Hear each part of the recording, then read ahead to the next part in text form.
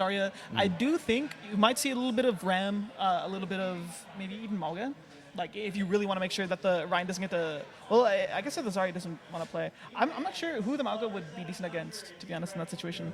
I feel But like a Maga draft would be, I think, less to counter pick an enemy team and more to play synergy with your own team. I think that Maga would be really good with a Cassidy, someone who could make good use of the isolation and the immediate like, holding power that Cage has. yeah, But I feel like it might be a bit of a niche pick, something maybe a last second kind of Hail Mary yeah, option, right? And I want to also highlight the support picks. I think that the support drafts so far have been pretty interesting. We're getting Morios, we're getting Lucios, yeah. Kiriko, of course. But I'm kind of also I'm kind of expecting to see maybe a Juno, right?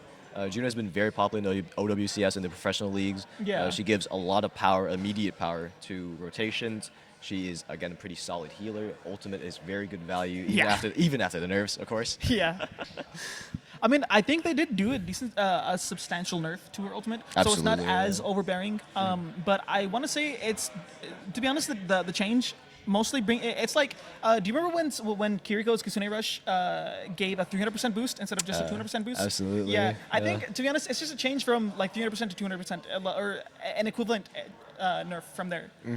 It's still a very strong ultimate. It's just not a guaranteed fight win. That you can't Absolutely, push through. yeah. Now you can actually like consider pushing through it. If you have a decent focus fire, you might be able to focus on them decently. Absolutely, yeah. And Yeah. I mean, again, it's just about how the teams draft, how they play their strategies, how they play their comps out. And I'm just very excited to see what these different schools want to bring to the table. Right? Right. It's not about just the orthodox picks. It's about what you don't see coming, what you don't expect. Right? We saw the Torb coming out earlier, even though it's Yeah. a lot more common now. Right? It wasn't like a few months ago. Right? Wait, actually, yeah. Speaking of which, bro, the Torbjorn coming out. Okay, I Absolutely want to say insane. it's supposed to be an answer to the Hazard comp, because I think agree. Hazard was very omnipresent. Yeah. In Oh, OWCS. extremely. Yeah. So I think, if I'm not mistaken, Torbjorn was actually picked as a counter to the Hazard comp. And along with that, we did see a little bit of Symmetra to go along with that to help with the maybe Double turret comp. Yes, a lot like the turrets, the just I guess sheer resilience that you get with the with all of those picks. It's just very resilient against all those kind of comps today. But we are going to be moving over to the next map here. Welcome to King's like I said, Row. King's Row. Yeah. Yeah. So if I'm not mistaken, to be honest, if there aren't gonna be any what would you call it? Any what's the word? Perks. Yeah. If there are no perks, you might just see a reversion to that sort of what would you call it? Absolutely. I'm I thinking would of the see a reversion back to, I think, a more Yeah, stable. back to Hazard is what I should say. Back Yeah. to hazards, back to Yeah. reversion back to hazard, or reversion back to Juno Brig, Yeah. Juno Ana, maybe Juno Lucio if you're so Yeah. inclined, of course. Maybe not the most common pick, but absolutely a pick that is viable, has shown its value, has shown its presence, and Yeah. is honestly I've seen it drafted a few more times into Hazard himself, maybe a bit on the a bit on the later side of the meta, or like our earlier side of the meta, before people figure out their picks and figure out what was good for the Hazard pick. But I mean, there's always an option.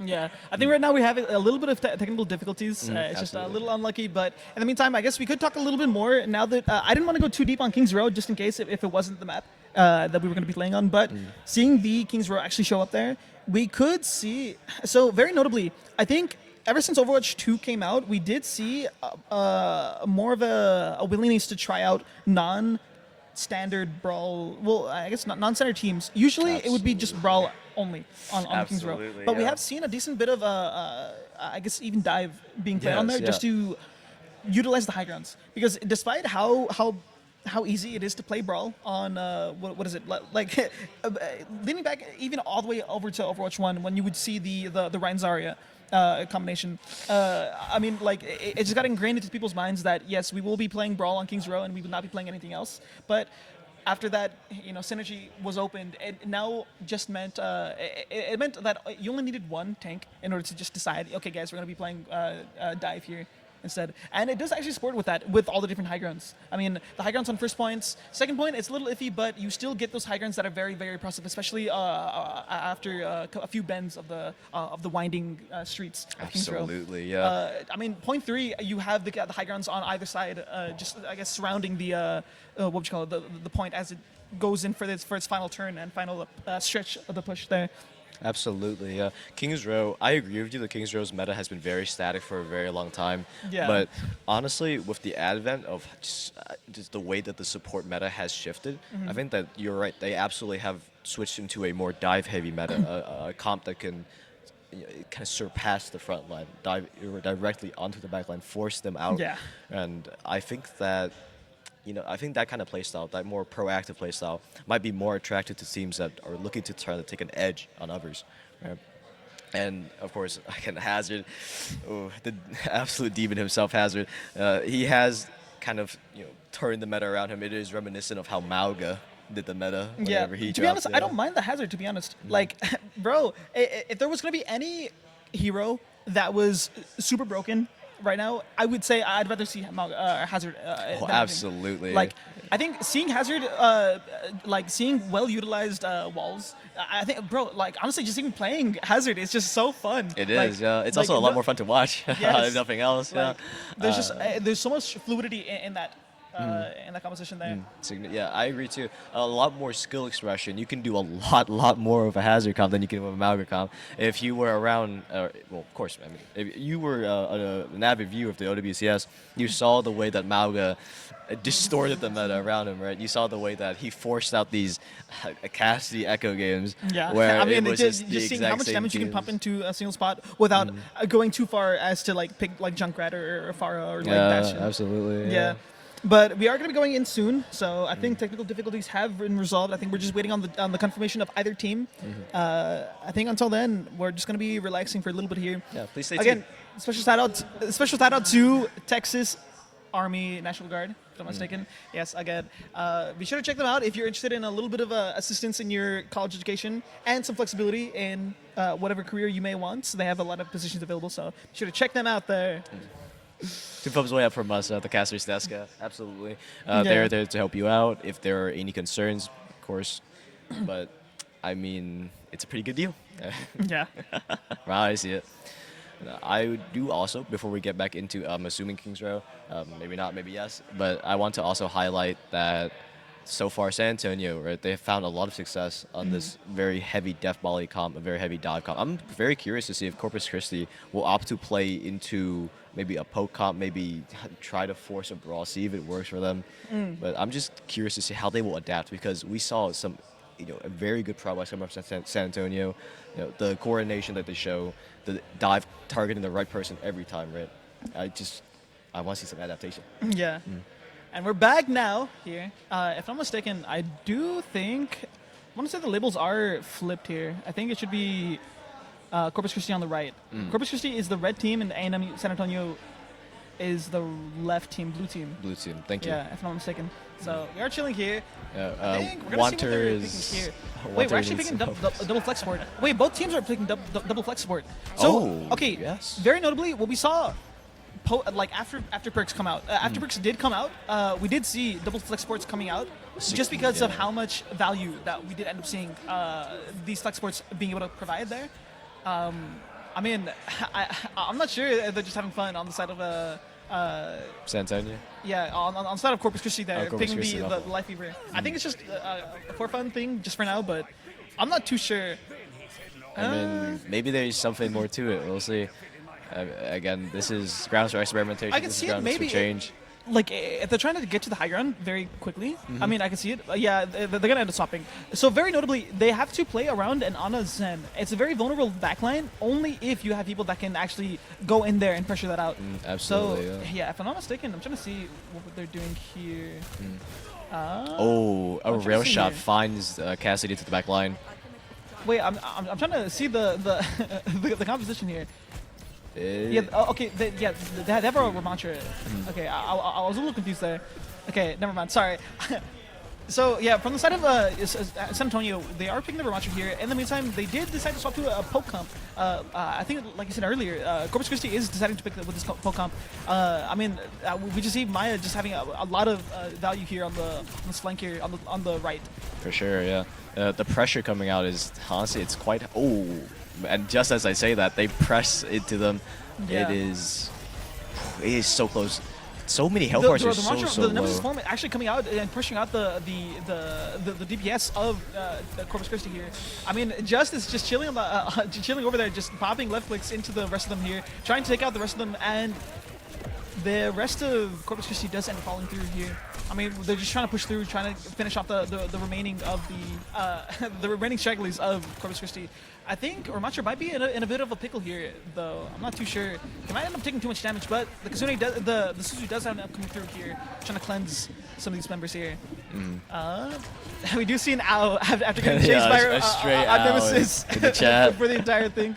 Absolutely. So very notably, I think it's going to be like they just have to try to work their way up to this high ground, pressure off this Sojourn, because the Sojourn, I mean, you can see their perspective. They're just beaming through, just tunneling at them, just providing so much pressure on the rest of them here. And like in the meantime, Goliathan is just chilling very, very comfortably on the high ground here. I mean, like if they don't get her off that high ground, the Sojourn will just stay there and just pop shots into the rest of them here. They end up swapping to a Reaper. No. They're matching to the Ramacho, if I'm not mistaken. Yeah. Adaptation here coming out from the side of Corpus Christi, trying to find a pick that can resolve this high ground issue. Yeah, it looks like they're swapping to Sojourn and they're swapping to Ramacho just to see if they can have a bit more brawl potential while also pressuring out the Sojourn there. But, I mean, the shield does come through. The rest of them are not really shown. Again, finally the shield does come through and push them off. But again, Sojourn just slides to the other high ground. And once again, we're in the same situation, except the Sojourn is just now a little bit farther back. The Sojourn, I mean, she pops overclocked, just blasting out the rest of them, making so much space. The Hoodie here doesn't have his Nemesis form. He's able to push through here. He's just left defensively in the middle of 5 other people. And it's an easy team kill for Texas A&M University San Antonio. Absolutely. We see a bit more of that kind of die principle, right? They sent the Ramatron very deep. He was running Nano. He was having or was he Annihilation or in Annihilation? I think it was just Nano boost, right? Tamusa's Annihilation. No, there was no Annihilations. I see. Yeah. But so regardless, right, we see him coming into the back They're trying line. to push through I right think now. a lot of damage, but no kills. And then the overload, the torpedo is just pushed in, taking out two members of Corpus Christi, while the poor Ramacho is left in the middle of 4 other people there. Yeah, no, an aggressive Torbjorn ulti on defensive side. Given the ultimates that we're seeing about to come online, we might see a Nano onto the Ramacho trying to push through. Maybe put a life tree in the middle just to further block LOS line of sight from the numbers from there. We do see the high noon, but it just gets pummeled down on the rest of them here. I mean, there's not much else that they can use. Not many buttons left available, and I'm afraid that might 10 be. seconds left. I'm not sure if anyone can even touch at this point. Yeah, and I'm afraid this is round 1. They popped the high noon. At this point, they're very comfortable just sitting in their spawn, just to make sure that they cannot get through. For sure. But again, time ticks down to 0, and that's the first round complete. Full health, 0%. Absolutely. A nice clean hold from A&M San Antonio University. San Antonio. Wait, A&M University San Antonio. Yeah. We see, oh my goodness, you see the coordination on the side of San Antonio. The second that Cassie rounds the corner, pops the ulti, everyone turns on him instantly, commits every resource. They have to. If they don't, he gets through there. Absolutely, but you see they respect it. They respect the issue, and even when Corpus Christi press the issue, they press the question, they answer immediately. Yeah. Very good gameplay coming out from San Antonio. I mean, I'm trying to think. So very notably, that's one of the downsides that you have if you don't run speed. Like specifically, if you don't run the Juno or the Lucio. Normally, you would have a Lucio to speed your Cassidy around the corner there. Again, it looks like we're actually picking. Yeah, we're picking the Malga, trying to see if we can apply more pressure onto the Ramacho, especially considering that they're running Bat Zen. They're trying to make sure that they keep the Ramacho in check. I think if it was up to me, you might. I don't know about the Brig. I think you'd rather go for a greedier backline just so you can. Okay, so the issue with facing like a squishier backline, a greedier backline, like the Zenyatta, is you apply a significant amount of pressure onto their front line. and it requires San Antonio to try to adapt to that. Like they have to realize, oh, their backline is weak. We can just jump into them, and they will die for sure. But it looks like they're deciding to take the safer route, trying to go with a Moira and a Baptiste. San Antonio was trying to rush up to the high ground here, trying to jump through. I mean, Catboy might be stuck here in this corner there. They're trying to slide through, but the slide gets cancelled by the Ravenous Vortex. Yeah, Ravenous Vortex. He's going to get caught out of position. We have to use the lamp very early. And we're going to end up starting this fight without a lamp for Amalga here. Both turrets go out, and in the meantime, A&M versus San Antonio is just pushing through to the high ground here, just trying to surround them. You're going to see them go farther and farther left until they're just completely surrounded. At this point, the point is completely flipped, and the mortar ends up going down. Both members are getting very low, but Suzu just comes out saving our Maya here. In the meantime, the Nemesis comes out, taking two people, just taking out the last person there. There's just one person left alive, and they push onto him. The lamp comes in just at the last second, but it's not enough. He's just stuck in the corner, and they end up capping the point. The very, very nice, clean capture. Yeah, coordinated fight. What was it, like within 1 minute, I would say? I'm not sure. We see just here. I'm not sure this is the... we might see an overload into a... If I see a hammer, I might... Oh, we might have to do something. Yeah, that might be like, unsportsmanlike. Like this is what I mean. The Torbjorn from behind, empowered by the Kitsune Rush, just like blasting at them there. Like, it's just... Yeah, very You impressive should have synergy. seen him. I was behind. I was in VC with him when he was playing Torbjorn in comp. Bro, the things that he was doing with these turrets, it's so dumb. Was he absolutely devious with them? Yes, bro. Okay, obviously perks are not enabled now, but like I don't know. The perk that lets you throw a turret onto a roof, like I'm sure you've seen Torb turret spots where it just feels miserable to play against. Like the turret has so much sightline, but it's like You head can't glitching. respond. It's head glitching. It's sitting all the way in the back without any like with the smallest hitbox because it's covered by so much cover. Being able to throw it onto like the ceiling or something, or on the flank wall, it makes it so much harder for you to like it opens up so much possibilities for what you can do. Against that. Absolutely. Like if they're pushing through a choke point, you can have it like on the top right corner behind them, like diagonally across from you. Like it's just ridiculous. What you can do with Torbjorn. You see how creative that people get with just a grounded turret. Yeah. Imagine what they could come up with a turret that sticks to any surface you slap it onto. Yeah. And we see, again, I want to emphasize San Antonio, they are extremely coordinated. Your team has been doing an absolutely impressive job of staying disciplined more than anything, right? They were very aggressive, but it's not this unwanted, like just random aggression. This is coordination, absolutely. They commit onto the right targets at the right time. We see during the fight for the point, when Sojourn came up for the duel, even though no one goes down, neither side goes down, they both get extremely low. But I think that on my side at least, regardless who went down, San Antonio would have had the lead. It's like, so if San Antonio ends up losing one, they're still on the high ground and they can't be pushed. Absolutely. Because the only way that you can push into them is by walking through that tight little corridor, and you just your Matra just throws down a Ravenous Vortex, slow them down, and the rest of them are just going to be like just pummeled on. Yeah, they can't actually walk through. Absolutely. So, it's shooting fish in a barrel. Yeah. Yeah. I mean, yeah, the fact that they were able to get to the high ground in the first place, it just makes it so much harder for them to actually push through. They did have to have the Malga. I mean, so one thing that you could consider, you might be able to push through. Now that I think about it, you might have to push through that the Ravenous Vortex, and you might be able to. You might be able to is what I should say. If your Baptiste stays in main, and your Malga tries to rush over to the high ground there. The only thing is, it relies on San Antonio to not notice the Malga, the Spirit, and to not notice that the Baptiste is now by himself. Because the rest of them can just get sped on by the Juno like speed ring. But no, you're right. That is a pretty big flaw. It's kind of hard to notice or to not notice whenever the enemy team is just straight up missing their tank, right? Yeah, I mean, so it's one of the things. It's like I think they fell into checkmate once.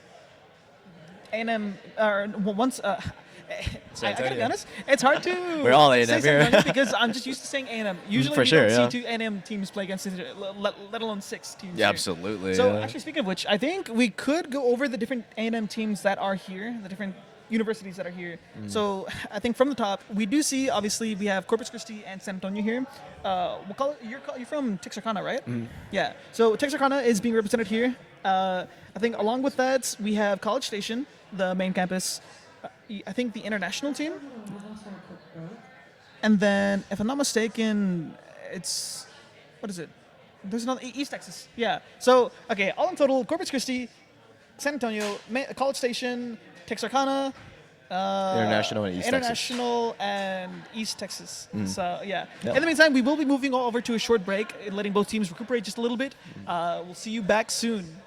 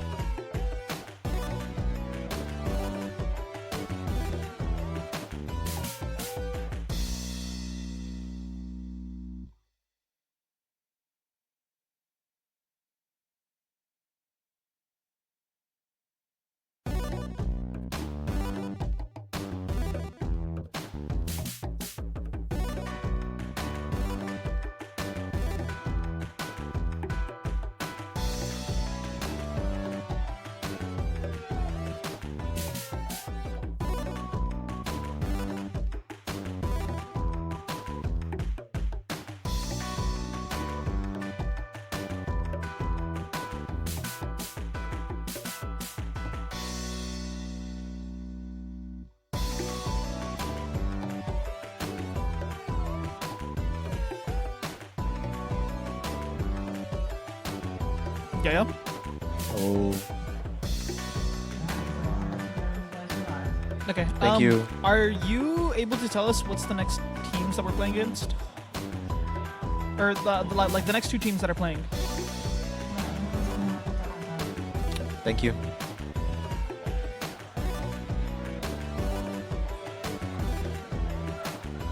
This logo is awesome.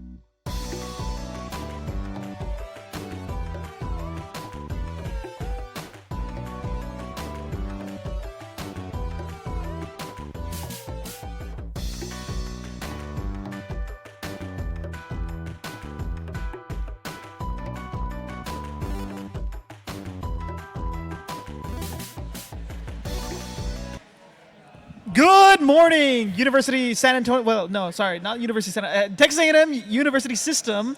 We're back here again with another System Showdown match. Again, we're going to be continuing with Overwatch here. This time it's going to be the San Antonio versus international teams here, or international schools here. So, if I'm not mistaken, we're going to be continuing with this round robin system. This will decide how the seeding goes for the actual single elimination bracket, if I'm not mistaken. So we have 5 wonderful teams here. I think 5 teams, yeah? 6. I think 6. Well, I think one team only is here for Smash, if I'm not mistaken. You would be correct, yes. Yeah. So, yeah, I think we're continuing here. Again, we're going to be going again with Lijiang Tower as our first map. So we'll be seeing wonderful things. If you were here to see the last year's System Showdown, we did have a nice, decent. Maybe it was last semester. I'm not too sure, but I think at that point it was just the San Antonio and International. So shout out for them for being the people to lay down the groundworks of this wonderful event here. Again, shout out to the Texas Army National Guard for once again making this possible here. I think we're actually swapping to Alias, but again, thank you to the Texas Army National Guard here for sponsoring this. Again, if you're interested in having a little bit of financial assistance for your federal education or state education, they will be able to help you out with a decent, a decent flexible schedule. Yeah, you only have to serve part-time hours. They'll help you out, even if, especially if you're trying to get into esports. They do have their own esports team. If you want to get some coaching from them, get some tips from there. They also scrim from 2 to 4 p.m. CST Central Time. So if you want to hit them up for a little scrimmage in the afternoon, let us know here, or let them know. Absolutely, yeah. Us at Texas A&M, Texarkana, we've ran a few scrims against them. They're very good players. They're very receptive and absolutely incredible folk over there. So again, if you wanted aid with your career, you wanted to move forward, hey, it's a pretty good option. I won't lie to you. Yeah. Yeah. And I want to. I mean, hey, I was looking at the chat, during our little intermission, and I saw a lot of love, a lot of recognition for International University. So shout out to y'all. Absolutely lovely folk. We're going to be getting in here pretty soon to the Ilios map, if I'm not mistaken. Again, we have the International University versus the San Antonio University. So we have a wonderful map here. We're starting off on the ruins here. So I'm trying to see what I could imagine playing on this. Again, we're starting off with, we're not having any perks, if I'm not mistaken. So we're going to be basically playing on the same patch that we were seeing on the previous match, if I'm not mistaken, or on the previous season. Absolutely, so it looks like they're opening up with this. Wait, I'm trying to see. Oh. Is that Doomfist? Very interesting. I think we're having fun with a little bit of Doomfist here. A little bit of Doomfist on the side of on the International University, and some ball being played on the San Antonio team. Oh no, I think it should be inverted. I want to say. I think it should be. Yeah, it should be inverted. I want to say. I think it's blue team, San Antonio, and International team on the red team here. I see. Yeah, but very notably, I'm kind of geeked to try to see this Doomfist gameplay. So we're going to see a symmetric TP and then a little bit of a rollout. It looks like our Wanto fellow doesn't want to take the TP, just wanting to roll out a little bit quicker there. They're trying to ask for a quick pause there. So we're going to be taking a little bit of a break here temporarily. I think we'll be swapping back to us. We're not sure. I think. When you on the mouse is tragic. That is absolutely They're tragic. ready now. I said, brother. Okay. We're gonna be going back pretty soon. We're gonna be ready up right now. We should be able to swap back right now, I want to say. No, you were highlighting the Doomfist pick. I want to highlight the Sombra. Yeah, absolutely. So immediately we see University of San Antonio pushing up here. They're trying to see if they can have a quick dive here. They get the hack on the Widow. Immediate dive, immediate follow-up on the Doomfist here. Trying to see how much they can get off here. Doomfist just decides to get out. In the meantime, they do have a ball and Lucio sitting in the backline. Again, this time their own Widow's getting pressured out, but this time they have a Suzu to try to protect them there. What a nice bailout. Unfortunate Widowmaker that ended up going down here. I think the Widow decides to stick on. They're not swapping off, so we're going to see what we can do here. Especially on this wide open map, they're going to see how much they can do on this Widow here. I think that honestly Widow is a pretty good pick, but given the circumstances, double dive tanks, right? It might be a bit hard. Oh, and the Widow ends up taking down just here. A nice, decent shot here from a little wave off the side, yeah. So in the meantime, we do see a decent amount of pressure being provided onto the people here. A nice little dive on the Widow here. We're going to see what else we can do here. I mean, this time he gets pressured out, but there is a treasure going on the left side here, on the right side here, if I'm not mistaken. Wanto ends up taking down the Kiriko. They're not going to be able to push in any further here. We're going to see if they can try to get out any safely, but in the meantime, they're just going to have to try to back up and regroup with the rest of our teams. San Antonio proving their assault here. They're playing it out. Wait, hold on. This dive is immaculate.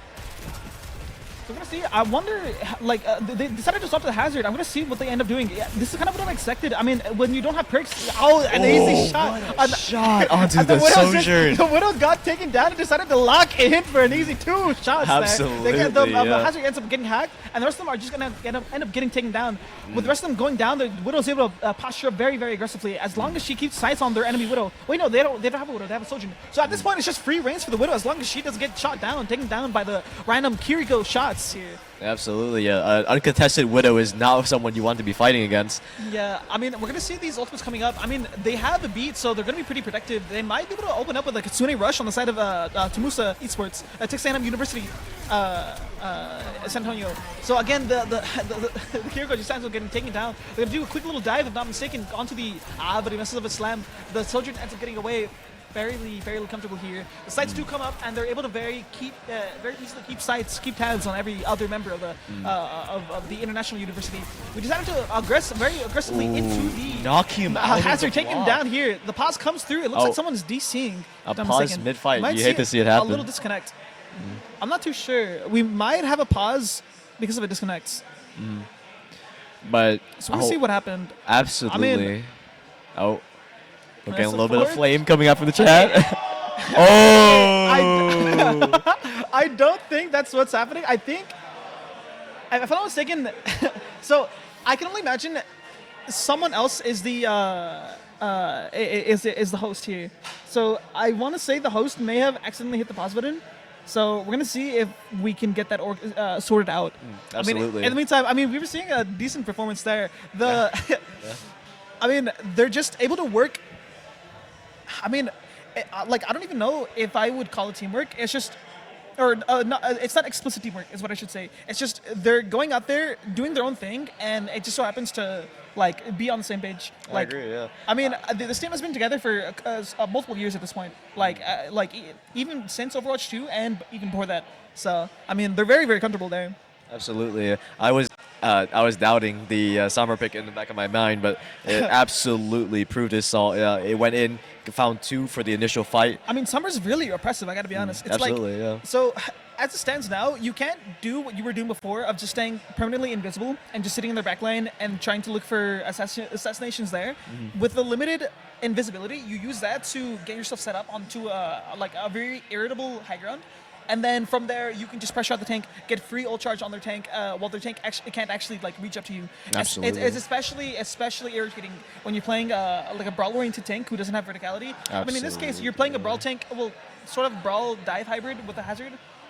So he is able to actually jump up there and get the Sombra out of the way. But I mean, other than that, it's just the Sombra will have decent free reign. A hack will just lead to a decent follow-up from the Doomfist. I mean, unless you drop the Suzu onto the hack target, but Sure, I mean, but hey, that's kind of a waste of a Suzu, don't you think? I mean, like, yeah.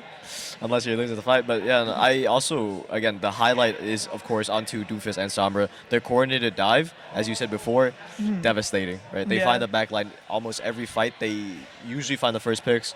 And, of course, as the dominoes go, right, one falls, the rest follow. I mean, there's not much you can really. It's very hard to counter against. With how well Sombra has positioned herself, keeping herself within range, but just ever so slightly out of arm's reach. Yeah, props to her, absolutely. I will say, so one of the things that I noticed, typically if you jump into the middle of their team, you would end up getting followed up on. But it looks like they're playing. So, okay, one thing I should note, when you're playing this kind of a split sort of comp, it doesn't mean that you should be completely split to where you can't immediately follow up on your other members. Like, it should be separate but working together. Absolutely, is a way to put it. So the fact that the Doomfist ends up going in there without really feeling much pressure on himself, it's, I guess, a sign of like they're not on the same page. Absolutely. In the future, like coming out of this pause, they might be able to turn it around with their own ultimates building up here. But if I'm not mistaken, we left off at around 68%. Give or take. Yeah, the clock is ticking against International, Yeah. And I think I agree with you, yeah. But I mean, that could also be a testament and credit to the rest of San Antonio's team. They are there to provide the follow-up pressure that whenever Sombra goes in for the dive, that whenever Doomfist follows in the secondary dive, the rest of the team is there to apply pressure to make it as difficult as possible to peel the Sombra and to peel the Doomfist off. Again, yeah, absolutely. I do want to stay hydrated here. It's very important. Make sure you drink up a little here. Absolutely, yeah. Can't be having any mishaps going on stage now, can we? Oh, pinky out too. He's fancy with it. I got into the habit at some point. I don't know when, but ever since then, I just I can't break out of the habit at this point. We're just Absolutely. kind of chilling here. I We're respect just waiting it. for the pods to close up. But Absolutely, yeah.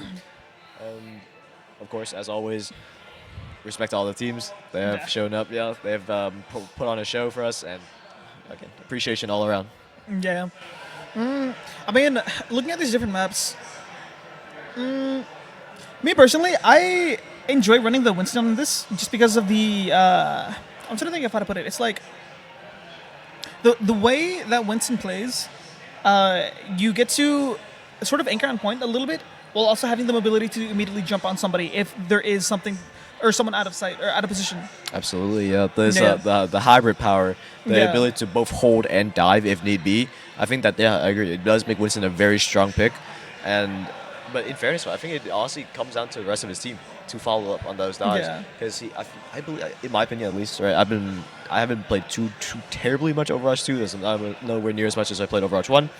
But as far as I remember, Winston is a bit of a, he is a good diver, but he needs that follow up. He needs the secondaries with him to come and secure a kill, to come and secure a point, right? And I think a lot of it does come down to ultimately the team is there. They are willing. They have absolute faith in their Winston to make the right call, to follow when asked, right? Not Yeah. if he says jump, they jump, right? So I will say, so one other thing that kind of reminds me, so, I mean, there have been metas when you'll have a team where the most optimal team is just a very, very resilient team. So, Absolutely. very, like, an example would be like, I'm not sure, I feel like at some point there must have been some sort of like double shield brawl. absolutely, absolutely. I feel like that was a thing for specifically Lee Chung Tower. Like you would run an Orisa back when she had her shield, a Sigma Reaper May, if I'm not mistaken, and with that sort of composition, everyone has some sort of like survivability ability, right? So while it is true that you should like follow up when your team calls for it, it's also important to not overcommit on somebody because what's it called? When you focus on you ideally want to have a target, but when they use some sort of ability that makes them like basically invulnerable or makes them too hard to kill in that moment, you don't want to like give that value, and you instead want to Absolutely. divert your attention to the next person. So it's like you're shooting the Orisa until she uses her gold, and then you're moving on to the Sigma until he uses his Grasp, like, yeah, his kinetic grasp, yeah. and then you might look at their May until she uses ice, and then by that point you can move on to their Orisa. Like it's like you're bouncing between these characters. If I'm not mistaken, that's the Smash singles. We're getting Should go an through here. absolute pop off coming from the Smash single side. Yeah. I'm not sure if that picked up on mic, but they're having a blast. Oh, it over seems there like here. Byleth won. Yeah, I heard the music going in the background. Absolutely insane pop off coming from the side of the singles bracket. You should totally go check them out. They're on YouTube at Tamusa Esports. Oh, they're on YouTube right now. Yeah, the Smash game is, yes. No, there is no caster, but the game is absolutely there. And I think, honestly, from what little I've seen, the games are very entertaining. The players they have shown up, and they have shown up in a big way. Absolutely. Yeah, shout out to the Smash production there. But I think in the meantime, I'm trying to see. I mean, we're still waiting on the game here. But I mean, For our little momentary pause, yeah. Yeah. But no. So in the meantime, I guess we could go farther and ask. I mean, so I'm assuming you play a decent bit of Overwatch. Like, who do you like? I guess fall back to like if you're just trying to have fun. I think that my personal fun pick whenever I just want to turn my brain off, play the game, is Ana. You're playing Ana. Yeah, Ana's like a very reliable pick for me. I think she stays consistently good. She provides a very solid amount of value most of the time. A vast majority of the time, right? And hitting a good anti, hitting a good nano, it just hits different. You know? Yeah. But how about you? What mean, characters do you fall back on if the circumstances fall on? You know? I mean, I'll be honest. If I want to turn off my brain, I go to any character that, excuse me, any character that closely resembles Overwatch 1 Doom. So at the start of Overwatch 2, that was Absolutely. Reaper. I enjoyed it. Like, I enjoyed just like wraithing in, just like going in. From there, just like shooting as much as I can, and then just wraithing away out of any sort of danger. I mean, in that situation, like back then, I think if I'm not mistaken, Cassidy's magnetic grenade did not stun. Like it didn't lock you out from using your Wraith form. From It did using not, your, no. your escape ability. It was honestly like really nice, but they eventually changed that. So Reaper actually did have I guess like a reliable answer to that. Before you could also even Wraith while you're in Graviton Surge. Yes, which you was, could, Like, yes, it was yeah. a little ridiculous. Yeah, you can I mean, nullify an ultimate ability with a but- 12-second cooldown. yeah, Yeah, it was like an absolutely. 8-second cooldown to be honest. Oh yeah, might as well be. Yeah. Yeah, you're right. It is honestly, I don't know. It was just fun. But obviously, when they changed that, you couldn't really do the same thing at that point. But thankfully, a couple like a year or two down the line, they did end up releasing Venture. Venture, bro, it's so fun. Adventure man. enthusiast, yeah. All my climbing buddies, when I used to play the game more often, absolutely was a Venture one trick. He would not go anywhere without that character. And Yes, props to him, man. yeah. It's like, bro, you pick Venture, and it's like you can dig in, or no, you drill dash into them, then you tunnel into the ground, and the enemy team can clearly see that you're like tunneling in that spot. You just like a land shark, like Yeah, tunneling do towards do them. do But, do it's like- do do do. Yes, you just inch your way towards them. They have to respect it. They can't just sit on Yeah, and for ignore sure, you, because yeah. otherwise, if they do, then they end up getting hit by the full damage of your Yeah, of your gotcha, you know? of your unravel, yeah. Yeah. And they're catching the full brunt of the drill dash and into the Yes. melee. Yeah, Like, absolutely. If you take the full damage from there, you will end up dying to a quick primary fire into Melee, the dash. Oh, the dash, I see, yeah. That alone will end up just killing you if you don't respect it. So because they have to Absolutely. respect it, they just being pushed back. From there, you can I don't know. So the last frame in which you're still underground, during the duration, you're able to still use your dig underground. So you can extend the dig duration, turn around a corner and then just jump back to safety. So it's as long as you have some corners to work with, you can be the most obnoxious land shark in the world. You're not even doing anything. Your stats are terrible, but it's it's still super easy. It looks like we're gonna be coming back soon, but yeah, I mean, bro, shout out to Venture. Automatically, their perks are also pretty good, to be honest. And Venture, absolute, as we can see here, absolute Venture demon, knows all the tech. All respect to you. You are my nightmare as a residential support player. Of course, I do not see many good Ventures. If I had to run to you into comp, I would probably be in a ball in the fetal position and crying. But that's all right. It's part of the game. All part of the game. And I can attest. I'm familiar with the power that Venture has. Even some of it is, even if some of it is invisible, you don't see it on the scoreboard. The impact you have, you can feel it. Absolutely, you can feel it. Yeah. And I could say, but I never had thought about it that way. But yeah, I think you're right. The Venture does cover a lot of the ground that Doofus used to cover. It's been a minute, hasn't it? Yeah. Yeah. So we're coming back into the game here. We're going to be starting off with the POV of the Wanted here playing with Doomfist. Once again, keeping them in check. Wait, if I'm not mistaken, so I thought that we were still at 68%, but it looks like they were about to win. That was just the a round, whole yeah. round, yeah. So both teams end up finishing off with a couple ultimates there. That was pretty quick, yes. Yeah. So I'm trying to see. At this point, I mean, we're just kind of chilling. Again, I'm pretty sure it's San Antonio being the blue team, the left team, and International University being the right team, the red team. But we're going to be coming out again with the same characters. They're kind of just chilling. This time we're swapping off the Widow and onto the Cassidy for this round. We're going to be kind of chilling here, trying to see what we're doing. I mean, if I'm not mistaken, I think we do Cassidy here on Well just for the role to avoid the boots, and also just because of the shorter sightlines, it does just it's more comfortable. So we get a nice little TP out of spawn, teleport out of spawn. We swap onto the Sombra Tracer to get on through here. Oh, okay. In the meantime, we're answering the Doomfist with an Orisa coming from 9 here. So at this point, Orisa's goal is just to hunker down on point, just trying to chill as much as they can. In the meantime, I mean, the rest of them are just no, sorry, that's San Antonio bunkering down on the gazebo on the side there, on the right side. And the rest of them, I mean, they're just trying to keep their like posture up, but I mean, they already lost one person, and they might end up just wait. They traded one actually. The Sombra ended up going down.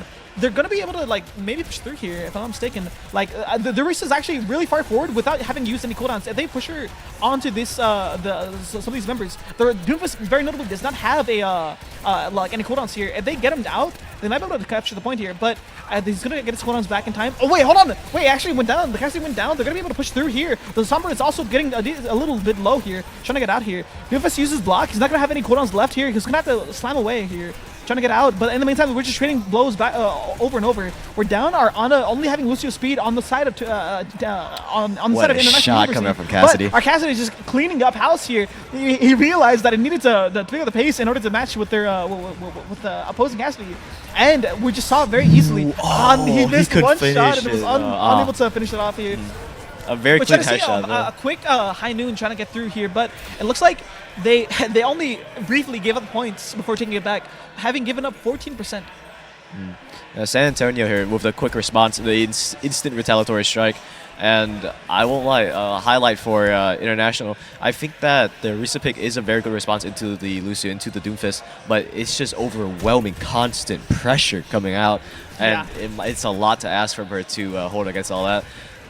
Starting with this, I want to say they're going to want to open up. Oh, hold on, wait. The Cassidy's out of position. He's not going to get it out, but he easily gets the immediate ult charge. The Zarya, the Orisa is pushing it through, and he gets a nice empowered slam into an EMP, just taking out the Cassidy very quickly. Into the back line. In the process of them overextending there, they ended taking out the Sombra. But, I mean, it just cleans with the rest of them. They do end up using the Doomfist ultimate, which I want to say wasn't really needed, but I mean, better safe than sorry. We end up still having the point. You still have your tank up. The only person that you're down is a Sombra, who will get back very, very quickly. Look at these ultimates. I mean, what do you expect to happen? I'm expecting a brawl for the finish here. It is 83%. The clock is running against International side. They need to make a play happen. We open up with Casino the comes out. clock. We're gonna I guess part the C's, forcing people into the corners. We do see the beat coming through, trying to push into the rest Nano of them. follows And then up. it comes through, pushing down onto the Cassidy here. Just going down here right now very quickly here. Trying to, we have the Sombra trying to stabilize themselves as much as they can. The Lucio is looking a little low, a little worse for Weary. Ooh, she's so close. We just can't finish it off. Again, it's going to be up to Doomfist. No, Doomfist already went down. Who else can touch? I mean, it is International who takes the point. Yeah, I mean, they had the point. There's nothing else that San Antonio can do. At this point, they do have a high noon on the side of International. Yeah. Yeah, I'm not sure if they're going to have anything here. They might have a high noon coming up, actually. So both teams will have a high noon, and we might have another Orisa ultimate coming up soon as well, another Terra Surge. So we're going to see if those two ultimates are able to keep back Tusa. But, I mean, it's just going to be up to them. Running straight for what an isolation! Oh my goodness. Wait, he gets off the map! He gets off the wait a minute. No way! He cooldowns. gets off the map! Wait, was that trade worth it? Was that trade did not turn out? Push back. The Orisa just pushing onto the Kiriko. What a fight coming up Wait, the inside of boom also gets International. down the Kiri, actually! The Cassidy's looking a little low, but the Spear finally gets him just at the last second. Kiriko taking down the Orisa at the last second, but Lucio trading the blow. And once again, the International University has the point once again. What an insane fight coming from International. They find the pick on the back end of the play, even though their damage goes down. They trade him for the tank. What a pick, what a fight. Ultimates that are coming up. We're going to have an, if I'm not mistaken, we're going to be coming up on a high noon, maybe the Doomfist ultimate as well. Mid-fight, if they don't, if they capture they need to touch you, yeah. Yeah, they're forced to touch point at this point. But Doomfist is buying time. It's so close. The high noon, they are forced off of the point. This is how it touched the point. What a way to end it! Wow. Oh man. Okay, yeah, the latter half of that game absolutely picked up the pace. Yeah. Getting to play the game, bro. It was probably knocking out the dang Doomfist, bro. Yes, dog. Absolutely. Oh no, it was when he was nanoed. Getting two people easy. Yeah, Terra Surge, the nano boosted Terra Surge. Boom, boom, it ain't easy. Was it a 4K? Oh, Two big booms from there. Barely escapes. Yup. What a game! What a way to end it! Yeah. A valiant effort coming from International. They see the double commit onto the Sojourn on high ground, and the instant follow up. Yeah, absolutely. I wonder. I don't even know if you can call that out. Like. How do you? Yeah, exactly. That's what I was saying. How do you call that out to the rest of your team? Was it? You think that was his instinct? They see a Doomfist with no cooldowns. Okay, send it straight on to him. I don't know. So looking at the next map, I'm not sure what they're gonna end up going on with. I think it might be King's Row, if I'm not mistaken. I mean, like everyone ends up picking King's Row anyways. Like it's just gonna be King's Row every King's single Row, time. man. It is what it is, bro. Look at this map though. Considering that they're willing to play these more unorthodox characters like the Doomfist, the Ball. I think they play Ball a little bit, right? They did, yeah. Yeah. So, during I wanna Temple, yeah. I mean, I will say they also International University was willing to play the what was it? I'm forgetting the character, the Hazard. Yeah, so they were willing to play the Hazard. Hazard is fairly comfortable, especially considering the high grounds. Hazard has the ability to brawl it out a little bit. King's Row. Yeah, Hazard can brawl it out a little bit while also utilizing the high grounds that King's Row provides. So, for the people who are not aware, we are moving on to King's Row. It's going to be a hybrid map. If it's going to be sort of like a payload push, consider it like a checkpoint that the attacking team has to capture, which then opens up a payload that they then have to push through, escorting it throughout the map. So the defending team just has to make sure that they kill that they stop the push of that payload by contesting it. I mean, it's just going to be more of the same. I mean, we saw the King's Row earlier, so it'll be more of the same here. I mean, we never did get to see the payload pushing part, though. Here. But yeah, no. Hybrid maps, they offer a lot of versatility for both teams. The players can kind of get to show off, right, their different picks. You know, maybe more defensive, maybe more offensive leaning, maybe a heavier dive, maybe more poke focused. You know, a lot of variation, a lot of chance for the players against to flex their muscles, show what they're at, or show what they've got.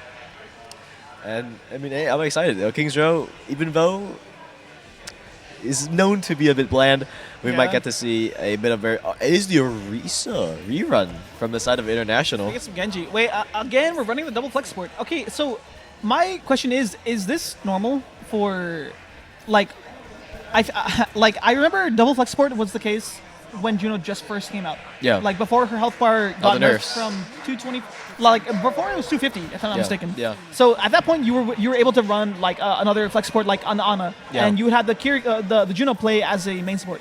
But after she got nerfed, they did have to run the break with her. But I mean, they're just going back to what they were doing before. This time they're running Ramatra. Again, they're running the Torbjorn. They're having a little bit of fun with it, to be honest. Yeah, no, I see it too. Let's see what happens here. The Orisa comes through, all that damage getting reflected immediately, getting a nice 30% ult charge. I thought it was more damage than that, but I guess the Ramatra pellets were just more visual than anything. We see the speed going through immediately. So what we were lacking before, we see the Genji immediately taking the high ground, but immediately Zuckerberg ends up getting taken down here. I mean, the Ramatra is able to just use the rest of his annihilation, the rest of his nemesis to push on to the rest of the members of International University here. I mean, they're just pushing through here. I want to highlight here the very, very good usage of San Antonio's Juno using the speed ring to boost Ramatra into the back line, right? Yeah, it might have been, what is that turret? They into put the the inside turret of the car. inside of the dang car. Inside of the car. Look at the guy, man. Stop him. It's absolutely We see an devious immediate work, speed ring, but the Orisa doesn't have a javelin spin to stop the slow. The javelin spin does come back right now, but the gold immediately comes out. Again, we don't have much. They're actually being forced back, actually. The nemesis comes through, but they notice that the Orisa doesn't have any defensive cooldowns here. As long as they're able to keep them away, I mean, they're able to cut it out decently. But, oh wait, the overextended trying to take them down. They actually end up trading both of the DPS. If I'm not mistaken, no, they traded the DPS and Kiriko, but I mean, the rest of them, they still because of the double flex support, they still have the Kiriko keeping up the Ramatra, so they're not going to be able to push in just yet. The Genji just posturing up just to see what they can do, but I mean, in the meantime, they're going to see what they can do. Like, I don't know. Yeah, I mean, hey, it's still 2 minutes 30 on the timer. There is still some wiggle room for International. They finally commit. They did find a very good punish onto the double commit coming from the side of San Antonio. They're trying to take care of the dang turret that's just sitting in the dang corner. Yeah, bro. no, it's so annoying, right? What can you do about it? I mean, so once again, at this point, we see the Genji finally sitting in the corner, but the perfectly timed catching him on the wall. The perfectly timed shot when the deflect runs out, it just takes down the Genji. I mean, the Genji's posturing aggressively, yes, but I mean, Just is able to keep that in check, using his turret, using the turret to slow them down first and foremost. First and foremost, having the turret like directly onto them and then just like again pushing them further with the right clicks, the overload, and everything else. He's not able to get pushed down because of his overload, the extra armor that he gets, everything. But again, we have the speed coming through. We're going to see an annihilation coming through. The orbital comes out on the side of Tanabu. We get a nice dash through. The other support is looking a little low. They have no supports on the side of Tamusa here, Texas A&M University, San Antonio. But again, the annihilation, and after the scrappy fight, the annihilation just comes through, taking care of the rest of the members here. They finally stop onto the Torbjorn and try, after going through enough struggle here. But I mean, it is what it is. the Orisa, wow. What a fight! Yeah, everyone just pressed everything, every button that they had, every resource that they could possibly throw. Remaining here, the Juno might be able to get out. I don't think they're going to be able to push through. So the Juno does end up getting out, but I'm trying to see what else they can do. I mean, so San Antonio does have 2 ultimates of their own. They have the orbital and the overload to try to zone them out, and also just pressure them off if they try to do anything. But they do see. Oh, the Dragon Blade goes in. Blade, after they've been forced back to the corner here, along with a little bit of assistance on the Dragon Blade, or the High Noon, but they do finally get a tick, it looks like. Even though though the tick Dragon does Blade... end up getting through, but the overload, they're just standing in it. They're not able to keep them down. But wait, they're actually getting both the DBS. The Tamayu is actually, the International University is actually taking them down. They do end up trading out the Ana, but they still have the Juno to keep out their Orisa. 3 seconds until the gold form comes through, and they might be able to push through. Yeah, it's just a clean sweep. They actually get this point. What and a fight. easy. What an explosive fight coming from the side of International. Yeah, the Dragon Blade leads the charge here, finds one into the backline, and even though he does go down, the pressure that the Dragon Blade establishes, it gets International on point. They hold it. They hold tight to that very briefly that they found, and they now have the payload, I sort. Yeah, I mean, they used the High Noon earlier to force them back, and once they were forced back into the corner, they tried to use the Dragon Blade, but obviously they didn't have any support for the rest of them there, out of line of sight of the supports, so the Genji ends up going down, but they do end up trading some cooldowns here, just pushing the point. I mean, it's just kind of casual. I don't think they're going to really engage too hard, but pretty soon we might see a speed ring coming out on the side of International University, the red team here, and they're going to see what they can do here. But a very nice Terror Surge available here, 5-3. Trying to take them out. Both supports are looking very, very low, but neither go down. They're just too low. They're too low, but they try to overextend, trying to get her out. I think there was an overclock coming out on the side of Maya here from San Antonio. Absolutely. I mean, I don't know. At the very least, they will have a decent stockpile of ultimates on the side of International University, but I mean, they're also going to have plenty of ultimates, especially that Annihilation, the Kitsune. Bro, the Kitsune plus the Annihilation, I mean, it's just going to be too much for them to handle. Yes, immediately they just go on the offensive there. The Juno does end up getting pretty low, but I mean, the Romash is able to just sit in their backline, just having super fun, like plenty of fun there, just chilling with a 20-second duration Annihilation, just pushing on to the rest of them. As long as the out of sleep dart does not land, and the Romash is just able to push through further. He has another nemesis to check it throughout. I mean, in the meantime, we do see the Genji taking on one, but he does get traded by the Cass. Again, very good from San Antonio here, forcing out the ultimates, and they get the better end of the stick here. They find 3-2 into the back line, and it is up to International to have to respond here. 1 minute on the timer. The clock is ticking against them. They have to make something happen, and I think that they have a few resources, the nano boost available. Genji sent it. I mean, he just used both his cooldowns and the Suzu. They might be able to push through here. The Genji might have the opportunity to get through, but they might just end up focusing on the Genji. Too much fun. There's too much healing in the dang nano. There's so much space was made with that. The High Noon goes through. So many ultimates coming through, and it looks like. Goodness. Wait, no, but it looks like San Antonio end up cleaning up the fight. Yeah, no, it's just a resource difference. Yeah, they had every button. Yeah, they had every ability to their name, every cooldown that they needed. They just sent it deep onto International, and they find the picks. Yeah. So at the very least, International has the has a decent ult advantage, I want to say. They're going to be getting close to a couple of different ultimates there. I mean, it is 10 seconds on timer, though. I mean, they're going to have another orbital. They're going to have another Terror Surge from the Orisa. In the meantime, San Antonio only really has the overclock from the Sojourn, but she dashes in aggressively. Finds the first pick. Wait, he has to get another one. She got one, trying to get the second one, but unfortunately she's in the middle of so many people. The aggressive slide forward puts her in a terrible position, and it just leads her advice there. But in the meantime, we do see a decent bit of value from the missiles there. Let me see what else we can get off. I mean, we're just in overclock. We're in overtime. At this point, the Orisa just has to stall long enough to try to get some other things going on. But it looks like they're going to end up building the Annihilation on the side of Ramatra from San Antonio. Now no boost Pushing out goes the rest of them. in. They're trying to aggressively. Wait, the They Orisa managed to do stall use for the orbital to try to what? use the extra Orisa's advantage. They do end up taking down one person, but Annihilation after comes the spirit out. goes they're not able to push back the Ramatra in time. The Ramatra will just get full access to this turret. Oh. But by getting zoned off the point, they end up losing the round. Now what? Pushing halfway, Goodness. Musa will have to push it just a little bit longer than them. Yeah, props to Orisa. She held on for as long as humanly possible, going through a whole rotation on her team. Yeah, she held long enough for, I'm pretty sure, yeah, her entire team to come back onto point after they dropped the initial fight. And this is, again, a demonstration coming out from International that when the bets are, when the chips are down, they are willing to fight for it. They will not go sweet into that good night. And Yeah. I'm excited to see how San Antonio respond on the attacking side. Again, I want to highlight the value that Genji has brought to these games. The Genji has been the one to, or both Genjis on both sides have been the ones to, lead the charge, to get first contact, to start these fights off. And honestly, this one is just such a insane demonstration of just hands, like pure macro or micro skill, right? You go in, you take those fights, you show that you have the better mechanics to take the fight from the other team. Look at this. We're just running the same composition that we were running before. I mean, yeah, they're not changing anything here. Actually, no, they did swap off the Genji and onto the Sojourn, so that is fairly notable. It's going to alter, that is going to alter the way that they play a lot less dive option, a lot less mobility, but a good bit more upfront poking power and just brawling power in general. Let's find out how these teams will play this. They're running immediately onto the stairs. Again, they're making the same rotation, trying to take the high ground away from them. It's going to be very, very, very important for International University to stop them on this rotation. Again, they do actually get the spear off, forcing the overload, but it looks like they're not able to keep them off keep them off any further than this.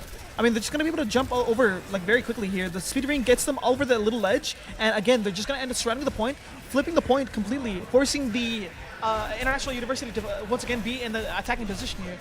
Like, again, they're just very comfortable just chilling around here. The AC headshot forcing the Kiriko back there. Absolutely. And again, the headshots, they're just forcing them back so much here. The preemptive torpedoes coming through here, trying to keep them back, but I mean, it's just too much pressure for the defending team. They're gonna immediately end up losing this point. It looks like after losing the Orisa. It's just like this strategy, it's very, very, very critical for them to stop the rotation before they get to that high ground. Either that or meet them on the high ground to stop them there.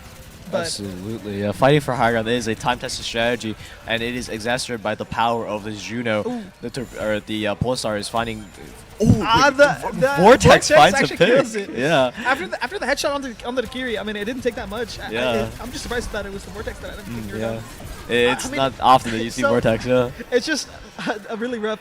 They're not fully regrouped, so they're gonna end up losing a bit of progress here. They might actually end up pushing onto them. Wait, actually, yeah, they end up Ana getting the is Orisa. picked off They're on gonna probably the push onto rotation. the Sojourn. The Sojourn will probably slide away, but I think the Orisa doesn't have her gold for him. I mean, they just get the push onto the rest of them. They might actually end up being able to hold onto this corner here, especially with the turret supporting them around here. I mean, and San Antonio absolutely pushing the issue, pressing the issue right now. They're taking it to International spawn. Yeah. I mean, right now it looks like it's they have their Sojourn sitting on point right now. Oh wait, who's sitting on point actually?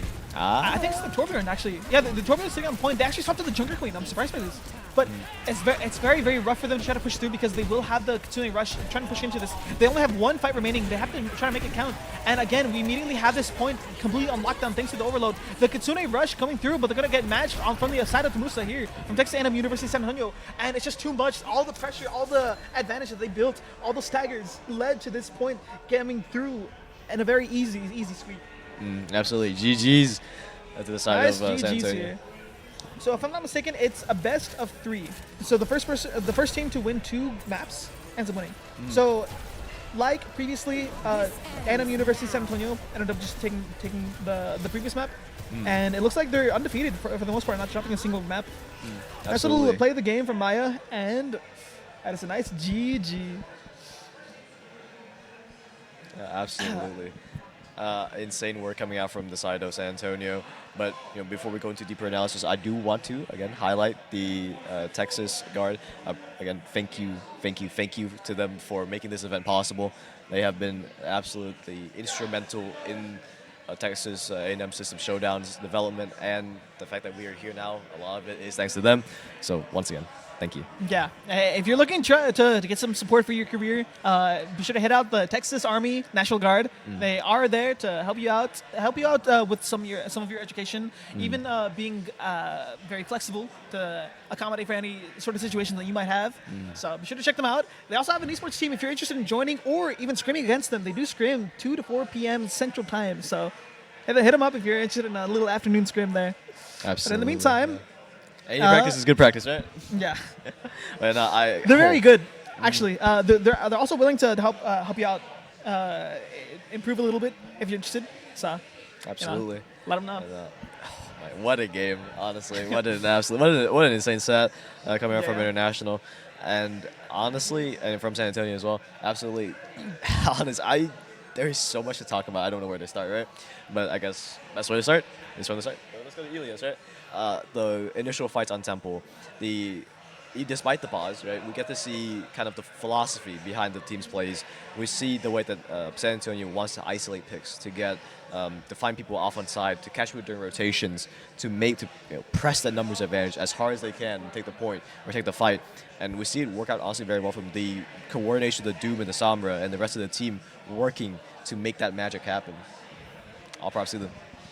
Yeah, I mean, so looking back on it, I want to say the lack of follow-up onto the Doomfist that was jumping into the middle of them, it probably was just because of that's probably, so a lot of the times you don't see Lucio's really pop off unless if you see them like going in like Frogger or like having the Frogger shout the very aggressive play style of getting into their faces, getting kills single-handedly. But another way that you see a lot of these like top-rated Lucios apply these pressures is by just keeping these flankers in check, making sure so. The role of the Lucio is just like more in the background. Like he can, using his mobility and his unique kit of just like Very no fall unique, off, but also hard to hit shots. You can keep people in check relatively easily. I mean, well, I shouldn't say easily. It's like you'll be able to get out a lot safer than most others. Yeah, I heard every Lucio made in the world there about to riot.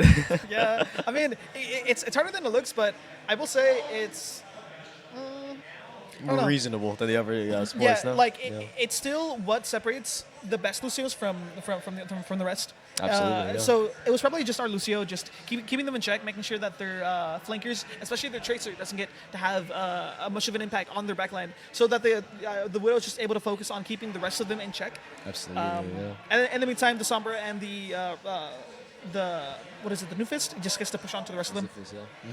Absolutely, yeah. Props to all of them. Played excellent. And Elios was, honestly, it was Tempo was an absolute movie. And then I want to, oh my goodness. I don't know. It was kind of crazy, to be honest. But I mean, I think the last thing to just cover over is just like that. What is it like? Like I think trade, there's two right? different boops, right? Yeah. So first, the Doomfest uses both of his cooldowns to get onto the Sojourn across the map. An immediate like just nice slam, headshot, punch, headshot, and it just completely takes her down. But after using all those cooldowns, a single spear knocks him off the map. Yeah, a straight javelin. The reason takes down the rest of the people in that corner. I mean, a bunch of trades happening back and forth. The Sombra even gets either booped or I guess she just finished off with the Lucio Soundwave. But I mean, it was just a hectic fight. Absolutely, yeah. What a hectic game. Like these are the games that we came here for, right? Yeah. Yeah, We'll be going on a short break, heading over to the next map or next match. So we'll be getting that set up. But thank you for. Bye bye. Bye bye. I mean.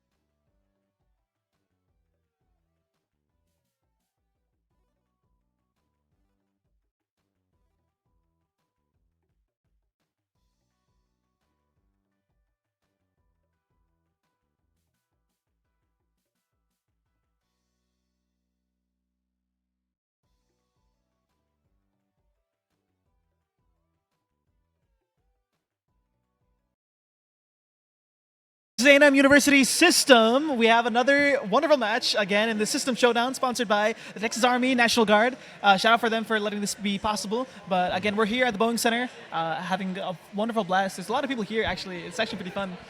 But thank you for tuning into the stream. We're gonna be moving on to our next match here. I'm not sure who is facing off here, but we might be getting in fairly soon, if I'm not mistaken. But so. I mean, so far we've seen pretty decent matches. I mean, they've been pretty resounding performances from Texas A&M University San Antonio. But again, this time we actually have the main system. I think this is college campus. Sorry, College Station versus International University. Yeah.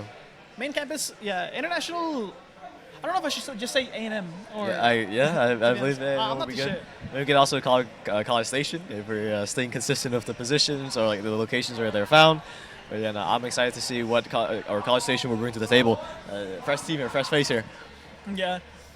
I mean, right now we're just kind of chilling. I'd be surprised if this is the competition that they end up rolling out on. I think the names might be swapped here. I remember. Yeah, I think you were right. So you were right team right, yes. is College Station and left team is International. But I think, yeah, we're gonna be rolling out on this. I think it's just the Symmetra, just the TP out of spawn. I don't think they'll keep the Symmetra. I'm not too sure though. We're gonna see. It would appear you that you saw are. Yeah, correct, we're yes. Reaper, yeah. So will this be time we're a actually keeping the Reaper Reinhardt instead. here. Well, I actually decided to go to the Doomfist on the side of International. I'm kind of interested to see Doomfist on this map. I mean, it's gonna be kind of interesting here. You see the Suzu immediately coming through here, but the Reinhardt immediately gets bursted down. They're having a bit of trouble there. We're going to see what they end up going through. I mean, the Doofus is getting just like on a roll there. I mean, main system is just having a blast here. Dealing with the rest of them very, very swiftly there. I mean, it's just going to be a very easy... Quickly capture, yeah. They find the necessary picks of the back line. Again, it is College Station who are first to the objective. Coming through, trying to bait our... Just barely escapes with his life. Yeah, Doomfist, thanks to the Suzu, I mean, he was able to get out, but the Kiriko is not able to very easily peek the Doomfist. I mean, the Doomfist does have block in the meantime, and they have no way of stopping his block. But, oh, the slam, the max range. I know that was max range. I guarantee you that was max range. I mean, the Rhino gets, pins him to the wall, dirty. but he ends up going down at the very last frame, not being able to follow up on his own pin. And Sellus Fiber, I mean, absolute insane demon on the Doomfist pick. Finds T1 to the back line, and he follows in the meantime, they do have someone chilling on the corner there. They do see the pin matching their own slam, but the Suzu does come through, bailing out one of the members here. But again, the Doomfist has his slam, his punch much sooner.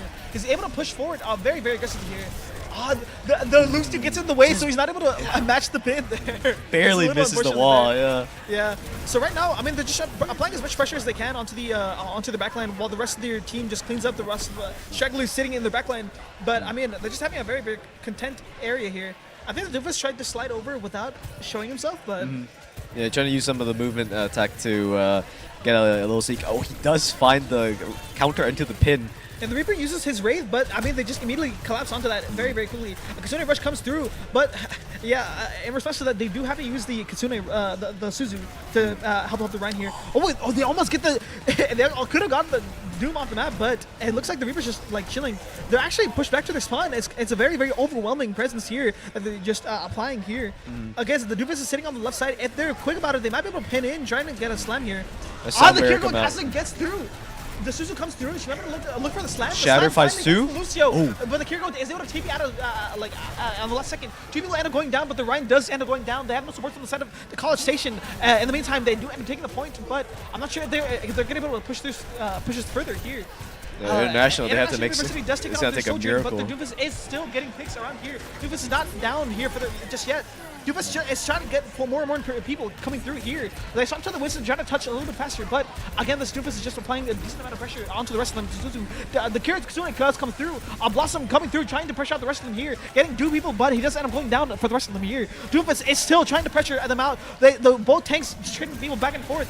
More people are trying to touch. Stragglers coming in through here. Doofus is getting a little low. He tries to sit in. His ultimate does just wait long enough to try to get the extra health, but he doesn't need it. He just cleans up the rest of them very quickly here.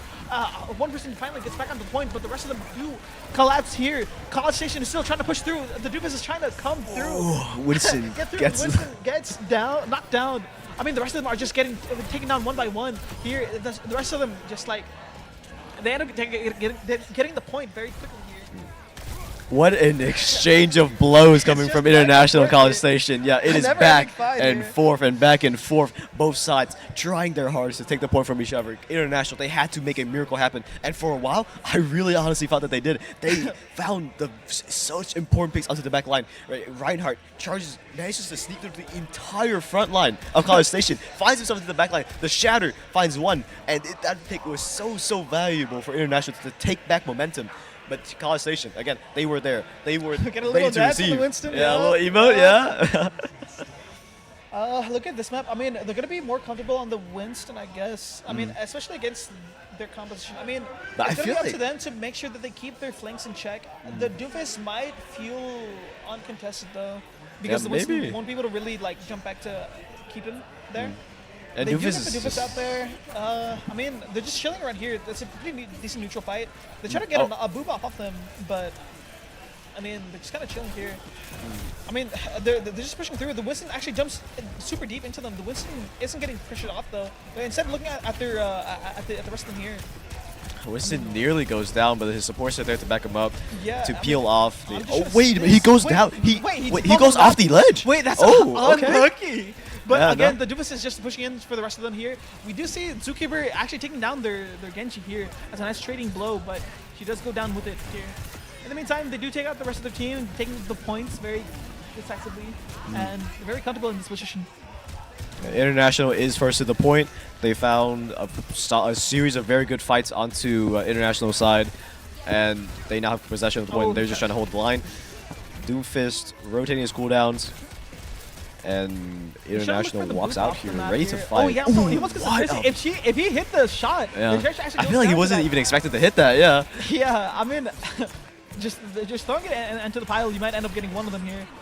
Absolutely. I mean, again, it's just this consistent pressure. They don't feel comfortable walking even out of their little Like that to their spawn own gate, half of yeah. the map here. Absolutely. The consistent, relentless pressure from the Doomfist. Yeah. Look at the ultimates that are coming through. I mean, I'm not sure what we can do here. I mean, resources I are mean, available, or I'm pretty resources sure will be ultimates are coming available up soon. here. No ultimates have come up just yet, but they're very close here. You do see a sound barrier coming through on the side of College Station here. So they're going to be very comfortable on dealing with whatever hazards they may have bring here.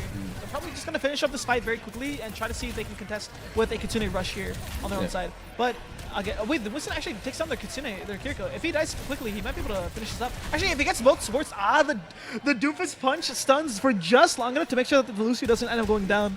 Which is, if he did go down, it would have been a very tough stagger for the rest of them here. Ooh, what a pick up to the Did I end up Genji. taking down the Lucio? No. Oh, what a disengage, yeah. He saw tried the to knock entire him off enemy the team. I mean, at this point, they're probably just going to see a matched Kitsune rush, right? Yeah, I mean, International, they're going to have to touch it. They're going to have to force. The Winston does come through, trying to use his Primal Rage. Primal Again, the use, Kitsune yeah. Rush comes through. It is met on both sides here. Yeah, Kitsune Rush is just matched, but again, in this exchange, it's just too much. Like, we see many ultimates pop through, and in this hectic, chaotic map, I mean, it looks like College Station is just more in their element in these chaotic fights here. Absolutely, yeah. You see on the kill feed there, you see the Kiriko finding a headshot, a straight headshot into the back line. You see an emote. Nope, apologies. It's a third-person zoom out. But you see the Genji find a pick onto the back line after his dash, and College Station, they revel in the chaos. Yeah. Absolutely, yeah. Got a nice play of the game from the Reapernator. Yeah, I mean, Oh, what a shot. This was during International's fight for their lives there for the map. And just a couple of shots, boom, boom. very And nice. he's- Or for during College Station, sorry, excuse me. You know, what a game. Yeah, no, that little bit right there, the last stretch of Lijiang Tower. Oh my goodness, first map. Ooh, what a first map indeed. And College Station here, they show up in a big way. Yeah, I All mean, live view, yeah. And I want to, again, is more and more attention onto these Doomfists, these very strong Doomfists that find the picks that can isolate players, that can Yeah. get the most value possible out of their mobility, out of the immediate power that they bring to the table. And it's also College System's damages, right? a Yeah. lot of presence. They were there for the dives. They were there for the follow-ups, and they managed to make. I feel like it's also a very different kind of use of Doomfist pressure. When it was San Antonio using Doomfist pressure, they were all going together. They were joining and focusing, converging onto the same target. Yeah. While College Station made more use of the power of Doomfist to isolate, to find picks on the side, to Yeah. remove the tank from the team, and then just run down the back line while the tank is distracted by the Doomfist. Also, very interesting showcases of two different schools of thought, two different philosophies in the art of Doomfist, right? And again, props to College Station, props to International. International, they really, really did not want to let that first map go. They were fighting for it with their lives. I mean, so much to review, right? But before then, all right, before we keep going, I want to bring more attention back. So it looks like we're going to be heading over into Kings Row right now. If I'm not mistaken, rerun. I mean, we've seen Kings Row this entire time. I'm Yeah. pretty sure. I'm not sure if they're going to be substituting anybody out. I mean, not too sure. So I want to say both of them were basically using their starting roster. I'm not sure if anyone has any rotational members. I do know some teams do have like specialists specialists that focus on a smaller hero pool. I mean, I'll be honest, it is pretty hard to learn every single character. So you will have some Absolutely, weak points in your roster. The only downside of all that is the fact that you might not have as much just cohesion, as much team cohesion if you have so many different members there. Absolutely, But, yeah. yeah. No, I for sure understand where you're coming from. It's very difficult to learn every character to the level that you need to be at to perform consistently, and the coordination, the team cohesion, building up and having trust, having faith in each other as a team, to trust in the calls, to commit when you should commit. It's a time-consuming process that I don't. It's hard to enforce onto every player if it's a very large team. And these specialists, I'm curious what they're going to bring out, because we've seen some variations, some flexibility for Kings Row during this event so far. We've seen poke as a response to dive, as a response to a very strong brawl team. Yeah. We've seen dive, we've seen double brawls like the match before, or the set before. And I'm curious to see how College Station will adapt to this. They have a very, very strong Doomfist, and honestly, odds are I'm hedging my bets. I might just keep playing dive. This very, very powerful, very consistent dive that, to me at least, it seems that they have drilled over and over and over again. This is the fruit of labor. This is the fruit of continuous, constant practice. And I mean, if it's working so far, there's not much point in switching it. Yeah. International, though, they have shown some a good bit of proficiency on brawl comps. Maybe that might be the direction that they're looking to pivot, to go off of the Winston instead of playing counter dive, to play kind of receive and fight the dive team. But again, of course, just curious to see. Yeah. I mean, I will say College Station does have a very comfortable setting. Well, I guess College Station is very comfortable. Well, I want to say that the most senior, team. So we're going to be coming up pretty soon into the Kings Row match, I want to say. Again, we're starting out on the side. We're continuing with this hybrid streak, I guess. Mm-hmm. So it's not surprising that College Station has shown this very, dominant performance there. So we're coming in pretty soon here. Starting into the nice Kings Row map here. Very comfortable here. A third run back on Kings Row. Yeah. Our teams, maybe it is the A&M system, but they absolutely love this map. And you're absolutely right, but College Station, they have shown their dominance here, and I won't lie, it's just, I think that International, they need to find some way to kind of stop the bleeding a bit, to find their footing, recover, and get a game back. Yeah. I mean, looking at it right now, I guess we're going to see what they end up coming out on. We see Arisa on the side of International University. And again, yes, we do see the Doomfist on the side of College Station. And, it seems that International has took the idea of the Doomfist, and they are opting to play Arisa. Again, a pretty good pick, right? A strong pick into the Doomfist. But we'll see how they measure, how Arisa as a character, as a pick, measures up to the rest of the International team. Again, we're looking... Oh, wait, no, it is a pivot to the Hazard. It seems like. Man. So we are playing... Oh, wait, no. My fault. I I think apologize. they're chilling with the Doomfist. I want to say that they'll be having fun with this. I want to say they're coming. Wait, they're actually coming out on the Ana. Here's row 6 first contact. They're kind of just chilling. Yeah, I mean, so right now, I mean, I guess eventually they will end up trying to force through. They're for sure not going to come through main. They probably want to go a little bit around, I want to say. In the meantime, they're just, international universities is trying to keep their pressure up while they try to rotate through. To get out as much cooldowns as they can. The Doomfist just going in and out as much as they can, but it looks like the Lucio finds a pick I'm onto surprised Cassidy that in the they back line. actually end up getting it. I want to say it was just a final blow, but their Ana does end up going down. They're gonna have to chill for a second here. They traded their Lucio and exchange. Well, no, they traded somebody for the Lucio for the Ana. Yes. Ooh, what they're a actually shot! Wait, they're actually saucing up. Actually, wait, we're wide awake now. Hold on. The International University is actually showing up with the Orisa here. Absolutely, yeah. No. I hope that they keep the Doomfist here and they're not dissuaded from this early fight last year. But The yeah, college they stage- need to use their speed. I'm not sure what their purpose is with that, but this is probably what they were probably looking for, getting their Ana and their Sojourn onto this high ground here. That would give them easy sightlines onto the rest of them here. In the meantime, their Doomfist does end up going through while they were trying to focus on to the people on the high ground. They weren't focusing on the people on the. Oh! He deflects Deflecting the rail shot. He deflects the rail shot that she was trying to pre-fire, and it takes her down there. They're trying to find the straggler. Yuriko that he goes so dashed low, through but here. does not But- fall. Yeah, they're a little bit down here. They're not gonna have all three people on point, so they might give the chance to recontest. But again, Orisa used all their clones very immediately here, and as a response, they just took her down. Yeah, they just end up cleaning up the Orisa. They weren't all regrouped fully yet. They weren't able to push in just yet. So as a consequence, they do end up taking them down. I will say the cast did end up getting one, but right before he gets taken down by the Doomfist. But I mean, after that, it is what it is. Did they stop the Genji? No, they always had the Genji. Yeah. Yeah. I honestly, again, College Station, they are worth their salt. Absolutely.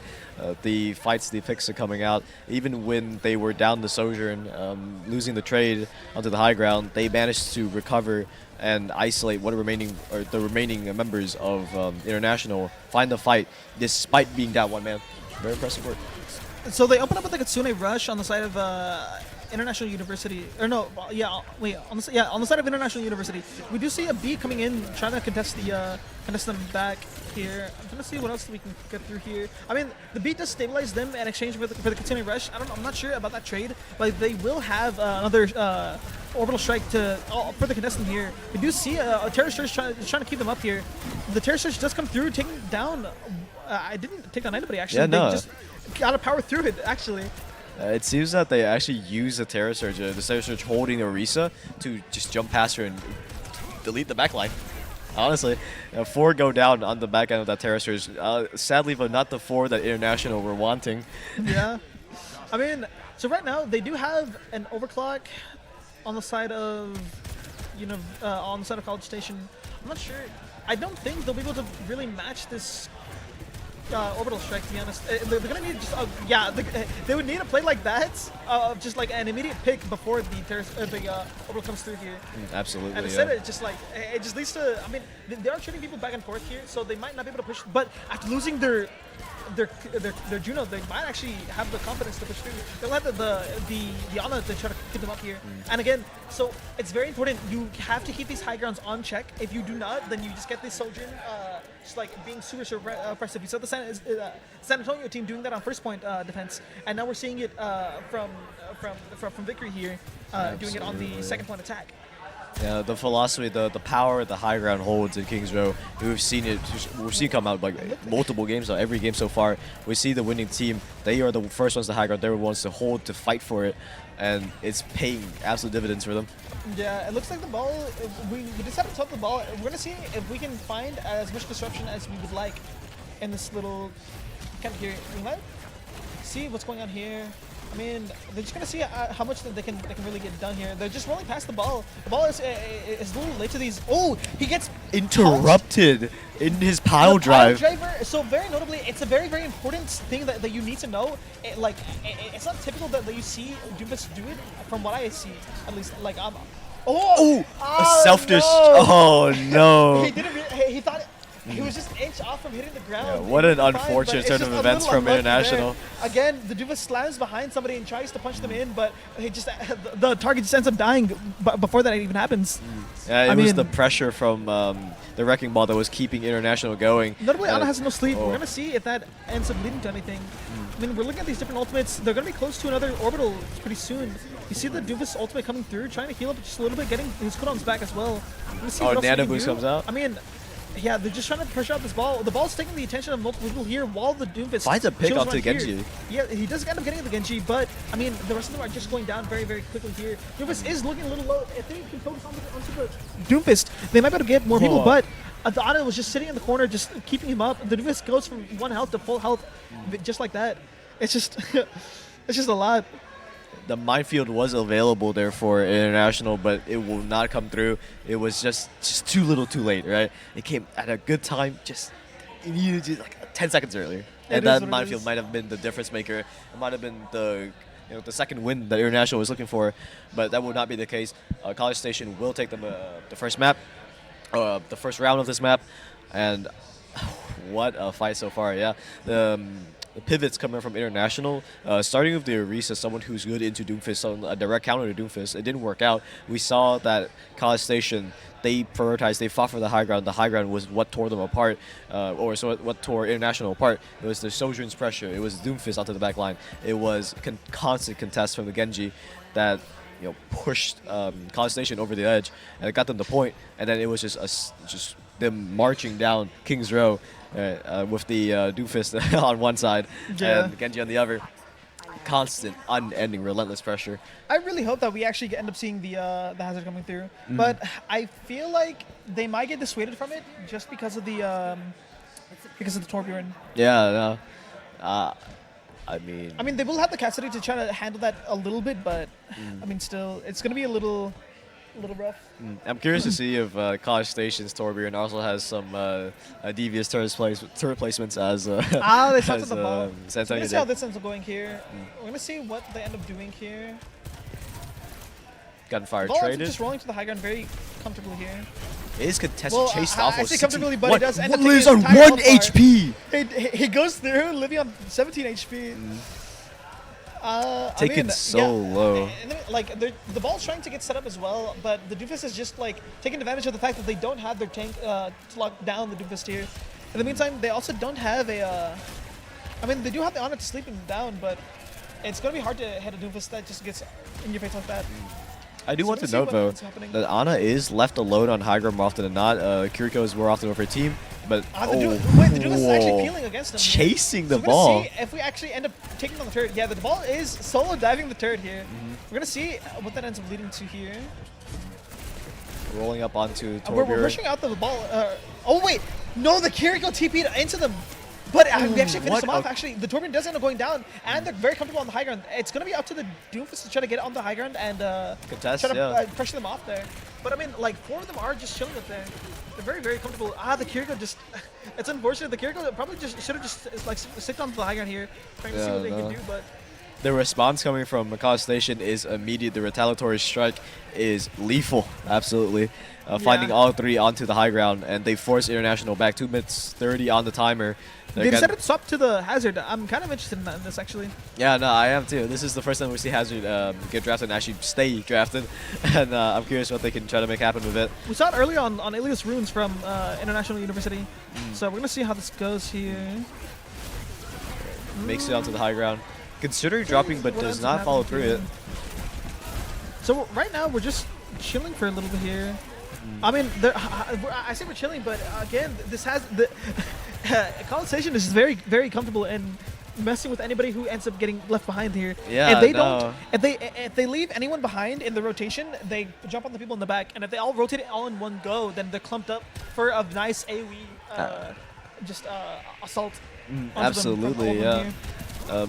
College So, Station here, again, they find the he actually cracks in the slid just in armor. time. I mean, we're just trying to come through here. They're just rotating into the indoors again.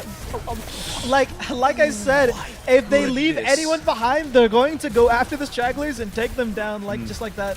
And now, I mean, these people who were in front are now the stragglers themselves. The rest of them are just sitting in spawn. A solid find onto 3, nano boosted the second that he lands the connection. 3 are taken, 3 are sent into the wall, and the rest are sent packing. International, they have to 1 minute at a time. If the clock runs against them, they're going to have to make some magic happen onto this Doomfist with this hazard pick. And so far, it's hard to say whether or not this hazard pick is working out for them. He is, yes, on high ground. He is contesting it, but the second that he leaves his team behind, they just send it instantly onto the international backline. It's unlucky. I mean, so he feels pressure to like go in so early because they like there's someone sitting on the high ground, and every other time that he's waited longer, it just led to more and more opportunities of the rest of his team dying. So he felt the need to immediately jump in. But I mean, again, like that doesn't change the fact that jumping in at 200 health is just it will lead to certain death there. They're going to be pushing through here, going in with both DPS ults. I'm not sure if we'll have anything else. So in the meantime, we're just going to see what they can do here. They do get the empowered punch, having to use it immediately though. 20 seconds on the timer. International here. making their last push. Sitting on the high ground. We're going to see what they end up doing here. I guess they're trying to rotate up to the high ground, trying to see what they can do. They do end up seeing the overclock coming through. They're trying to tunnel indoors here, trying to see what they can do. I mean, they're giving us some space here, trying to see what they can do. They will have the high noon, very notably. So I'm not sure if they're going to be giving up these points completely, or if they're going to see. Yeah, they're giving up the point completely, which is a little interesting. I thought they could reinvest it. They might have looked to. Actually, the Doofus might end up dying now that I think about it. Doofus is actually 1 health. Yeah, he does end up getting collapsed on. They do collapse on the Doofus there. I'm trying to see what else happens here. I mean, some people are anti. They're kind of chilling for a little bit. No, a very solid push for International. They forced College Station. This high ground is actually very, very, very comfortable for them. I mean, they're actually looking a lot more comfortable. Yeah, absolutely. They're pushing College Station back to their second spawn, and this is props to International here. They found their stride. They have hit their second win, and you can really see it. Yeah. In the meantime, though, it's a little unfortunate that Hazard is taking this much damage, but they just use the beat to support their further endeavors here. Bring down the rain, locking them down here, keeping them, but no one else was there to follow him up. He was a little overextended when he popped that ultimate. No one else on this team could follow up, especially considering that someone else still has to stay on point to try to keep him up, or to try to get this point progress. I will say the fact that they've gotten halfway through this point progress is very, very comfortable for International. It's a little unfortunate that they didn't end up winning the fight despite using all those ultimates, but you can't be too dissatisfied with the fact that they pushed the point this far. Yeah, absolutely. More than half. International, they leverage their advantage, and they are attempting to press their advantage as hard as they can. And it was a double commit onto the back line, and Hazard sends the ulti just a bit too deep. No one to follow up, like you said. And hey, I feel like honestly it was kind of a wasted ultimate, sadly.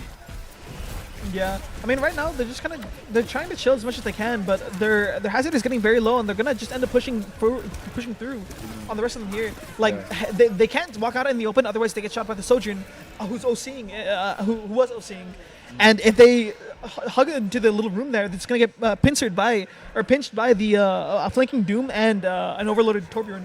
Absolutely, yeah. This is we're kind of pivoting back into College Station's strong point. These fights these pressured fights that are absolutely not in International's favor. Fights where College Station are first to point, they're first to secure, they're first to be present and ready to receive. Oh wait, hold on, we actually lost the Doofus here. So the Doofus actually gets taken down. The defensive turret does end up stalling them out for a little bit longer. They use the OC to try to take down a couple more people. Torbjorn does take down one person, but the rest of them just end up going down.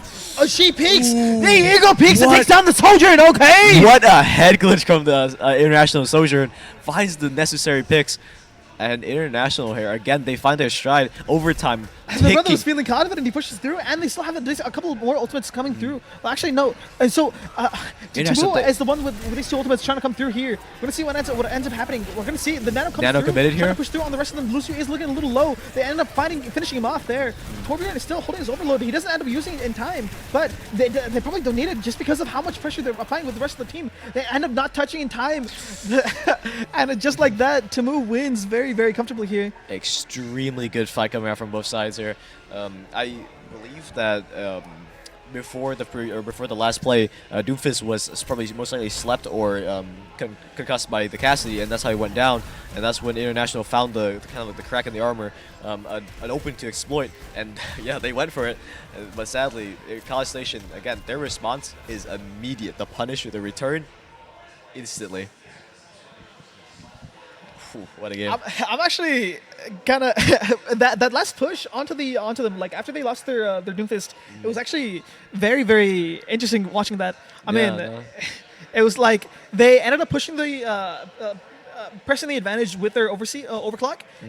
The one person ends up going down to the Torbjorn. The Torbjorn does end up getting taken down afterwards. But the fact that their Sojourn decides to peak at 19 health and still wins that. Yes, yeah. I mean, it got me kind of hyped, kind of geeked. Absolutely, yeah. We're going to be moving on to our last round of matches, if I'm not mistaken. I think that should be the end of this round robin, if I'm not mistaken. So once this finishes, we'll be pausing our Overwatch games up until 1 p.m. So, right. Excuse me, sorry. Misinterpretation. We're going to be, I guess that's the final match of this round robin. To break, so at this point, we'll be transitioning into break. We'll be coming back at 1 p.m. So be sure to tune in for a nice, wonderful single elimination bracket featuring the different members of the A&M University system. Absolutely, yeah. And thank you for showing up so far. This has been an absolute riot. Thank you again to everyone who has shown up, who has been present for these matches. And we'll see you on the flip side. Bye-bye.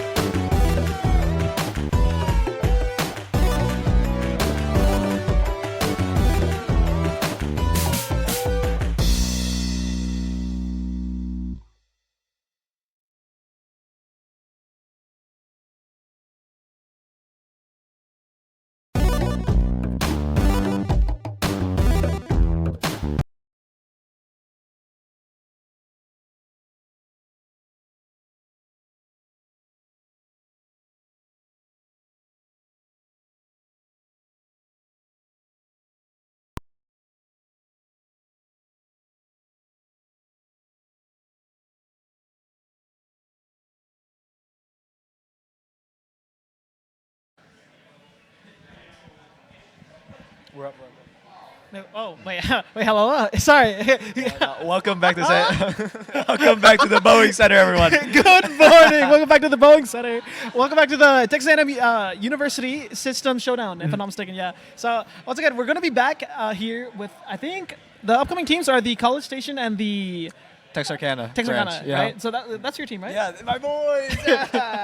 I promise I will deliver, purely unbiased commentary. I promise. You look at me. I'm wearing their merch and all that, but I will keep a steady hand and a steady voice. Don't worry, it'll be good. Yeah. It'll be good. So I think your team is going to be like, I think the newest team, right? Like, Yeah, like we in the should A&M be. System? Yes, we should be. Yeah. You guys started like how long ago? It was. We started last semester, and we started competition this semester. Oh, Yeah. okay. Yeah. Wait, So- so it's actually in its like super infancy stage. Yeah, Awesome, for sure. Yeah, this is Yeah. Just the first steps, right? The foundational yeah. steps. Yeah.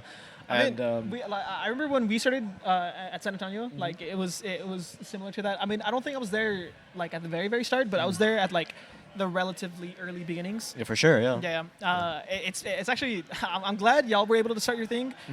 You will be facing against the main the College Station, main which college, is I think the yeah. most senior Absolutely, yeah. esports organization that we have here. So it's gonna be an interesting match. I just want some good games, man. Yeah. No more to it. But yeah, no, it's exciting, to be a part of the infancy of a esports program. Yeah, I yeah. was also there during my high school's like very first steps to establishing an esports program there too, and it was a whole ordeal, right? And I'm glad that now that we're here, where we have like people who know what they're doing, people who can get things rolling. It's awesome. It's exhilarating. It's fun. Yeah.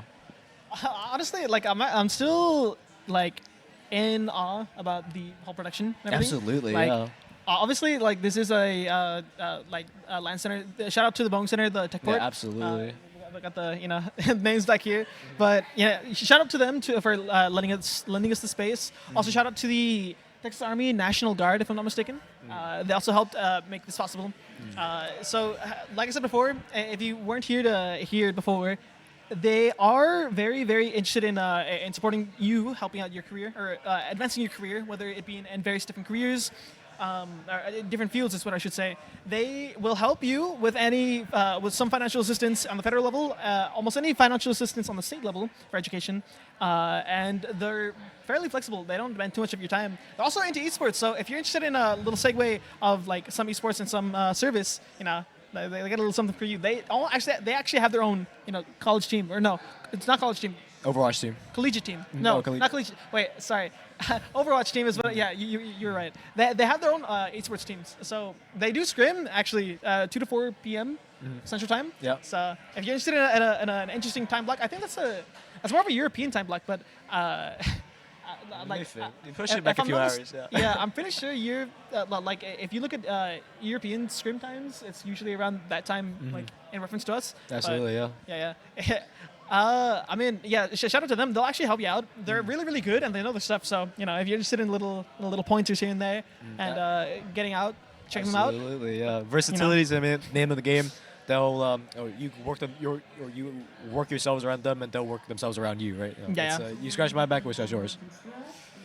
We're moving on to our game. I think people are getting settled into the lobby, if I'm not mistaken. So we're heading on to Busan, nice place in Korea here. Yeah, no, and a nice change of pace from the the Ilioses and the was Lijiang, right? Yeah, we had 2 Lijiang Tower games and an Ilios game at the end, I want to say, if I'm not mistaken. Yeah, you're correct, So Busan, I'm actually interested because it does open up for more I guess more compositions that we haven't really seen too much Absolutely, of. yeah. For the most part, we've been mostly seeing more brawl-oriented teams, specifically like, what's the word? Like I say Ramatra, no? So we were seeing some Ramatra. We saw a lot of Zarya at the very start. Absolutely, Swapping over to yeah. the Reinhardt.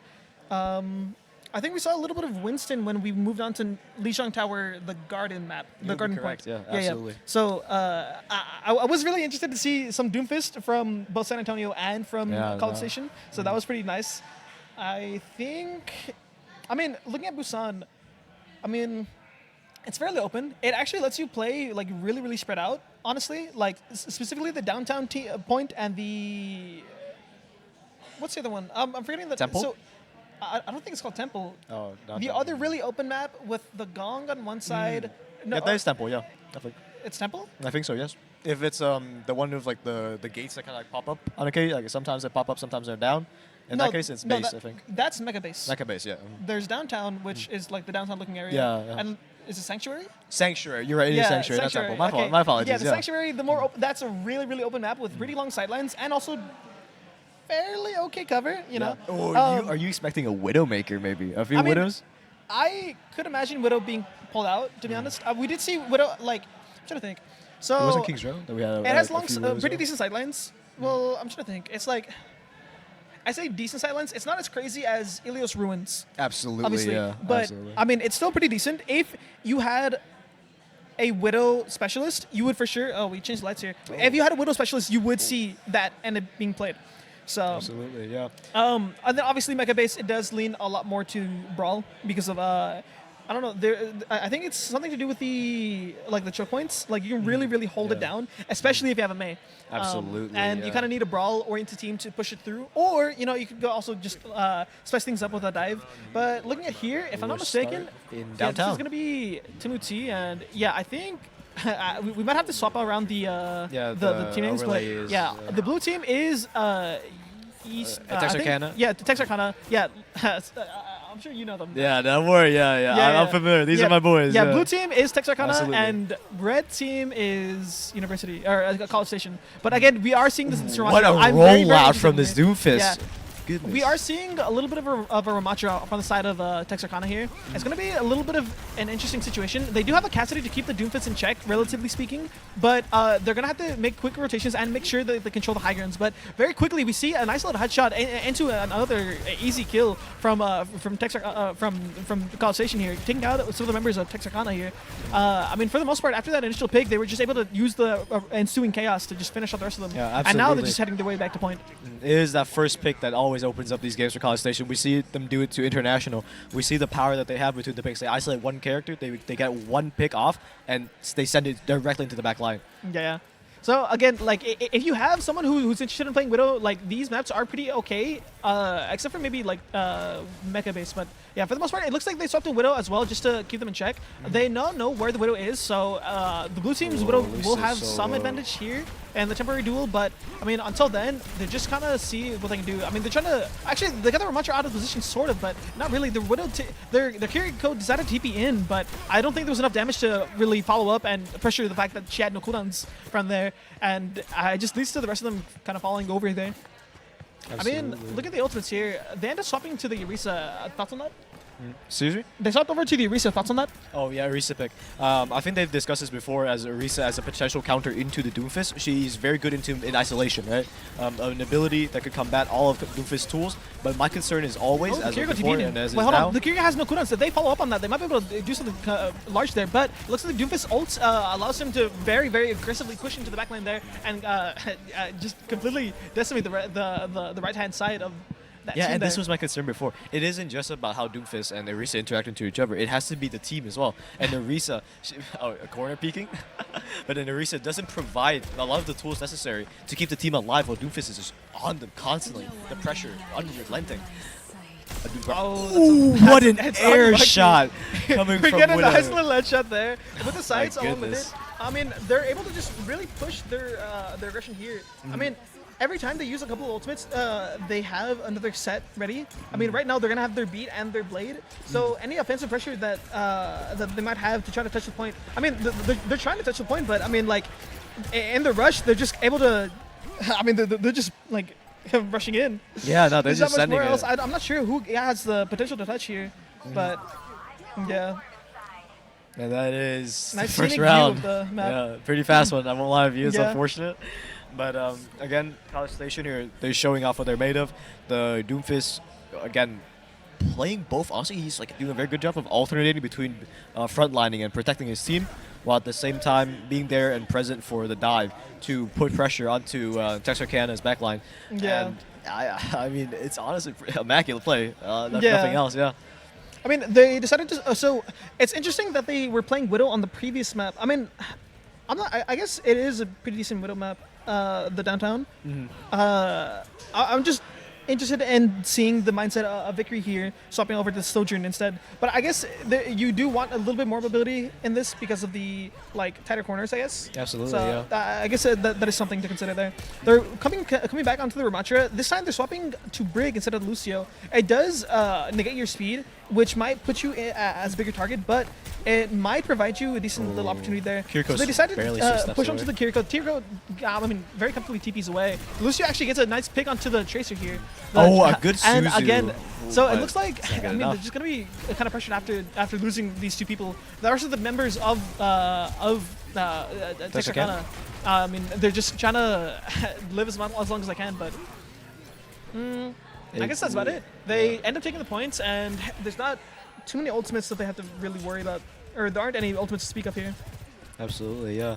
There's just so much pressure on the backline. You see when Doomfist was chasing Kiriko, despite the fact that he couldn't get the initial kill off when she stepped away, there was still so much pressure on her the Yeah, entire we see an time. immediate pressure in. The Doomfist slam allows the Genji to follow shortly after, cleaning up 2 members of the team, almost 3. They might be able to get this other Genji here, but it looks like he Genji doesn't duel. want to overextend without any of his cooldowns remaining there. They get a pretty clean engage while they were walking out, basically barely out of spawn here. Yeah, absolutely, yeah. Trying to Not think too what many else resources here. used. I mean, so they use their shield again. They're not going to have too many cooldowns to actually stop this engage once again. I mean, is that a nade? No, that's just a health bar. Sorry. Yeah, The slow field does knock them back, but again, this Genji feels very, very uncontested on the side here. Very easily sneaking his way into this left area, getting a nice little kill, and dashing in to just get these resets back and forth. A nice College Station, they're just holding Texarkana at their spawn right now at this point. Yeah, it's hard to face up against this. I mean, when the Doomfist slams in like that, I think you would need a large amount of damage to immediately get pumped out once they slam in there.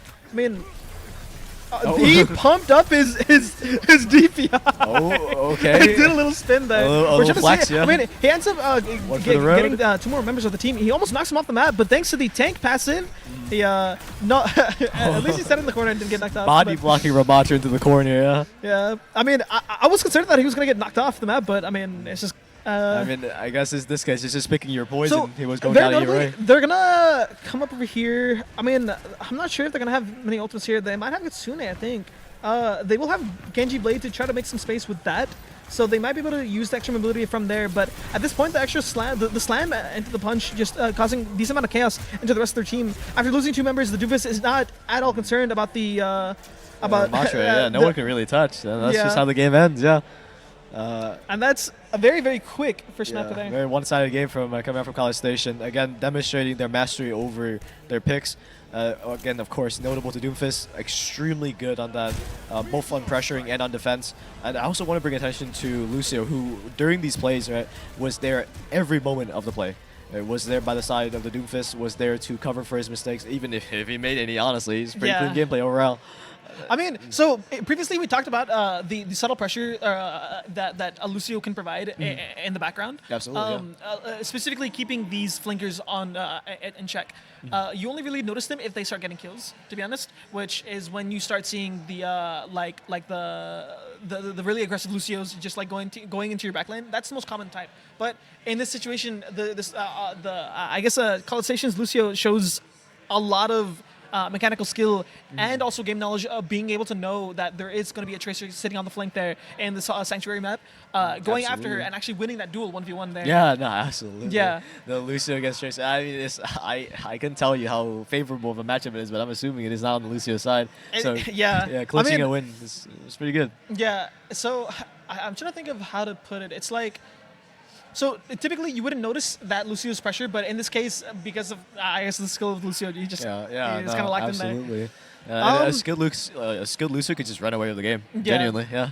What's it called? So very notably, so you notice that they swapped off of the Lucio and onto the Brig. I do, yes. So when you're running a composition like that, especially if you're getting surrounded very quickly, you need to have the ability to quickly sprint past them or get outside. So trying to think of how to put it. You saw that the Genji was sitting in their left room, right? And when they're in that situation, the Genji is just waiting until waiting to pounce. And same thing with the Doomfist and everything else. It looks like we're getting into the next round, but I think before that happens, we will. I mean, finish this up here. I mean, like they're gonna be looking at that like specific box that they're all looking at, surrounding while also jumping in the same spot there. I mean, having speed lets you quickly get out of that position. I guess outpace the Doomfist, outpace the Genji, and I guess leave you in a more comfortable situation. The other option that you could have is have the speed to speed into that little other corridor, to speed into the room that the Genji was holding in. That it's fairly hard for the Doomfist to actually make his way in there. Absolutely. Yeah. Mobility is the name of the game in this situation. So yeah. being slow, methodical, clearing out your angles as a group, as like a death ball that they were playing in, that's probably the move that they want to probably go in. To be honest. No, I'm inclined to agree. Yeah, outpacing the Doomfist, outpacing the Genji, those are all very important aspects of countering those dive-heavy, fast-paced characters that want to press the issue, that they want to keep you on your back foot, right? Hey, best way, a good defense is a good offense, or the best defense is a good offense, right? Yeah. Let's see how the Eagles Texarkana can adapt in Eichenwald. Our next map. Yeah. So we are going to be moving on to the next map here. It's going to be, once again, a hybrid. The attacking team will just have to capture a specific point, then escort it, once they capture it, to the end of the map. For sure. Escort whatever payload comes out of it, I think. Yeah. I think that's how you put it. So very notably, you can run into issues of trying to break through if there's a lot of damage getting pumped into that first initial choke point. It's very, very difficult to get through there because you can all just generally look in one direction. I mean, obviously there is the potential of someone flying over the ruined building on the left there. Well, I guess the attacker's left, the defender's right. Yep. And then also the small room on the side that leads into that high ground. You could consider doing that as your options of flanking around, but without very good timing. Specifically, like letting your front line go through, or maybe having your flankers go in through, get the attention, and then your front line goes through while the attention is not all focused there. Like it's going to be very difficult to go through if you're not running just a full-on hard brawl, just rushing in. Yeah, of course, and I'm inclined to agree with that. Yeah, Eichenwald is a pretty heavy. I think that Eichenwald incentivizes a lot of brawl comps, right? Because you're contesting for space, you're constantly fighting for it, and it takes so much resources, commitment-wise, to send someone on the flank to have like a good flank that truly, actually yields fruit, and it's going to have to be. Again, like as you said before, a lot of effort, a lot of commitment from the attacking team to break past the defenses. But we are soon moving on to Eichenwald now. And before we do enter, do you have any last comments? Oh, we are going to be going into game, but again, shout out to the Texas Army National Guard for again letting this be possible. Let them know if you're interested in joining them. They're very flexible. Will help you with your educational goals, your career goals, and they also have options for your potential esports goals. So moving on to this game, I mean, so like I said, I mean, it's going to be. It looks like the defending team is going to be Samu Texarkana. Yeah, defending. Wait, is it? I think so. Yeah, it looks like. I remember Retired. No, it's College Station. He was on defense. Right. Okay. Yeah. Oh, yeah. Venture coming out. Okay. I love Venture, bro. Your boo. Okay. Okay. Very notably, you'll see the Venture if you like. We might. I'm kind of interested to see the Venture's POV a few more times throughout this match, but so very notably. They decided to not take the route of overwhelming damage and just spam damage in this. So we're gonna see how that goes. I mean, yeah, I guess they're realizing that there is no perks for those who just came in. Yes, there will not be any perks in this. I also want to note that the College Station tank has switched to DPS. College Station's tank is the. Oh, he is actually. Is the so Venture, we're gonna see how this ends up going there. It's gonna be a different tank, different DPS. We're gonna see how this goes. I mean, hey, to be honest, he's just like me, a tank player that plays Venture on the side there. So at this point, we're just gonna see how they can try to get through. They're gonna probably get pushed on. If they can just hold shield and I guess block against the incoming damage, they should be fine. But again, the overwhelming damage that they get faced with, it's just too much there. Absolutely, yeah. I mean, the bright side is that they do have double flex support with the Juno Kiri, so they are able to get bailed out of a lot of stuff. But there's just like you can expect two supports to out heal 5 I guess damage sources. You know? Absolutely, yeah. So it's very important that you use your own defensive abilities correctly. It Yeah, looks like you they have to used be the Bastion conservative just with your to, options, yeah, conservatively, also using cover there. We're gonna see them trying to walk through this little choke point there. I mean, they're actually aggressing immediately into there. It looks like somebody called out the DPS that are chilling on the left side there, and they immediately collapse on there, just immediately. Like, it's almost like this is the kind of hive mind mentality that you need to have as a team. Just as soon as somebody calls it, you saw that the Queen was already revving up her axe, getting ready to go on the left side. I don't know if that was just her audio cue, just looking at the people going on the left side, or if that was someone calling it out. But very notably, you know. Absolutely, yeah. College Station, they circle Texarkana like sharks. The second that they see one flaw in the formation, they dive instantly. They go in. And Yeah, so it looks like they're trying to pressure in immediately. Again, using the double flex support as the extra defensive pressure there. They're actually just face tanking the. Oh, they popped the Blizzard. Yeah, thanks to the Blizzard, they're able to just completely face tank the Bastion damage. Especially considering that you have the double flex support. I mean, it gives you enough longevity to out damage the Bastion, who has relatively not that much health for what you would consider. I mean, back in Overwatch 1, you'd be a lot more scared, but. For sure, yeah. Yeah. Definitely. But hey, I mean, regardless, they got the job done. The Blizzard finds his picks. And again, is D.Va staying the pivot for Texarkana into Queen. Queen does have yeah, we see the Venture actually in position, ready to jump the Bastion. They block off the kidnapping the Bastion, it seems, on the side. They completely isolate the Bastion, pushing onto him while he's isolated from the rest of his team, just getting ready to pressure onto them there. And that was without using any ultimates either. I mean, they're going to be able to enter this next fight using with basically every ult except for the Blizzard that they used earlier. Yeah, they and the Blizzard is building up fast too. Yeah, they have basically every option available here. So looking at each team's ultimates, what do you expect to happen here?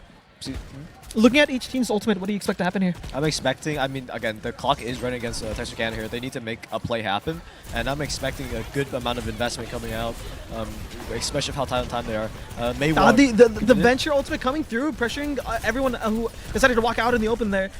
They might actually demech the D.Va. Yeah, they do end up demeching the D.Va, all in exchange for just a single Venture ultimate. The Venture flank being utilized to its maximum extent there. Yeah, for sure. Venture is getting every bit of mileage out of her utility, and Texarkana, they die with most of their ultis available still. 40 seconds on the timer now. Again, yeah, 40 seconds. Again. So it's very, very, very important that they do not get their Suzu forced, because the Queen needs to have her Rampage cleansed. But after that goes through, I mean, you can see immediately, as soon as that happens, the Queen Rampage goes through, the anti-effect applied to everyone. The D.Va Bomb might actually end up getting someone, but no, the Venture ducks out of the, into cover just in the nick of time there, avoiding the explosive D.Va mech. Absolutely, yeah. And despite the trade in ultimates, looks like they're swapping over to the ball eliminator. I'm gonna see what we can do. Trying to see if they can touch. Contest, yeah. The ball gets pulled back. Sunk into Unfortunately, he does not get to touch. Wait, okay, no, he does get to touch point. So overtime does get activated by this point, but they're gonna have to see if they can live as long as possible. Yeah. The Kasune Rush, he does get applied onto point there. They're trying to finish off the Kiriko that's currently trying to dodge as many shots as she can, but I mean, with everyone else just collapsing onto the point, there's nothing else that they can really do there. And just like that, they have a clean sweep. Yeah, no, again, a very, very good defense coming out from College Station here. Again, they are the first to press the issue. They see an opening, they capitalize immediately. As you saw, the Queen, her Carnage, she held on to it for the entire duration of the game, not rushing it. She feels absolutely no pressure to. Yeah. The second that Suzu is committed on defensive, she sends it into the back line, finds 3 with the Carnage, and the rest of Texarkana falls after. Yeah.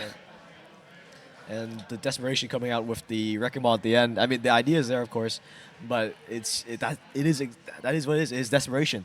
They're just trying to find some way to contest the point. Yeah, I mean, it's typical to see that. Like, there's no point in sticking onto a character that will never reach point. Absolutely, you know? yeah, so. For sure. Especially when, I mean, it's the last second of the game. You have to make something happen, right? I will say, actually, I don't know if Ball has the ability to make it over the building. I don't know if he could have rolled over the building to try to avoid some of the oncoming fire. That's a pretty good question. Yeah, I'm not too fluent on the ball techniques. So yeah. It looks like they're running the Rem themselves, actually. And an Echo, too. Oh, it's an idea for sure. Again, so with the Sombra's one of those characters that can very easily make her way into that right room and get that flank set up. Absolutely. The only yeah. issue is trying to avoid the oncoming fire once she decloaks. But we're gonna see how the College Station how College Station decides to take this approach there. Going into here, they do put up this this wall here. They decide to run the Alari. Actually, they're running a very comfortable backline. Actually, just trying to. So this is the kind of defense that you typically see in like a comp setting. Just applying as much damage. It's a very simple composition with one goal to apply as much damage, as much pressure as possible. But in the meantime, it looks like they're just able to immediately run to point, and the Sombra actually forces them back onto point. The Suzu. So yeah, the Suzu does come out, saving the very low member of Texarkana. But in the resulting fight, they do end up giving all the space, and it does allow the rest of their members to end up making their way to this point. Echo He lives on escapes 2 with health, 2 no health. way! Echo escapes with In the her meantime, life. they're trying to live as long as possible in the face of the Reaper and the Orisa. It looks like he will get his cooldowns back in just in time. I was trying to. Is he trying to spawn camp the Torbjorn? I guess He spawn camps the Torbjorn before actually- he can get out of the Yes. spawn room. He does assassinate the Torbjorn on the backside of the play, and Echo From 2 health to spawn is camping, alone and it's isolated. just too much. Notably, he is building the Annihilation very quickly. We might see the Ramacha Annihilation coming through just in time for the Echo to come through as well. Echo is focusing trying to but beam does not them find the through, pick, but Annihilation does come through, trying to push through, trying to save as much of his Annihilation duration as possible. The while pylon goes sticking down. onto the rest of the members of the enemy team here. And just like that, with a clean sweep, it's only Torbjorn that's left alive to try to touch, but he's not there, able to make it in time. And that is a clean 2-0 win for Texas A&M University College Station. Absolutely, yeah. Very impressive gameplay from them. Also a very nice showcase of their flexibility as a team, being able to move from the heavy dive Doomfist to brawl, like 2 brawl comps one after another. The Queen and the Ramacha. It ain't easy. Yeah, punch after punch. Yeah, finds 3 with the Annihilation.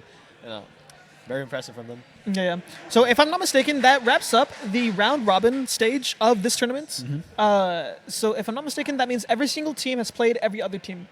So based off of the performance in each one of those, the final score will decide your seeding in this tournament, or for the actual tournament bracket. Absolutely. It will be single elimination. So once you lose once, you're out. That means the winner here will be the one team that ended up not dropping a single, what would you call it? Not dropping a single match. A single set? Yeah, set. Yeah, a single set.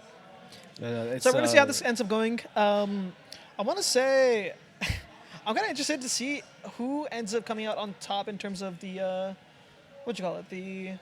So I think, I'm trying to see what colleges have not played, well, we're not shown on stream. So I know we saw Corpus Christi, International University, San Antonio, College Station, Texarkana. Texarkana. So I think it is East Texas. Yeah, East Texas has been the one college to not be shown on there, if I'm not mistaken. Yeah. Is that right? Yeah. Yep, that's correct. Yeah, those are the 4 that were shown.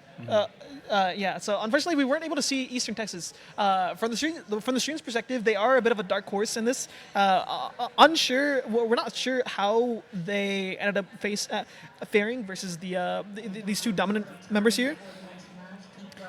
But I mean, I think we're going to be loading up into the tournament setting pretty soon, actually. So I think they have their bracket actually fairly planned out already. I mean, it's pretty simple after the seating is already planned there. From the gameplay that we've seen so far, who do you think are coming in as favorites for the bracket? I mean, from an outsider, I think it's very easy to look at the College Station just because they're the main campus, the main team, and also what would you call it? The most senior, I guess, esports organization in our entire system. For sure. With all the resources that they have, one could expect them to have the most impact. Now, we haven't seen their performance versus San Antonio. Versus San Antonio or East Texas. That's a good so point. I want to say it could be something between my personal bets is it would be between those 3. I'm not sure what else there's to say. I mean, we did see one mutual match. Well, I'm trying to think. One similar match. Both teams did end up both teams were able to display their performance against International University. Yeah, and I think of the 2, I would hazard a guess that at this point, College Station has demonstrated more immediate mastery over the matchup so far. Whenever they were playing against International, they had a very solid read on both their own team, their comp, and what it can do, and also what International's team was looking to do. Yeah. Yeah, they understood pretty firmly what International's goals and what choices and what decisions, what plays they need to make to achieve a victory and come out on top, and they actively play to counter that, to prevent them from getting to those like mini objectives, like not being able to get a flank, not being able to get that one pick, the very first pick that they need. Yeah. It's, I mean, I will say, so for aspiring Overwatch competitors, one of the first things that teams will do while planning out what they want to do in the next fight, they'll decide to. Obviously, the first thing is trying to plan for themselves, but the very next thing that they do is trying to plan or trying to anticipate what the opposing team wants to do, and then from there, the next possible step would be to verbally and explicitly plan out what the like what your answer to their plan is. absolutely, So, very often at the higher levels, you will see this happen basically implicitly, like naturally. So many times it's more comfortable for teams to slow down, or for newer teams to slow down and develop that habit of like figuring out what ultimates that they have, and then fight planning, countering, figuring out what their plan is, and then countering that as well. I mean, that's about it. We will be moving on to the next map here pretty soon. We're gonna see. Actually, I'm not too sure who the next match is, but I guess in the meantime we could give another thanks to Texas Army National Guard. absolutely. So, Yeah, this event would not again, be possible without them. So Yeah, just like I said another before, they are able to help you out in any of your career endeavors, your educational endeavors, and even your esports competition endeavors. So they're also fairly flexible, not demanding too much time. So should hit them up if you are interested in a little bit of a helping hand there. Yeah, for sure. Yeah, they are open arms. If you ever feel the need to show up, give them a little call, give them a little wink, and they'll help you way. They'll come your way. Yeah. So so far, I don't think there's been too much of a what would you call it? Like there hasn't been too much of a meta, I guess you could say, during this. I agree, I think yeah. a lot of people were playing what they were playing while perks were enabled. Given that perks are enabled in composition, in competitive, is what I should say. People have been playing more Zarya because of it.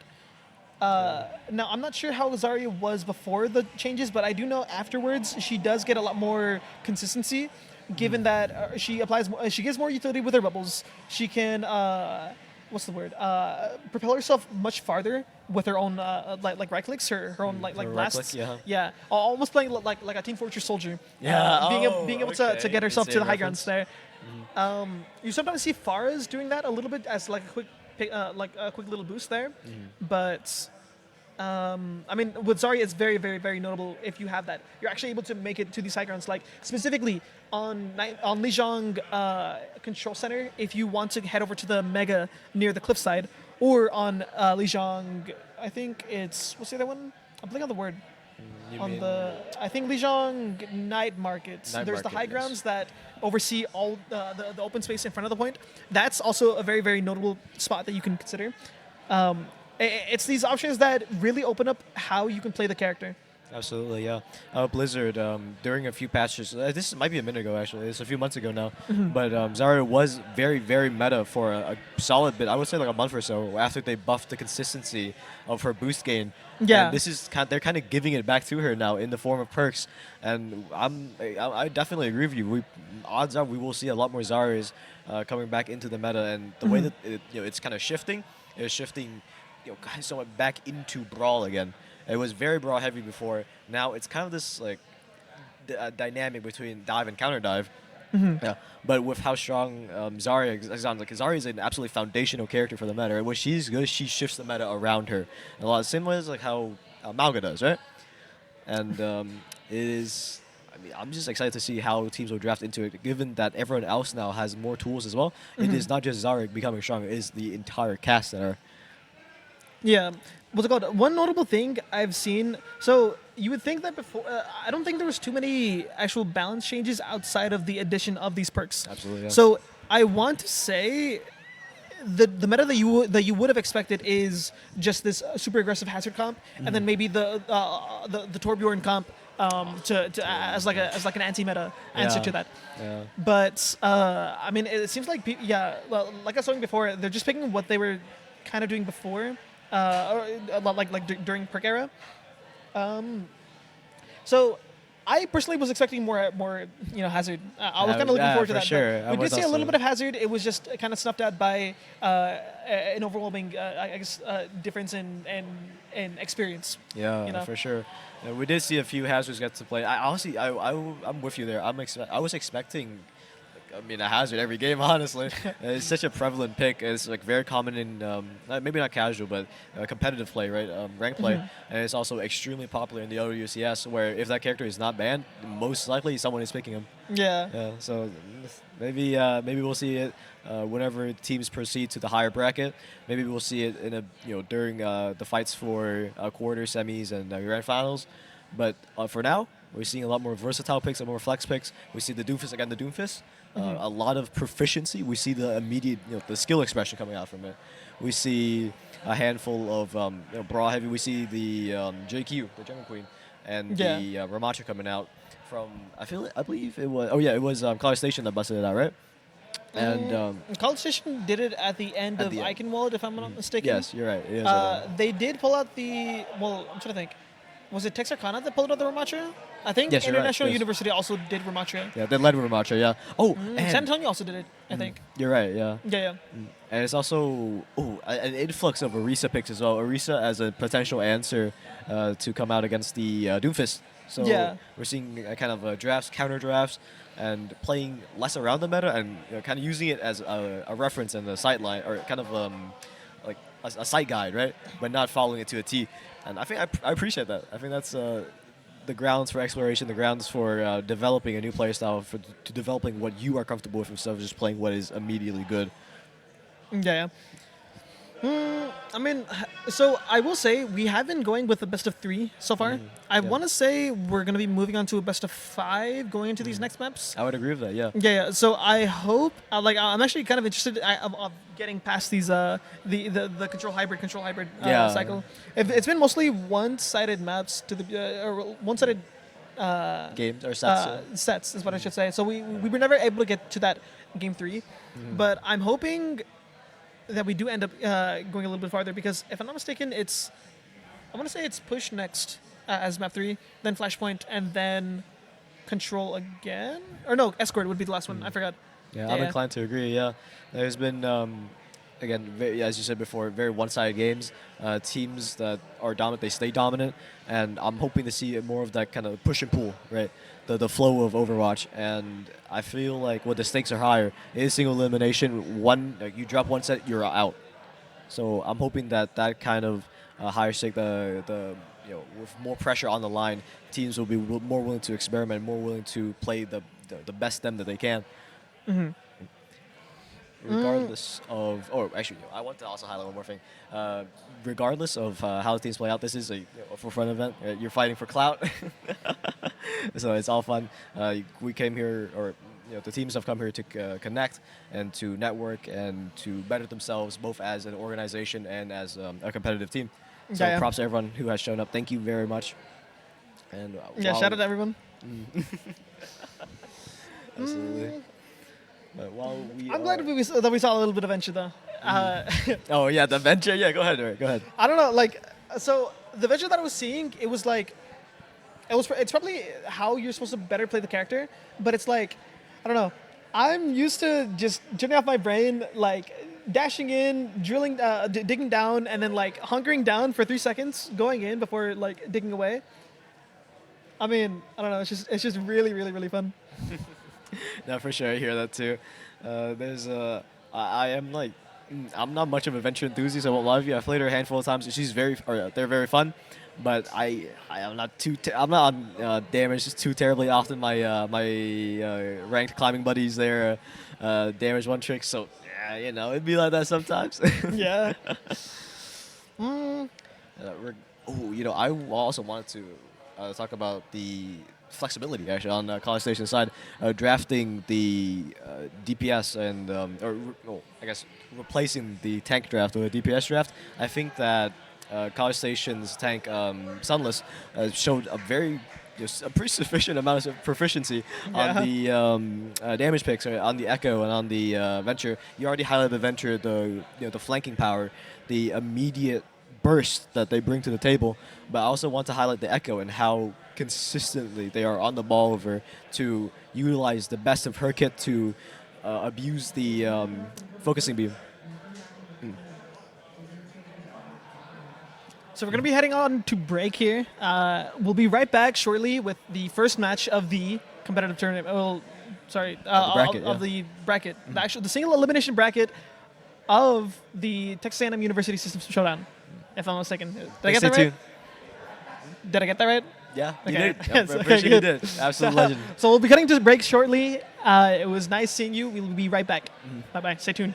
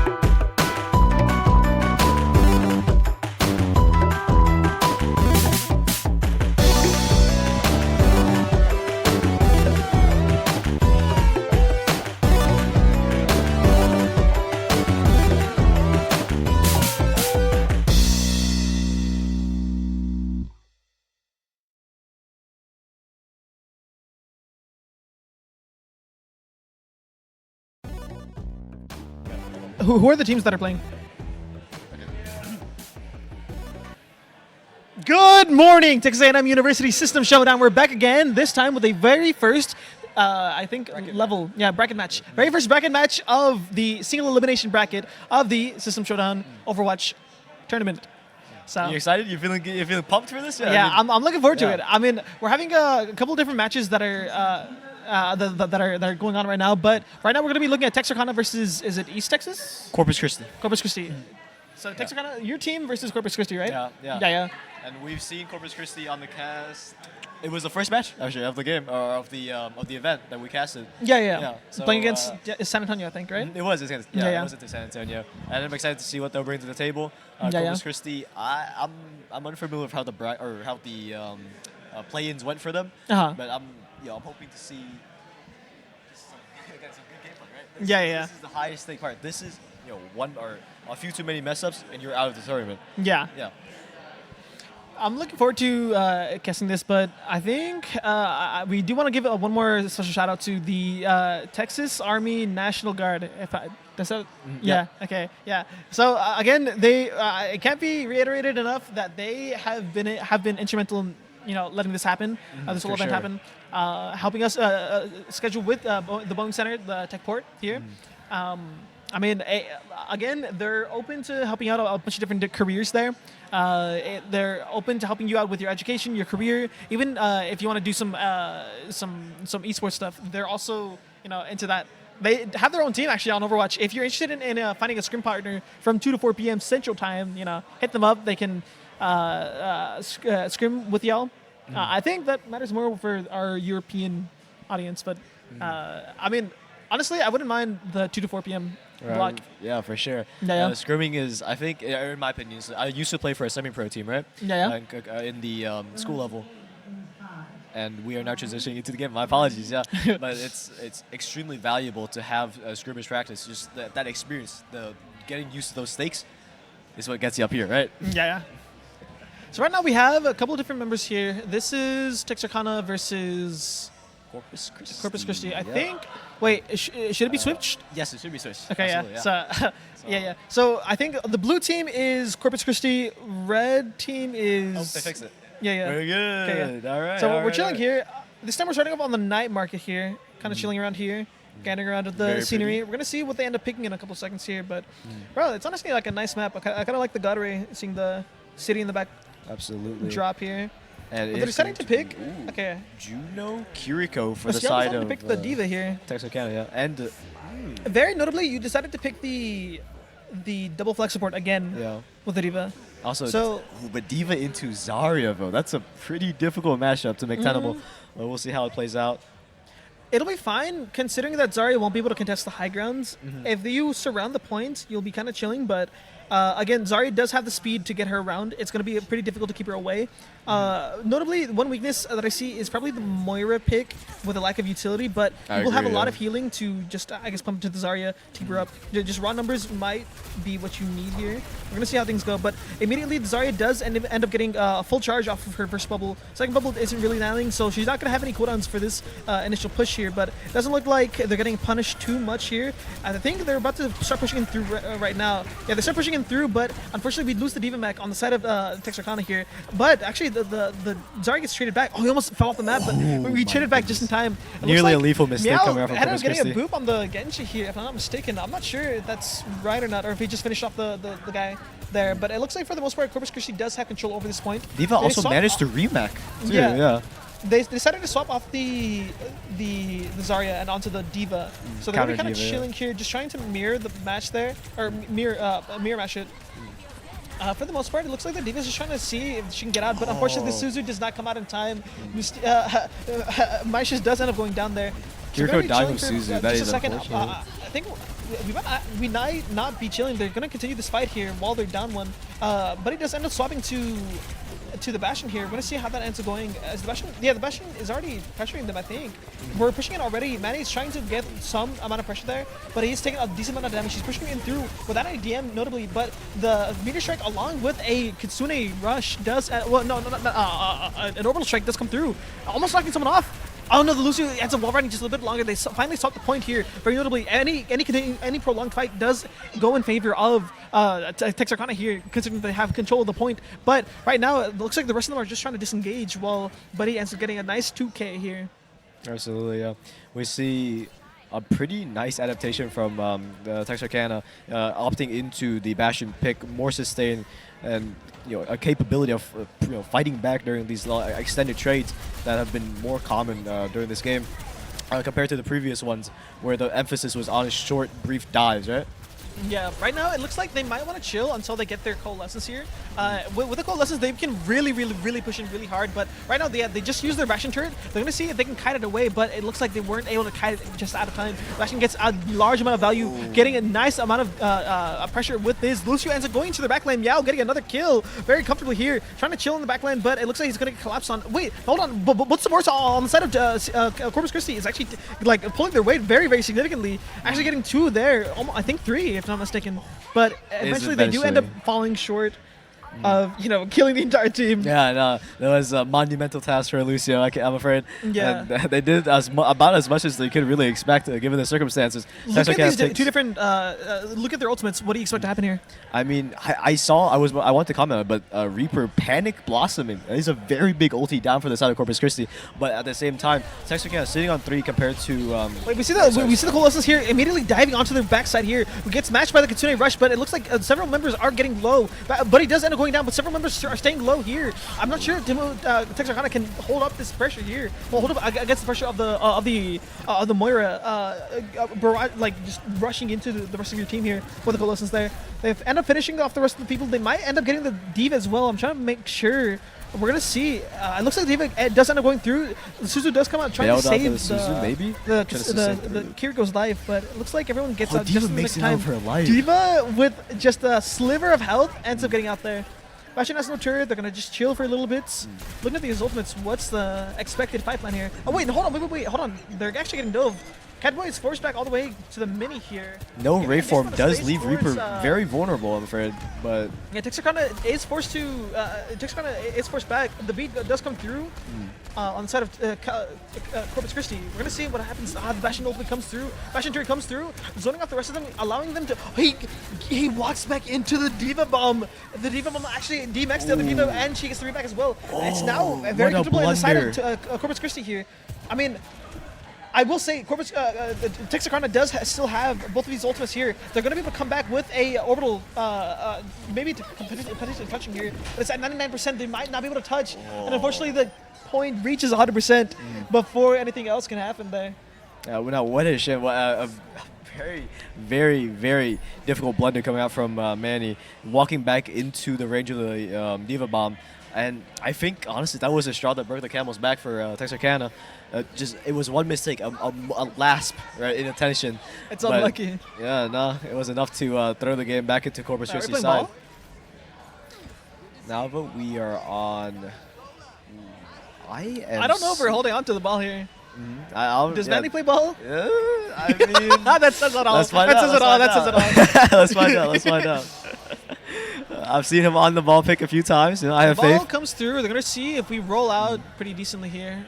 I mean, we're just making our way onto the center of the point here. Immediately, I thought he was going to look for the boop. The Lucio's already immediately going through. Meow's getting very low, but he gets out pretty decently. The ball already uses his shield, so he's not going to feel as defensively powerful. Finds 3 into the point, but no follow-up. Reaper TV's into the back of the point. We're going to see if he gets a decent amount of pressure, or if he gets his Wraith forced out. Using the ensuing chaos from the Reaper TV in the backline without getting his Wraith forced, the Diva ends up falling out of her Diva mech, and it just ends up a very clean sweep from Texarkana here. It's kind of popping off here, no? Yeah, no, this is a very solid fight from them. Yeah, using the distraction, the chaos caused by the ball to capitalize on like an open team. And Texarkana, they send it directly into Corpus Christi's backline, cutting through them and then cutting down the tank last. There's Reaper in their face right now. They're going to see if they can force him back. The ball does not look for the pile driver there. Instead, just taking the shields and trying to maybe disperse it among his team. But looks like for the most part, they're just going to be chilling for a second here. They might look to dash in once their Reaper has cooldowns, but it looks like they're just getting through right now. They're going to start applying attention to their ball now that he doesn't have his shields. A lot of members are looking low on the side of Texarkana, but we're going to see if if they can stabilize or if they end up falling short. Wait, the Reaper gets knocked off the map, I think. Oh, yeah, you're Yeah, the right. Reaper gets knocked off the map. Wait. Ball is The ball's so- actually getting Oh! No, he gets knocked off the map himself!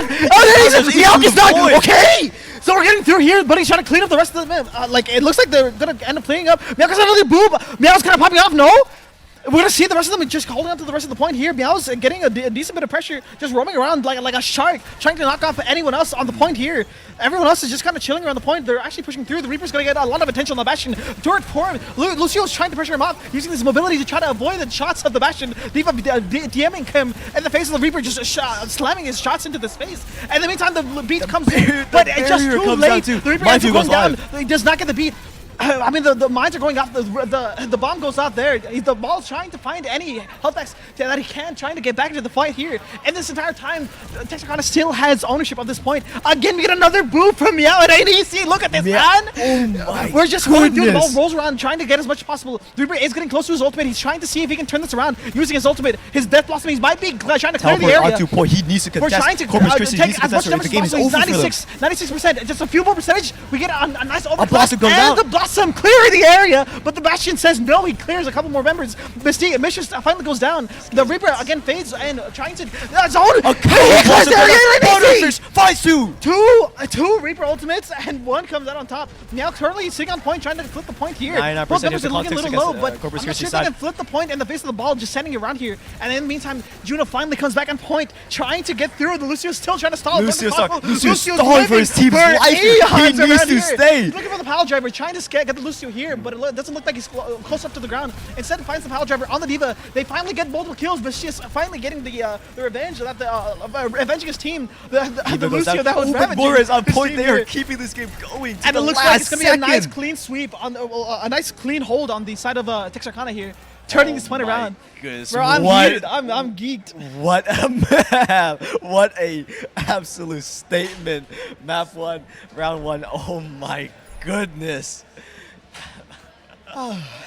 That Lucio, but props to Corpus Christi's Meow doing absolutely everything they can in their power as a Lucio to keep Corpus Christi in the game. And even though it doesn't pan out, absolutely monumental, generational performance coming out from Kind of Lucio. bumped off. Goodness. Yeah, I'm trying to see here. So it looks, if they continue with the ball here, it's going to be a little interesting, especially considering the DPS that they still have here. I'm not sure how things are going to turn out, but looks like they're just going to go through with a double speed, actually. Yeah, I mean, it's the same thing they were running before. We're just going to see what they end up rolling out with. We're going to see if they end up meeting them there. They met up like much sooner there. Immediately using his shields, I mean, it looks like Meow is getting pretty low, but in exchange for losing half of his health in terms of ult charge, Reaper is looking pretty decent on his ult charge there on the side of Catboy here. Missions does end up going down there, but in exchange for Crystal also going down in exchange, they have no tank on the side of Corpus Christi. Yeah. But it looks like, yeah, for the most part, it's just going back and forth. I mean, despite not having a tank, they're really like going down without a fight. Like they're not going down without throwing out some scratches there. So it looks like their ball might also end up going down, but no, he's able to swing onto the health pack there. Absolutely. I would say that Corpus Christi came out on top of that trade there. Even though Texarkana found Corpus Christi's tank, it was the entirety of Texarkana's backline that paid the price for Manny's extension. Again, we see the Bastion turning around the corner, completely melting the Zarya, who was also caught out of position there. I mean, we're going to see what ends up ensuing from this. It looks like they have a very resounding lead here in this situation. Bastion just shooting on the sidelines while he's waiting for his form. His turret form to come back. He gets pushed onto by the Sojourn, but it looks like the turret form dissuades any sort of attention that might lead to. Wait, no, they get dove by the border and the D.Va DMing the Bastion. The Bastion actually goes down on the side there. They're going to need to use these mines to try to get them off the point. Little denial of area here. We're going to see what the D.Va can do, but I mean, it looks like the D.Va just gets out of her mech. It's going to be I'm concerned about her running to the mine. Where can she go? She's stuck. She's stuck. She can't go anywhere else. I mean, for the most part, this entire time, I will say, Corpus Christi has been able to hold on to this point for sure, for 52% during this entire time. But I mean, you're starting to see some of the struggles coming out from Corpus Christi's side, right? Even though they hold on to the point, it's been a difficult hold. Butterfish was not interested in taking that 1v1. But Catboy is asserting his dominance, trying to push up there, no, he did not want claiming that his smoke. that point for himself here. We see 2 shots from the Bastion, forcing the Moira fade. We're going to see if that ends up leading to anything else. I'm not sure if they can really capitalize it. Soundbarrier comes They up from end up Corpus TPing Christi. into their backline, but it looks like they TP'd completely away from it. The Sojourn is getting completely dove by both a combination of Mishus and Butterfish here, trying to go onto their Sojourn here. Sojourn does end up going down, but in the meantime, Hoodie Hunter, along with their D.Va, just dives their Bastion once again here. They're trying to push onto the Reaper that's sitting on the Mega there. The Catboys getting a little low, while the rest of them are getting pumped up using this beat Sound- here.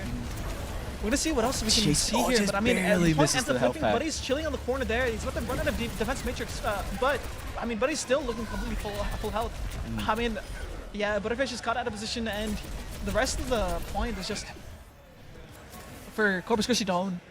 Corpus Christi, they find the point here, and it was after a very long and vicious struggle. Multiple dives into multiple members of the backline on Texarkana There's side. no downtime in this game. Immediately, again, the Bastion goes through. He throws D.Va the D-bomb bomb goes in. up. I'm gonna see it. Oh, The Bastion gets stuck out of in the the way. corner, though. It doesn't get anyone, but Butterfish clears the area, taking down taking down the Sojourn there. We're gonna see what else we can do here. I mean, Butterfish is getting 2 there. Moira has no Wraith. We're gonna see if that gets Ooh, pushed his on, but movement is Mishus actually goes down to the Moira, aggressively pushing forward. The Reaper actually takes down the coalescing Moira here. We currently see the ball pushing onto the baby D.Va outside of her mech there. The rest of them are just gonna see. I'm not sure if they can really touch. Yeah, it's gonna be brought up to 98%. Yeah, those just have to get the point here. Yeah, it looks like Catboy is gonna have to kite back for a little bit. It does end up getting slammed in there, but Manny is getting a little low, using his ultimate to press them back just for a little bit longer, maybe stalling out another 10% there. Another Bastion ultimate coming through here. I'm not sure if he has Wraith or not to get out of this position. He does not have Wraith. He gets surprised by the Butterfish burst going in from behind there. In the meantime, it looks like Butterfish is just trying to head on to the back of the point, while the rest of the team holds up front here, preventing them from trying to push through. Manny's just sitting here in the backline, not feeling a single ounce of worry, fear, or pain. Yeah, no, he knows his team is right behind him. If he needs a bailout, they will bail him out. Very notably, though, we do see Tamu-CC having Texas A&M University and Corpus Christi having many ultimates online, getting ready to push into them while Texarkana does not have any answers. The What boop a keeps boop onto the Catboy from sends clearing him the away. area, The but Death Blossom is notably not they good do end enough. up losing the Bastion there. A beat comes through, and it does provide them enough juice to keep them out of the fight for long enough. The soldiers looking so low, but it's just a consolation prize in the face of losing all 4 of their members there. I'm not sure they're gonna be able to touch here. It's still, it looks like there's gonna be a soldier and maybe a Juno, but I know there's nothing else that they can do. Yeah, no. Tamu, Texas A&M University, Corpus Christi ends up taking this map with a nice close game. Yeah, extremely close games. Extremely close second and third games there. A constant struggle for both sides. And, a Vicious play of the decides to game take the to play of the game Mishus away from as Meow here. Lucio. Okay. Let's see. He does boop? end up getting. So Mishus actually gets a boop of his own. In the meantime, also going for the Lucio that was also messing with his backline there. In the meantime, just getting 2-3 kills there. Absolutely. It's actually pretty good. I was that's kind of not hyped bad for at that. all. Yeah, for sure. This map was insane. This Lijiang map, this first Lijiang has been the most, some of the most like riveting gameplay, the most active, Yeah. consistent, constant fighting to come out of this event so far. And oh my goodness. So I'm not too sure if this will be a best of 5 or a best of 3. I'm not sure if this will have a guaranteed third map or not, but I'm gonna see what ends up happening going into this one. It looks like we're gonna be going into a best of 3. So I want to say we have the potential of this last map, or this next map being, I guess, the last here. For sure. We're gonna see if Texarkana is able to turn this around, or if they'll have to continue through here. Absolutely, but honestly, the games so far, we've been dancing on a knife's edge. It is punch for punch, blow for blow, and the game, it balances. It's so very close. Ivory's side, in my opinion, Ivory's side could have taken that last match. It came down to one mistake on the side of Texarkana. It was a bit of an overextension that got them caught. It was a bit, a trade of resources coming from Corpus Christi. They had more resources to throw at them, and Texarkana could not repel them, and that's just how the game ended. But honestly, I think it really was just one more pick, maybe one more, a bit of better position that could have swayed the game to their favor. Yeah, these games are excellent. I love these close contested. You need that intense focus, lock in to get these wins and bring them home. But absolutely, so I am hoping that every other set for the rest of the bracket is this close, right? Is this contested? Because Yeah. it's a good one. So, I mean, looking at the next map, so far for the hybrid maps, we've seen a total of, I think, King's Row and one Eichenwald map. If Yeah. I'm not mistaken. Yeah, We haven't seen you're right. anything else outside of that. I'm not sure what other maps are possible to be chosen. If I'm not mistaken, the loser of the previous map ends up choosing which map it is. And from what I'm hearing, it looks like the next map was actually Eichenwald. Yeah, Texarkana opting into the Eichenwald again. They chose this map into College Station before, and didn't pan out too well. But we'll see how this pick will work against Corpus Christi. From what I know, at least, I'm a caster for them, and they are pretty good on the pick. I'm just excited to see how it will pan out. Yeah, moving on to a very, very sunny Very Eichenwald bright, here. yes, very saturated Eichenwald, Yeah. for sure. Nice little castle, overlooking the entire map. Yeah. I mean, look at this map. So previously we saw them roll out on the Ramatra, if I'm not mistaken. Yes, you're correct. And in the face of a lot of overwhelming pressure, they decided to swap to a Diva instead. So we're gonna see what Corpus Christi ends up deciding to choose for their defense here. So yeah, it looks like the defense is going for a much similar situation of just trying to do as much overwhelming damage and pressure as they can. But it looks like they're opening up with their own ball actually, and instead of saving it for their own last second touch, they're actually opening up with it. We're gonna see how that ends up going. Absolutely, yeah. Opening with the ball. In fairness, I have seen, or the ball, as we've seen so far, has gotten a great amount of value charging into the flower pot. But the wrecking ball has been paying off dividends for Texarkana. It has been proven to be a very good pick that synergizes well over the back line with the front line. And it's also a Junkrat as well on DPS for Texarkana. So I'm excited to see how this will pan out. Corpus Christi opting for a pretty standard brawl comp with Symmetra. Yeah, and immediately the ball just rolls into the middle of them, using his shields to try to survive against them. Catboy immediately getting a nice little pick there to prevent their push. I don't think they're really going to want to push through after losing two of their members there. Yeah, it looks like the rest of them are just going to get forced through.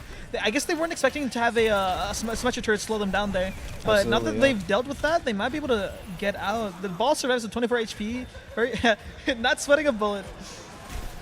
Absolutely. It's some trade of fire here from both sides. Ooh, a stray headshot from the River Gun finds the back line of Texarkana. It looks like they're actually pushing heavily into the ball. They used the overload to try to force the issue there, but looks like the ball is very comfortable just sitting in there.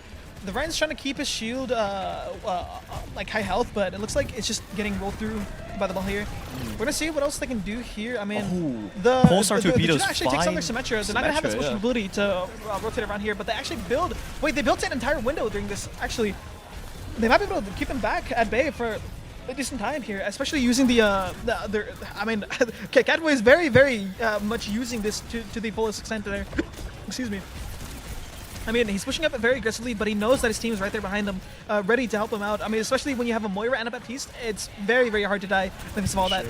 So right now, they're just trying to take care of the turret, giving them a brief moment of reprieve.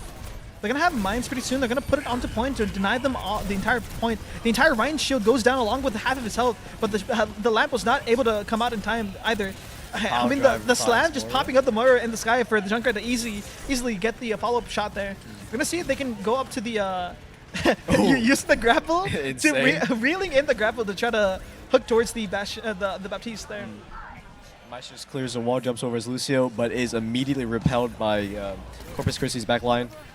Manny wants to get rolling in, and rolls it right out. He sees the entire enemy team. He does not want any piece of that smoke.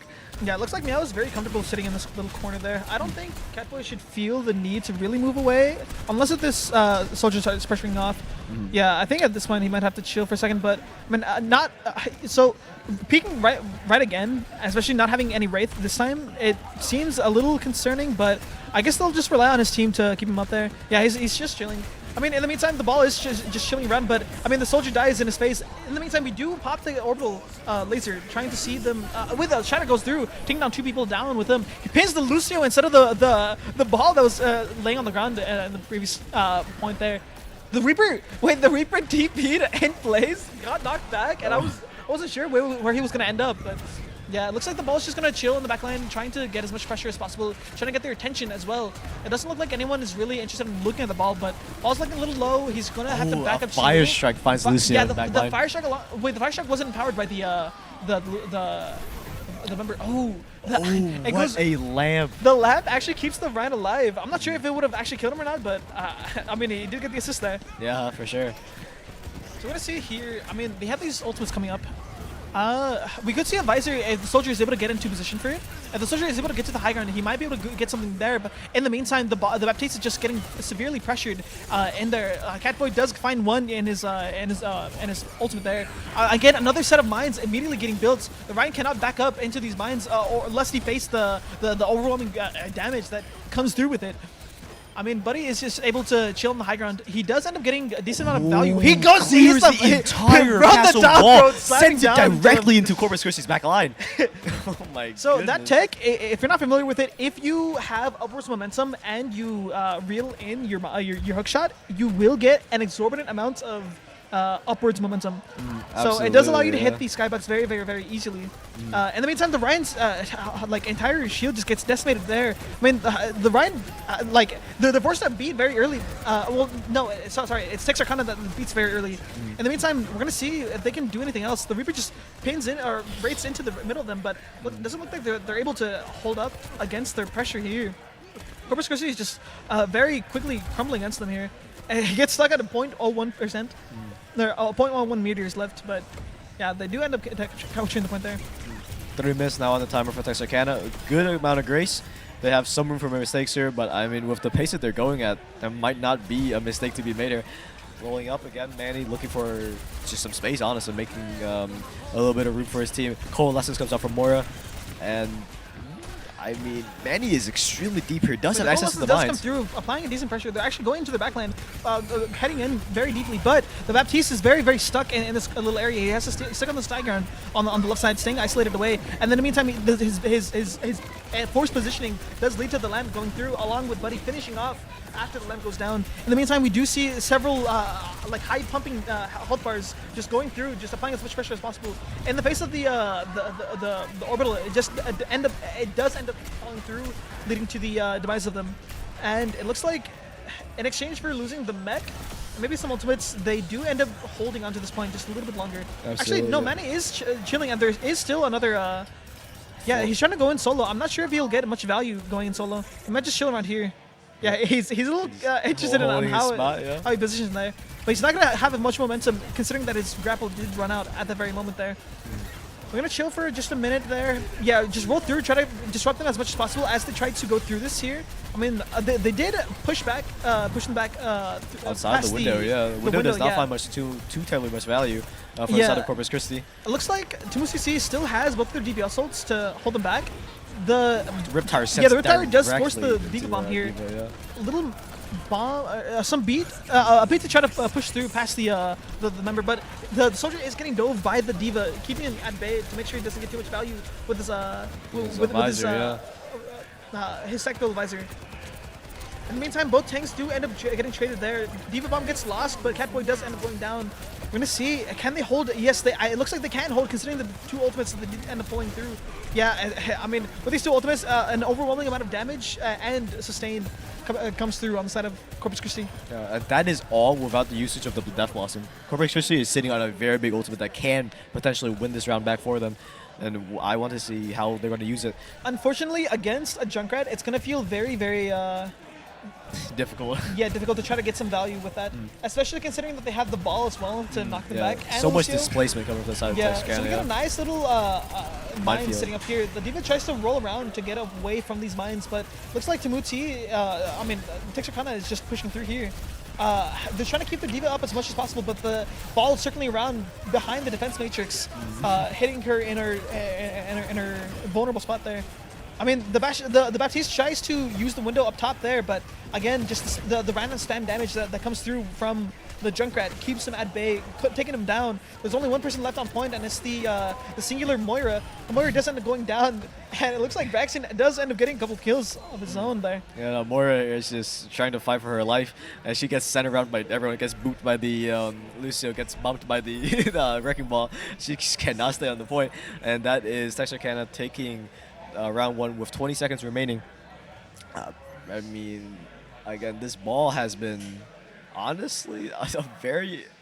I didn't expect this at all. Actually, like the ball pick was not on my bingo list, at least for for System Showdown to be brought out, but it is paying off in a big way for Texarkana here. They found their stride, a pick that fits with their comp. A pick that fits with their comp. A pick that makes the team work. Right now, it is Corpus Christi on the offense, and we'll see how Texarkana will respond, and it will be with a Juno Ana game. Okay.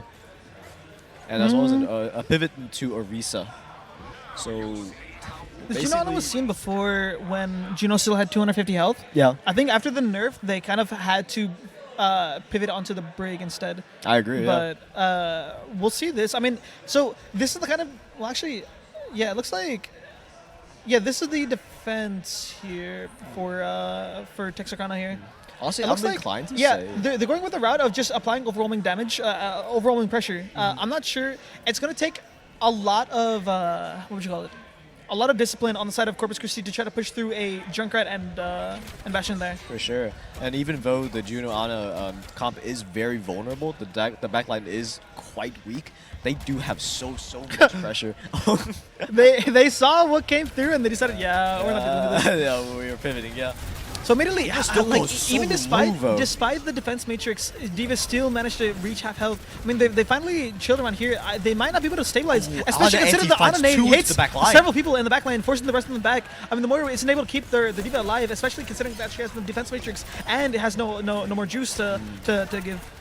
Yeah, the Bastion and the Orisa tears Corpus Christi apart. And what a fight. I mean, the Diva, I don't know, the Diva walking up with Matrix out still takes so much damage. And it is that damage that makes like these staggers and push, and Texarkana, they capitalize on the opening. Yeah, like I said, I mean, so they decided, Catboy decides to swap off the Reaper and onto the cast. It looks like, for the most part, they're just going to have to chill for a second. Yeah, so they use the Bastion form. They're going to see if they can eat through it. They do end up stabilizing in there. They don't have a Bastion turret to push through, but very notably, it looks like David's pushing in through despite not having her full health bar coming through. Not having that armor is a very hard struggle to deal with there. I mean, in the meantime, they're just like there's nothing else that they can really do. The Diva is gonna get caught out of position. I'm not sure they might actually stagger the Diva. Now that I think about it, I don't know where the Diva is, but I mean, if they keep her inside of that room, it's just gonna be a longer delay there. Yeah, I mean, so yeah, actually, the Diva might end up remeching. Maybe. Yeah, the Diva will She end up is very remeching. nearly, yeah. So what I mean by stagger is a lot of the times. Okay, so a Diva outside of her mech obviously does not pose much of a threat. Absolutely. So what some teams will do will actually keep the Diva in the middle of their team instead of letting them die and reset, getting their mech back. Yeah, so many times you'll see some higher upper teams delaying to kill somebody because of that. Absolutely, yeah. In the meantime, again, we're just getting all this pressure being applied onto the Diva here. Diva feels very claustrophobic here, not being able to push through this here. I mean, Texarkana, they're sitting on pretty on the four bright side, ultimates they do have available. a coalescent to try to push through that would pressure them. And we see Riveting a gameplay. wonderful Junkrat POV. Riveting gameplay Yup, from a Junkrat here. yup. I mean, okay, the middle shot, What okay! an air We're not shot! popping up. What Two an direct air hits, take out shot! the coalescent Oh there. my Very goodness. cleanly dealing with the one threat that might have hurt their threat of sustain there. I mean, absolutely. it's just too easy. No, no, For a guy like him, it's just on the Tuesday. Oh my god. A triple Kukumu from Juno. Finds Juno with getting a triple, the Junker getting a pulsars. 2 direct shots. I mean, Tamuti. I mean, Texarkana is kind of chilling. Okay, yeah. I think he heard him making fun of, or he heard us making fun of him, and he had to lock in. But absolutely insane work, yeah. Props to Juno as well, finding 3 onto the back line after the Orisa, the Terror Surge, kind of tears through the front line. The orbital does come through on Texarkana. The High Noon does come through, taking down one of the members. Both supports. They're Two with the Riptide. Both supports. Manny, it's just Manny and the two DBS on the side of Texarkana. We're gonna see what else they can do, but in the face of just a single Sojourn, I don't think they'll have much trouble holding on to that. Texarkana again and again, they have repel push after push. It was a Riptide finding 2 into the back line that won them the fight, and it was just, it was just cleaning up scraps for the rest of them. Now, Corpus Christi are sitting on 20 seconds. The clock runs against them. They need to make something happen here. The Bastion ultimate comes through, taking down one of the members. It looks like Corpus Christi is trying to push through despite all this damage. So the issue is, against this composition that requires patience and precision, you don't have this when you only have 30 seconds left on the clock. Yeah, They're not sure. even going to be able to touch the point, it looks like. And it looks like it's a nice, easy victory for Texarkana here. A resounding victory for Texarkana on Eichenwald. They're a counter pick, and yeah, they showed up for sure. It looks like we're going into map 3, right? Yeah, seems like it. Yes, this is the first third map. I'm very, very glad we get the flashpoint here. Bastion airstrike finds the Bastion just is chilling up here. Yup. Yeah, uncontested, And absolutely free firing. Oh my goodness. I think his hand might have been off the keyboard. So move on back to us. You get to see wonderful me here. Absolutely. Yeah, what a game. I was actually really glad to see these. I mean, it looks like these kind of moments, they always end up showing at the very end of these. Trying to think here. Like, I mean, so we did see, like, again, to come back to that defending team. Sorry, let me show my manners here and not show my feet there.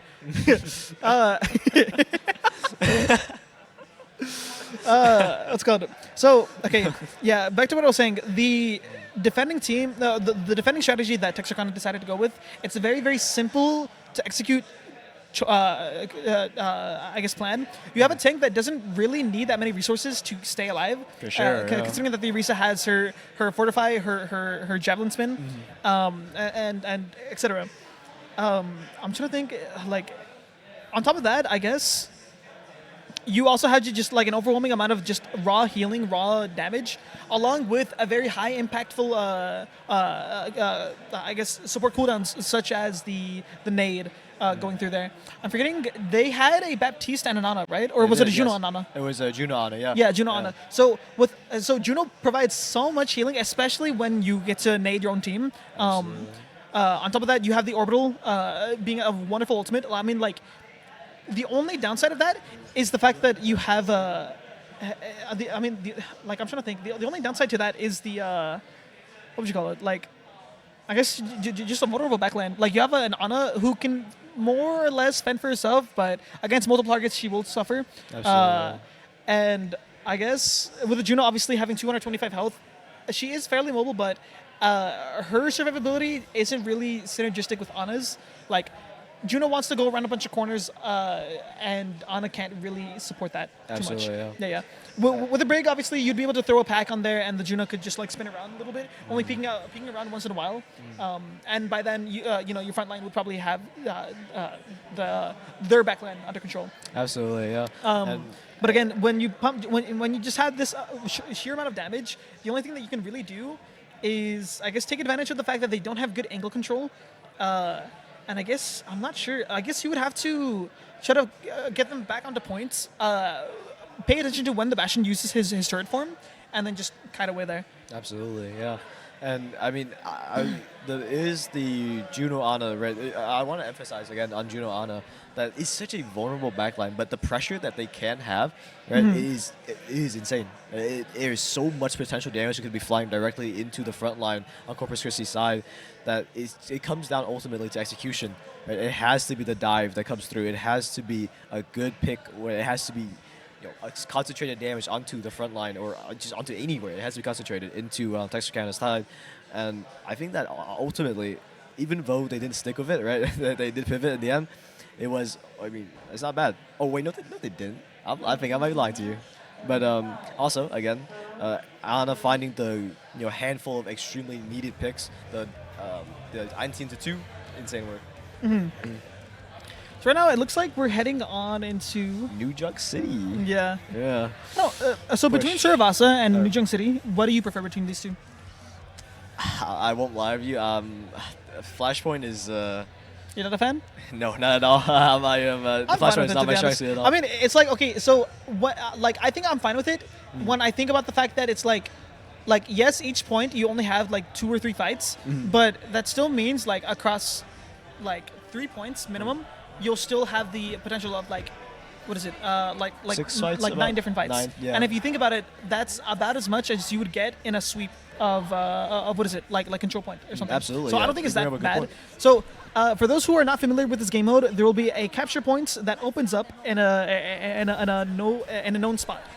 Both teams will have to go in and capture it. It's much like King of the Hill, like the control point, except it'll tick by very quickly. Once it gets captured, whichever team captures it will get 1 point. Moving on from there, yeah, another control point will open up later on. I guess you could call it a flash point because it's much faster. Yeah. Whichever team gets the 3 flash points captured will end up winning this. A bit of what appears to be miscommunication coming from the side of Corpus Christi to the team members taking different sides, not following the Lucio.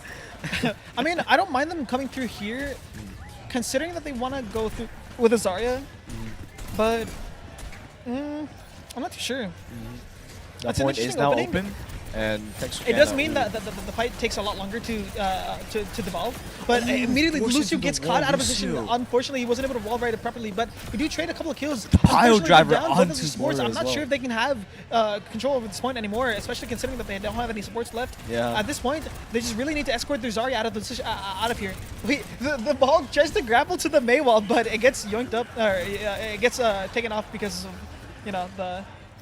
I mean, May just manually brace it herself, yeah. Yeah. And tries to find it. I mean, he does eventually find the angle onto the top side of the map, and he does take down the enemy Zarya.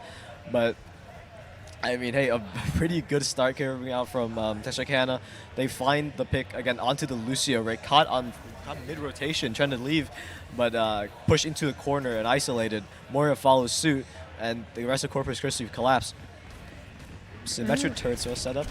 So right now, I mean, they did pump a lot of all charge into a lot of energy into the Zarya bubbles there. Absolutely. So the Zarya is going to be looking fairly comfortable there.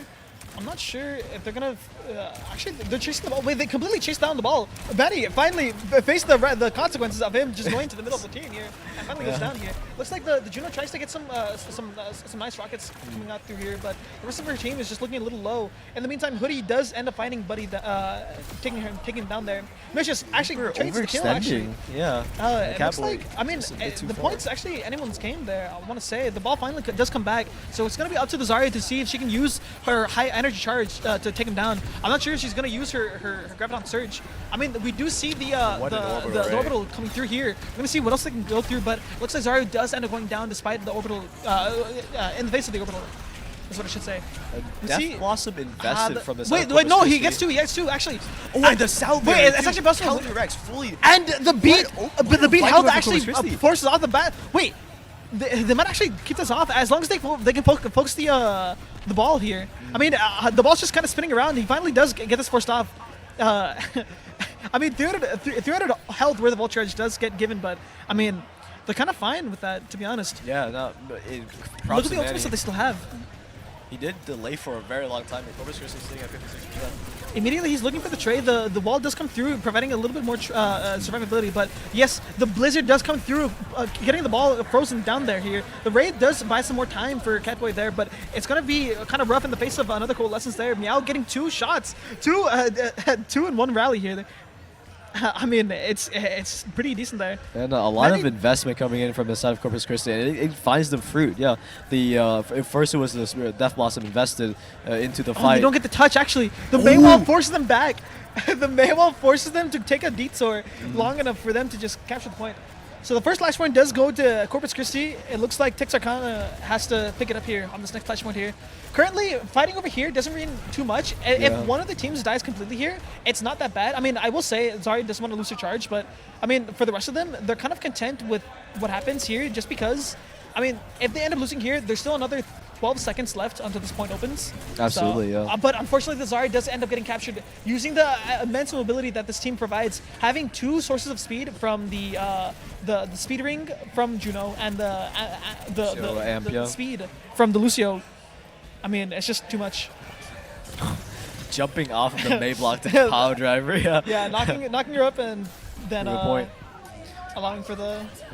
Reaper once again No, the miss! Oh, Quick miss! no! The going down. Oh Unfortunate. no, that is So, unfortunate. okay, opening this, I will say, despite that, they're still ahead in these ultimates. I mean, so they will have Corpus Christi will have the Barrier the- up very soon. Yeah. Yeah, the sound barrier and the Death Blossom. But I mean, they'll still have mines to be able to disrupt. If they use their ultimates, it's gonna be on Texarkana's the onus is on Texarkana to use their ultimates well and stop Absolutely. for the rest of their ultimates here. Because otherwise, but he actually just completely Reaper just eviscerates yeah. that Reaper. And in the meantime, the rest of their team is not able to follow up on whatever space the Reaper may have gained using those mines there. Texarkana is sitting on the Death Blossom as well. They have, again, a lot of resources here. Sound barrier available for both teams. If it came down to a match of defensive resources, they're both just about even. 80% now on the Blizzard. It's going to be another big ultimate for Corpus Christi to use, but it might just come a bit too late. I'll say 90%. They might actually already. just walk through with their own beat. Actually, the beat will buy enough time for the Moira to A build her counter ultimate. comes out.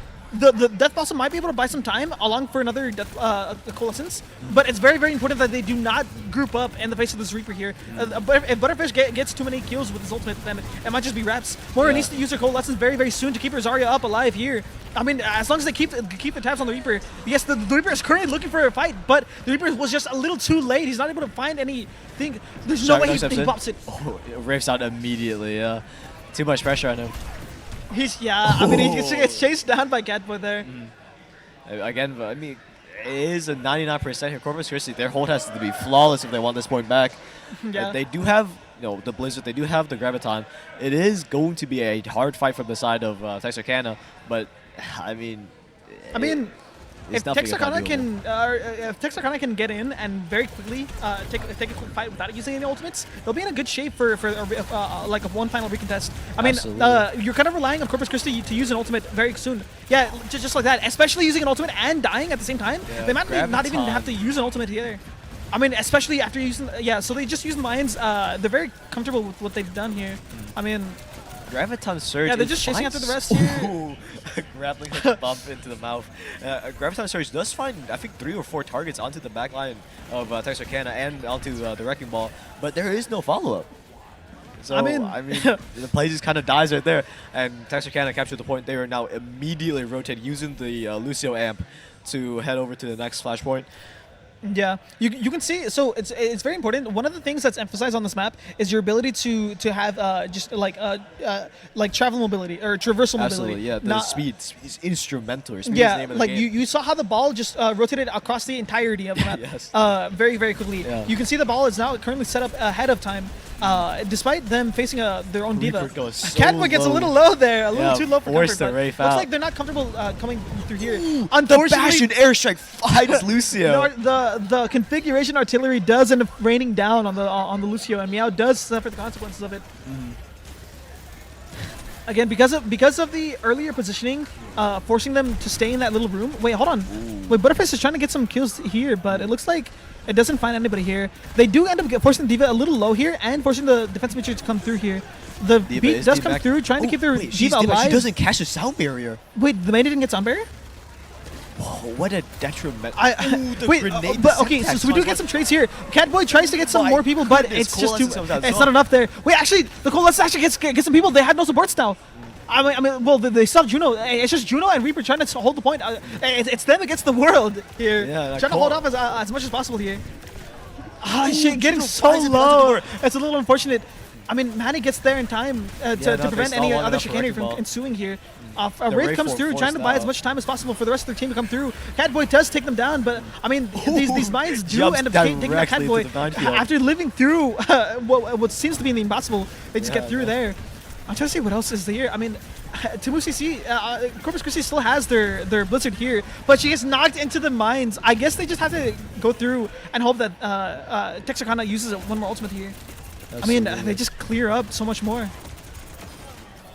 Texarkana here. Again, their retaliatory is fast. Yeah. Shield coming out. He rates in place, trying to bait them.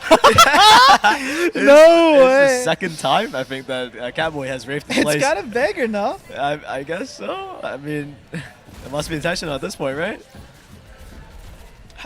So one of the issues of running ball into a Mei is that the Mei can just choose your primary fire and completely like slow down your fireball, which is like you really don't want to be caught without your fireball in the middle of several people. Absolutely. It looks like so the Mei got caught in her blizzard, but or got caught in her cryo, or caught without her cryo is what I should say. Yeah, Lucio here finding the boop sends her directly into Texarkana's side, and she is promptly punished for her mispositioning.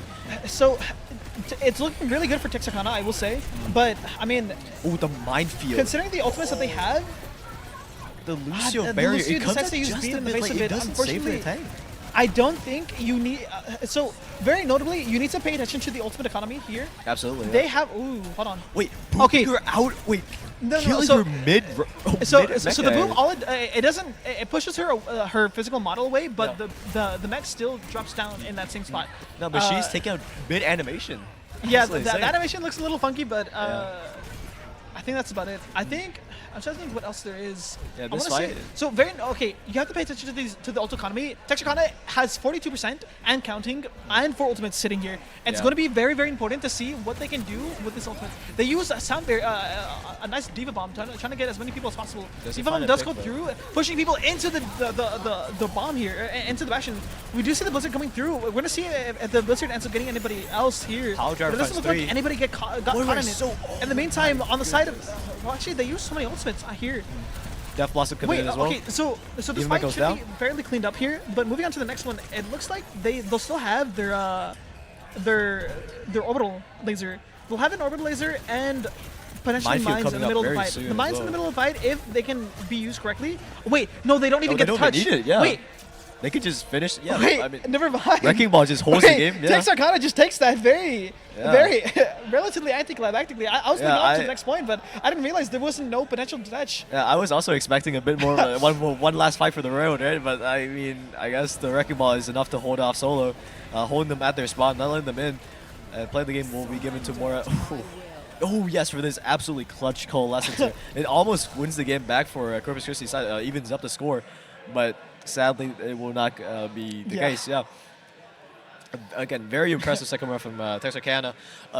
Very nice fights throughout. Even though they did drop the first point, they Yeah. recovered extremely well. They felt they hit their stride, and they kept with the momentum that they got from the second point. Yeah, I mean, it seems weird to call it a reverse sweep, but I mean, like that's what it was. Like, even though there was only 3 points or 3 maps there, I mean, Yeah. it's still a reverse sweep there. Absolutely, yeah. Again, I want to bring some attention to Wrecking Ball, right? The Wrecking Ball pick. Again, I was again, surprised by it, to be honest. Yeah, I am not too terribly partial on Wrecking Ball, especially on Flashpoint maps and especially on New York City. But I mean, he made it work. Man, he absolutely made it work. So props to him.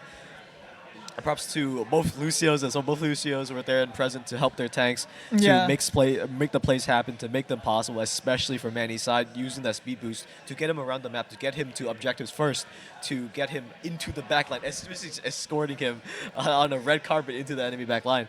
So, props to them. I'm trying to make sure, like, so for those that you don't know, like, you have to keep 3 fingers away from the mic, and I'm trying to make sure I have that amount. Like, but the thing is, it's like I don't want the mic to pop as well. So it's like, you know, I gotta make sure I come out clear, but not like, you know, For sure. spittling into it. I have the mic crackling there. Not too terribly familiar with the karaoke mic setup. I'm alive. Yeah. It's also important to stay hydrated, you know. For sure, yeah. And I am checking, or I'm taking a peek on the screen to see if we are. Do you remember if it is a best of 5 or best of 3? I'm pretty sure it was a best of 3. So I think that's the end of it. Like I said, it was a reverse sweep. So kudos to Texarkana for taking that away. For sure. I mean, I'm trying to think here. Look, I'm trying to think. So far we've seen. What is it? We saw. we still San haven't seen Antonio, East Texas main- actually. Wait, what? We have seen every team at the league today, apart from East Texas. Right. Yeah. Yeah. So there's Texarkana. Actually, I think East Texas. maybe that's a team that doesn't. Oh, you're right. Yeah, they might be Yeah. the team that doesn't have an Overwatch team. That would make sense in that case. Then, yeah. Then that's my Yeah. mistake. I mean, Well, we- I could check here. Excuse my improfessionalism, but I'm checking, Of course, the yeah. side here. Yeah, so far Meandering we real have quick seen here. College Station, San Antonio, we've seen Texarkana, Corpus Christi, and International. So I mean that's a Texarkana. round. That's an even. No, that's an odd five, not even. But I mean about as even as an odd number could get at this point, honestly. Okay. So yeah, I mean East Texas. Yeah, It is the East case? Texas is only represented By represented by their Smash Bros. Smash team. I see. Yeah. Okay, So, yeah. All right, that makes sense. then, yeah. The 5 teams that we saw so far are in fact just the. So early mention of them being a dark horse. I mean, Well, they're the darkest horse. I don't think they're real. Unfortunately, the Overwatch. Maybe it's maybe more of a Trojan horse in this case then. yeah. I think I wouldn't mind going down to break. It was actually a really, really nice series. I hope to see other close series like this. Absolutely, yeah. But for now, I do want to cut the break here. It was very nice. I think that's about it. Yeah, and Yeah. we'll see you guys on the flip side. Yeah. I think.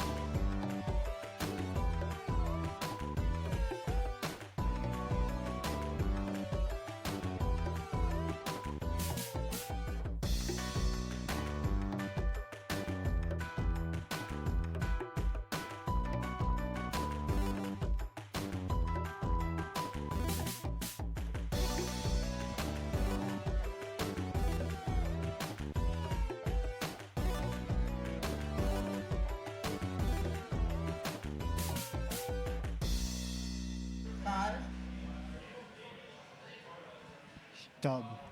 Okay. And welcome back, everyone, to San Antonio A&M System Showdown. I am with a new caster today, or a different co-caster. It's my fault. And would you like to introduce yourself real quick? Yeah, I'm Eli, or you can call me Pikmin. I play for Thomas Esports. I'm on 2 teams, and I'm excited to see competition versus Texas Arcana. Absolutely, yeah. It will be Texas A&M College Station against Texas A&M Texarkana. My boys here are having a little bit of banter in the chat here. Bring back Okay. Scatter Arrow. I am inclined to agree. I played during Overwatch 1, and Okay. I am partial to Scatter Arrow, even if it may or may not have been one of the most annoying things I've ever seen. I played a little bit of Overwatch 1, so I know about the Scatter Arrow. I haven't played Overwatch in like 2 years, but when I did play Overwatch, I played for a whole month, and then I got plat.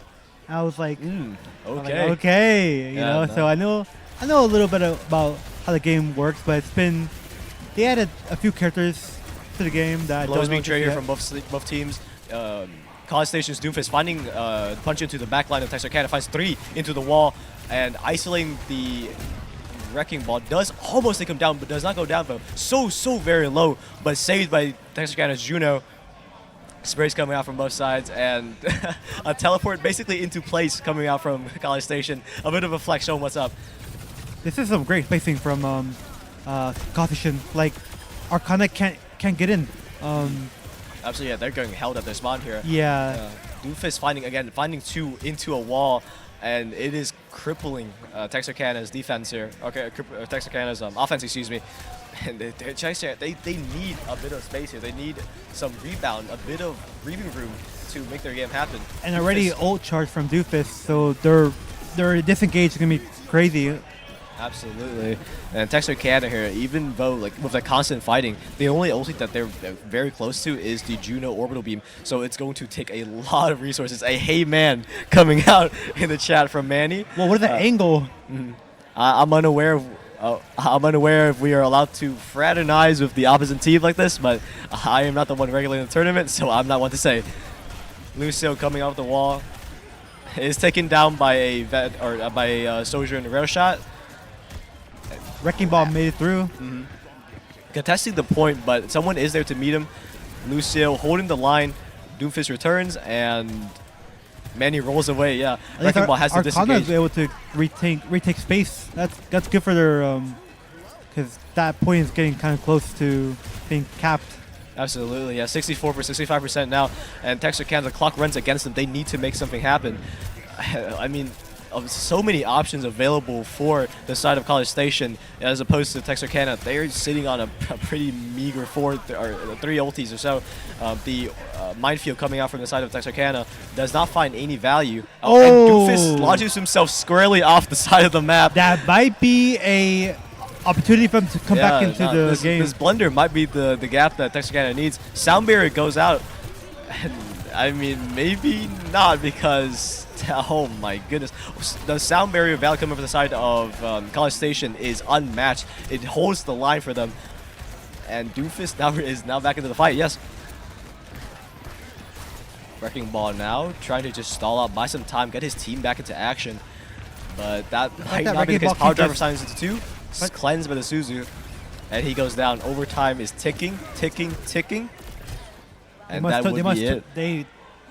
Very unfortunate. The Wrecking Ball was giving them enough time to be able to reposition themselves, but they're just able to capitalize on how easy it is to trace the merry-go-round that Wrecking Ball does. Absolutely, yeah. We're getting, again, more banter coming out from the chat. Texarkana coping, I believe. Clipped and safe forever by Buddy. Very, again, fraternizing. Of course, you love to see it. I do want to remind the audience that this is ultimately a friendlies event. Right? This is for the love of the game, you know? Yeah. So no stakes here. We're just having a good time, and I'm glad that the boys are having a good time as well. I don't know exactly what's going on in chat, but it is interesting for sure. Doofist with the insane rollout here, covering half the distance of the map. Wrecking Ball challenged on the approach, does take first contact and is forced out. Half health, not dead yet though. Do you think that there should be a swap in heroes. I mean, for the side of College Station, I feel like there's really no point in fixing something that isn't broken. They've gotten a lot of value from this Doomfist so far, Yeah. and they're continuing to get value from it. Texarkana, maybe a bit of a pivot might be in order. The Butterfish on the Reaper pick now, and I won't lie to you, it's not finding the value that it needs to find. Oh, College Station Rohawk they're for the charging his punch with the Sojourn field off the side. Roadhog will be the pivot that they choose. Yeah, I saw that and I was like, oh my god. a different pick is an. He he came does back. get back. He All does get right. back. We don't make those mistakes twice. Good in College Station for that, of course. Fool me once, shame on me, or shame on you. Fool me twice, shame on me, right? And it is again College Station constantly in control. Their pressure honestly mounts and mounts and mounts. They are suffocating to play against here. And Arcana is just having like uphill battle constantly, unable to figure out a way to regain control of the map. Absolutely, yeah. Texarkana trying to find their pivot here, trying to look for the Orisa. This has been a pivot that has been favored by a lot of the teams so far in this event as a response into the Doomfist. We'll see if they can find success on it. Orisa's Javelin's pretty good against Doomfist. You're able to just to mid cast, throw back Doomfist from running into you like that, and you're able to like block damage with your Javelin spin. Absolutely. I think it's called Electric Surge. That all is very good for grouping up the enemy and wombo comboing everyone. Absolutely, yeah. And then we see just now that, again, College Station, their team is just so coordinated. The second that Doomfist goes in, they send it onto the... Ooh, finding two with the fist off the side of the map here. Almost two. Sorry, partially two, yeah. Outside You the map, can't- Kitsune flies out. You can't Seismic really get Slam? to Juno, unfortunately. Of course, yeah, good point. That's my apologies. There goes Lucio. Lucius flying straight off into the map. Doomfist- That's it. Yeah, That should be yeah. point. That is the first map. Very quick first map. I won't lie with you. Kind of a wash from the side of College Station. Again, demonstrating their mastery over the game, demonstrating their ability to control, to suffocate their enemy team out. Very strong team composition they have. They're able to like work together very well and make sure that like they can't push forward. Arcana has to figure out a way to combat this in the next map. Absolutely, yeah. It's not even just the pressure right, from the Doomfist. It's the pressure from the rest of College Station. They are so quick on the beat. They follow up instantly, right? The second that they see him go in, snap of a finger, they are with him every step of the way. We see the Reaper, Shadow Step. Whenever Doomfist sends it into the backline, Shadow Step instantly, and Kiriko, Swift Steps, follows with him. It is 3 immediately diving into the backline. Yeah. And it's hard to respond to that whenever... They know the limits very well. No hesitation sure. at all. They trust their team very well. Absolutely, yeah. Props to them, right? Yeah. They're the best team, or so far at least from what we've seen on the cast, they are the best team to have come to the event. And they're coming in as favorites on my end, right? Or from how I see it. So I'm curious to see how my boys, right? They'll stand up to them. Yeah. Do you know the record for all the teams currently? I'm familiar with the records that have been on the cast. Okay. Currently, or so far, for at least the cast, College Station is undefeated. They have yet to drop. I don't think they have even dropped a map yet, actually. Okay. Yeah, they are absolutely insane on it. And this is a run back from earlier in the play-ins, or earlier in the round robin. Texarkana did go up against College Station, and I won't lie, they didn't find too terribly much success. We see Manny kind of alternating picks right now. Initially, he went for a more brawl comp focus. He went with a Ramatra. He went with the Orisa, I believe. Yeah. And now he's on the ball and returning back to the Orisa. I don't think he's found any success on any of these picks. And while they're trying to kind of stumble in the dark, trying to find a response, College Station, they're just kind of running the game. Yeah. Yeah. I believe I heard a map. I don't know. I couldn't really. Motown. Okay. Midtown. Okay. We will be going to I- Midtown for the next map, yeah. I believe that's payload. It is. It's a hybrid, yeah. Hybrid. Or- Okay. It So might be. it's- It might just be payload. Actually, my fault. Yeah, my apologies.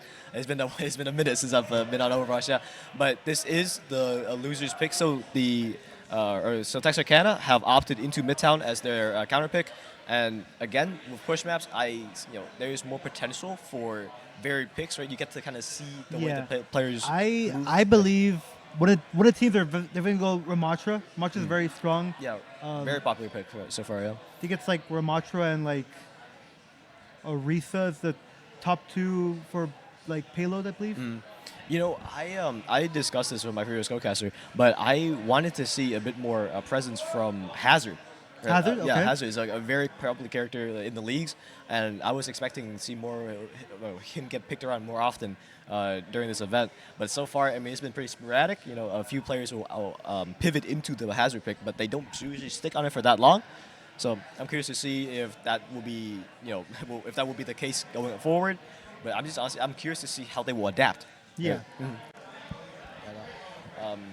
Before we continue further into the stream, I do want to thank our sponsor, the Texas Army. They are the ones who made this event possible. And again, big props to them. If you ever wanted to forward your career in education, in esports, regardless, right, give them a check-in or check in with them. They're flexible. They run their own teams. So if your college or your organization is in need of scrimmages, they will be there to provide. Yeah, and welcome everyone to Midtown. I'm excited to see their comp for the starting for the first half. I really think Ramatra is a good pick here. Maybe like alongside with like Juno and Kiriko. I see Baptiste. I see Reinhardt. Oh, and it is And I see that that is a Mauga. Zarya. Yeah. Zarya into a Mauga. That is a Mauga, Mauga, who is okay. coming out from the side of College Station. Again, we discussed this pick earlier in the day, and it is ultimately we ended up kind of placing it or pinning it as a more niche pick, right? Okay. Something that you bring out for a specific team comp that can function and make the most out of Mauga's cage. Yeah, and I'm very curious to see how College Station will use the power of the Mauga to their advantage. Texarkana opting to go for a pretty default setup with a Sombra, though. I have my opinions on the Sombra pick, but Manny on Zarya is first to make contact. Gunfire is being traded around. Echo does take a good bit of damage, goes down to half health, but no follow-up from the side of Texarkana. They are a bit deep. Hack attempt, but ultimately failed. Echo now dropping down, plants 5 stickies into the Ana's back. Does not go down though. I Focus see beam goes a out. Junker on the screen. I do see a jump out on the screen as well, yeah. Not finding too terribly much value though. See. And it is a very close skirmish, but it is College Station that finds the victory out of it. And now they're peeling it is backwards. hybrid. It is hybrid. I see you have to capture the point first and then payload afterwards. Absolutely, yeah. It's a process, and Sombra here again being found on the flank. She's constantly being challenged. Kiriko teleports in to help out Mauga, and it is a 1v1 duel between Sombra and Echo. Sombra comes out Sombra on, wins the Ana actually trade. comes out on top. Excuse me. Oh, Ana. Okay. A very good stampede coming out from College Station's Mauga. Finds one into the back line on the Lucio, and the rest of Texarkana forced to peel backwards. And then there goes Zarya. Yeah, Zarya is punished for the extension. College Station now taking a chance to reset, to pace themselves a bit, resetting back onto the high ground, while Texarkana tried to look for a different angle of approach into the game.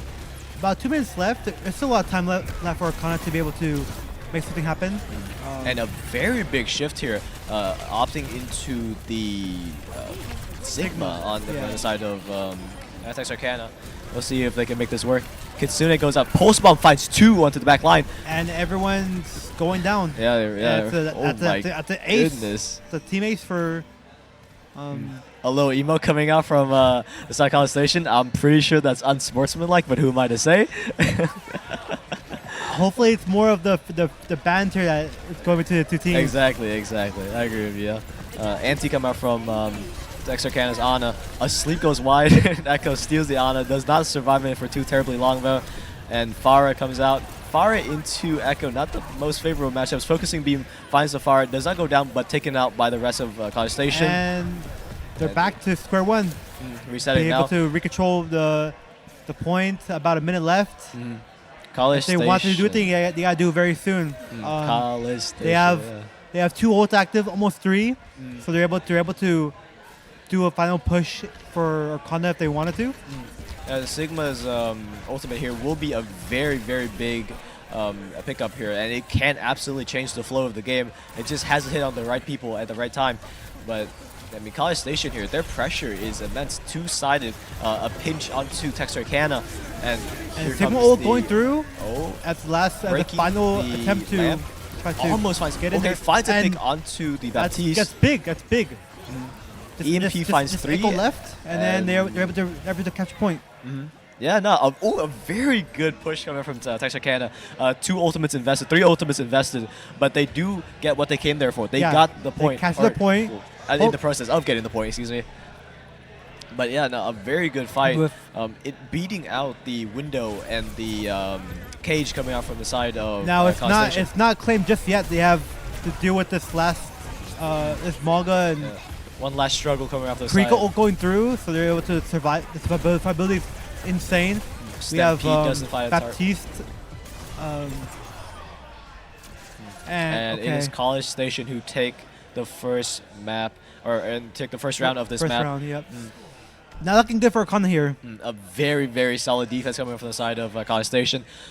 Again, very, very coordinated is the name of the game, Yes. right? They are all about that kind of disciplined aggression. They will push Texarkana back to their spawn, but when they know that their time is up, when they know that they've overstayed their welcome, they will peel backwards and they will reset for yet another fight.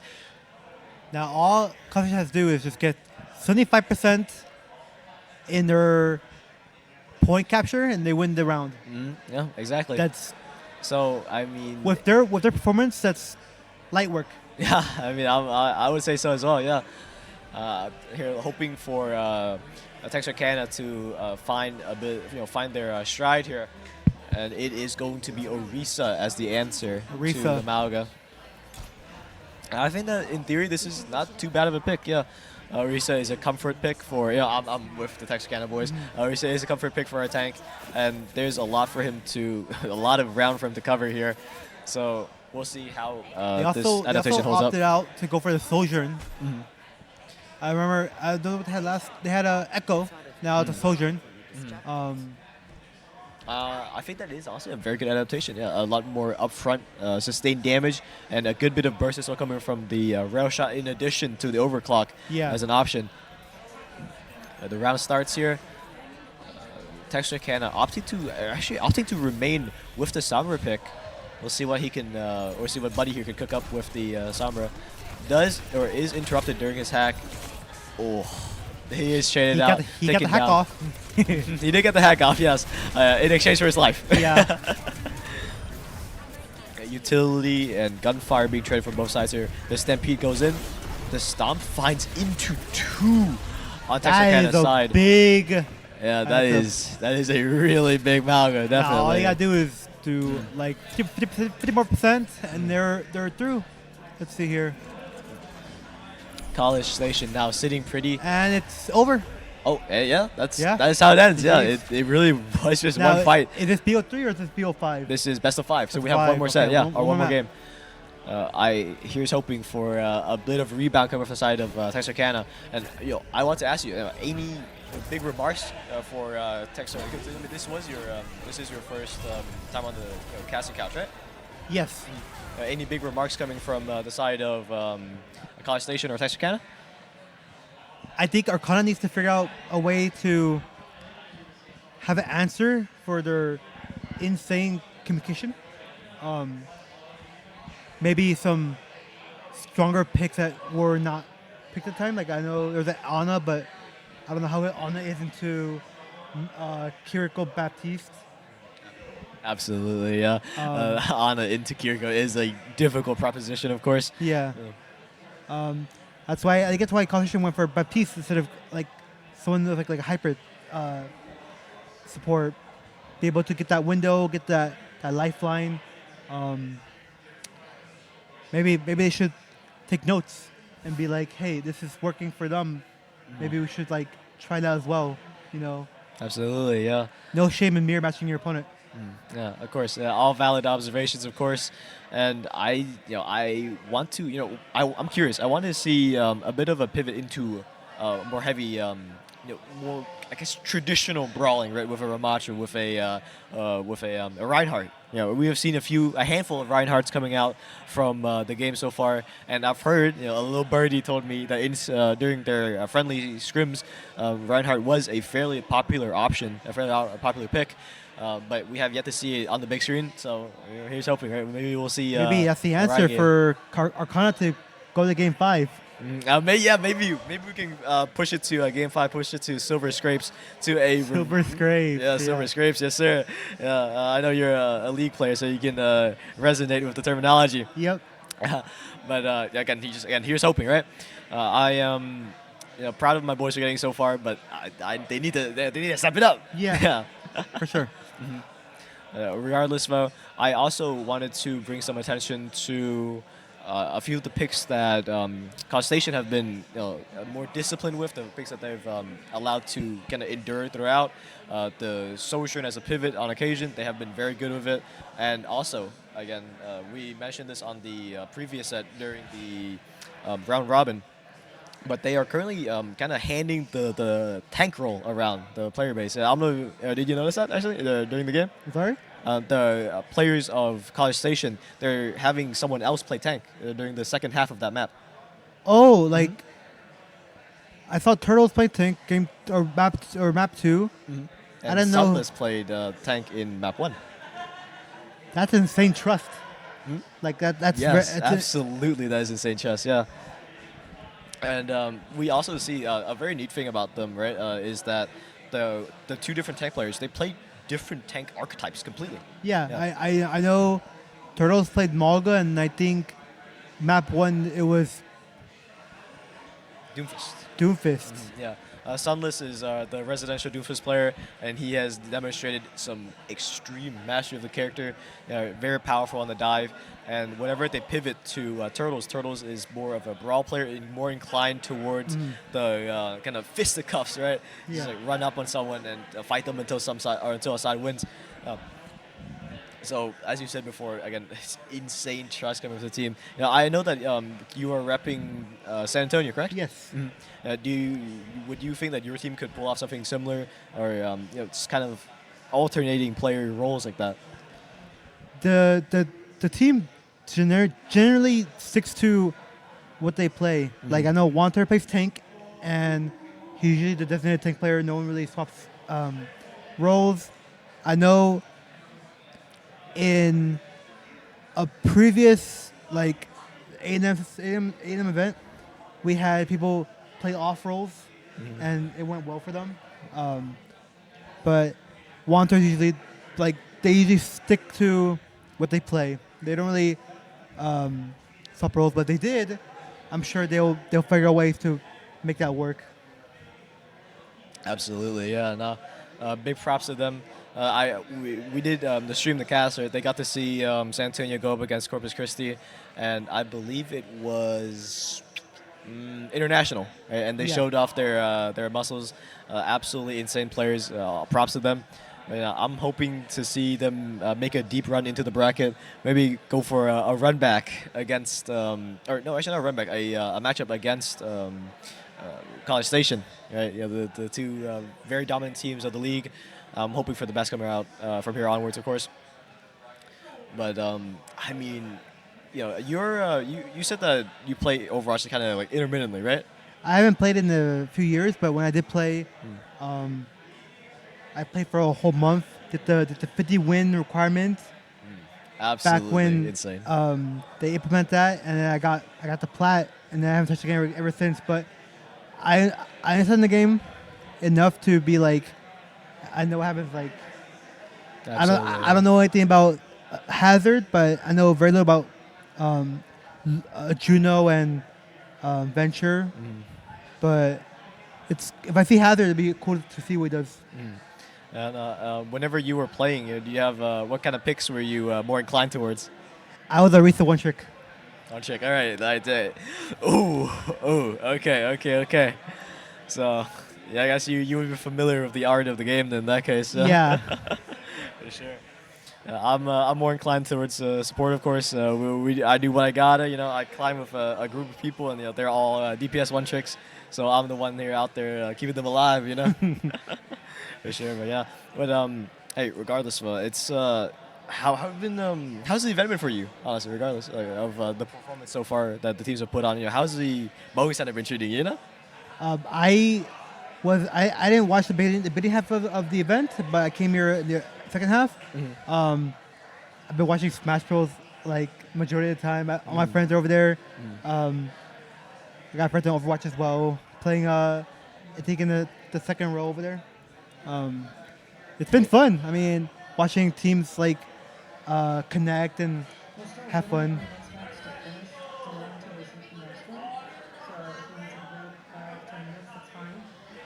Yeah, and I'm inclined to agree. Yeah, Smash has been alright. The very few games I haven't had too terribly much downtime in between the casts, but of the games I've seen for Smash, they look absolutely amazing. Right, they're very proficient players who are familiar with their characters, who know how to abuse the most out of their kits. Yep. Yeah, so absolutely insane. Right? I would love to take after we finish up this set. I would love to take a little break and go see what they're cooking up over there. Yeah. Yep. But any other? On the topic of Smash Bros. Actually, I some of my boys, they were. Sorry, excuse me. I got distracted by a child in the front of his arcade. It was very sweet. But on the topic of Smash Bros.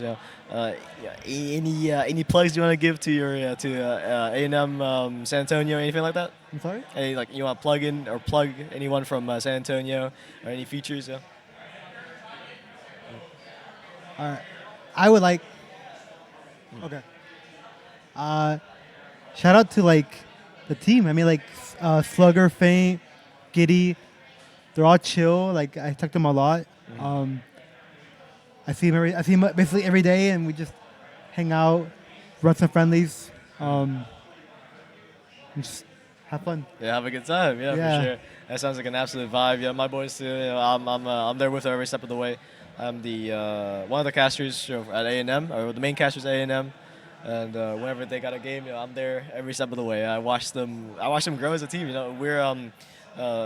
We, as far as I know, we are the youngest team. Right, this is like the infancy of our esports program, and so far I'm honestly very proud of them. They've done a lot of good. They've progressed a very far way. From just kind of being bare bones to being here, right, showing up to a bigger stage, and just playing their game, right? I was curious about something, before we move on. Also, were you around here during the infancy for San Antonio's program? No, I joined the program spring of 2023. About 4 years after. Okay. How? Okay, very neat. Yeah.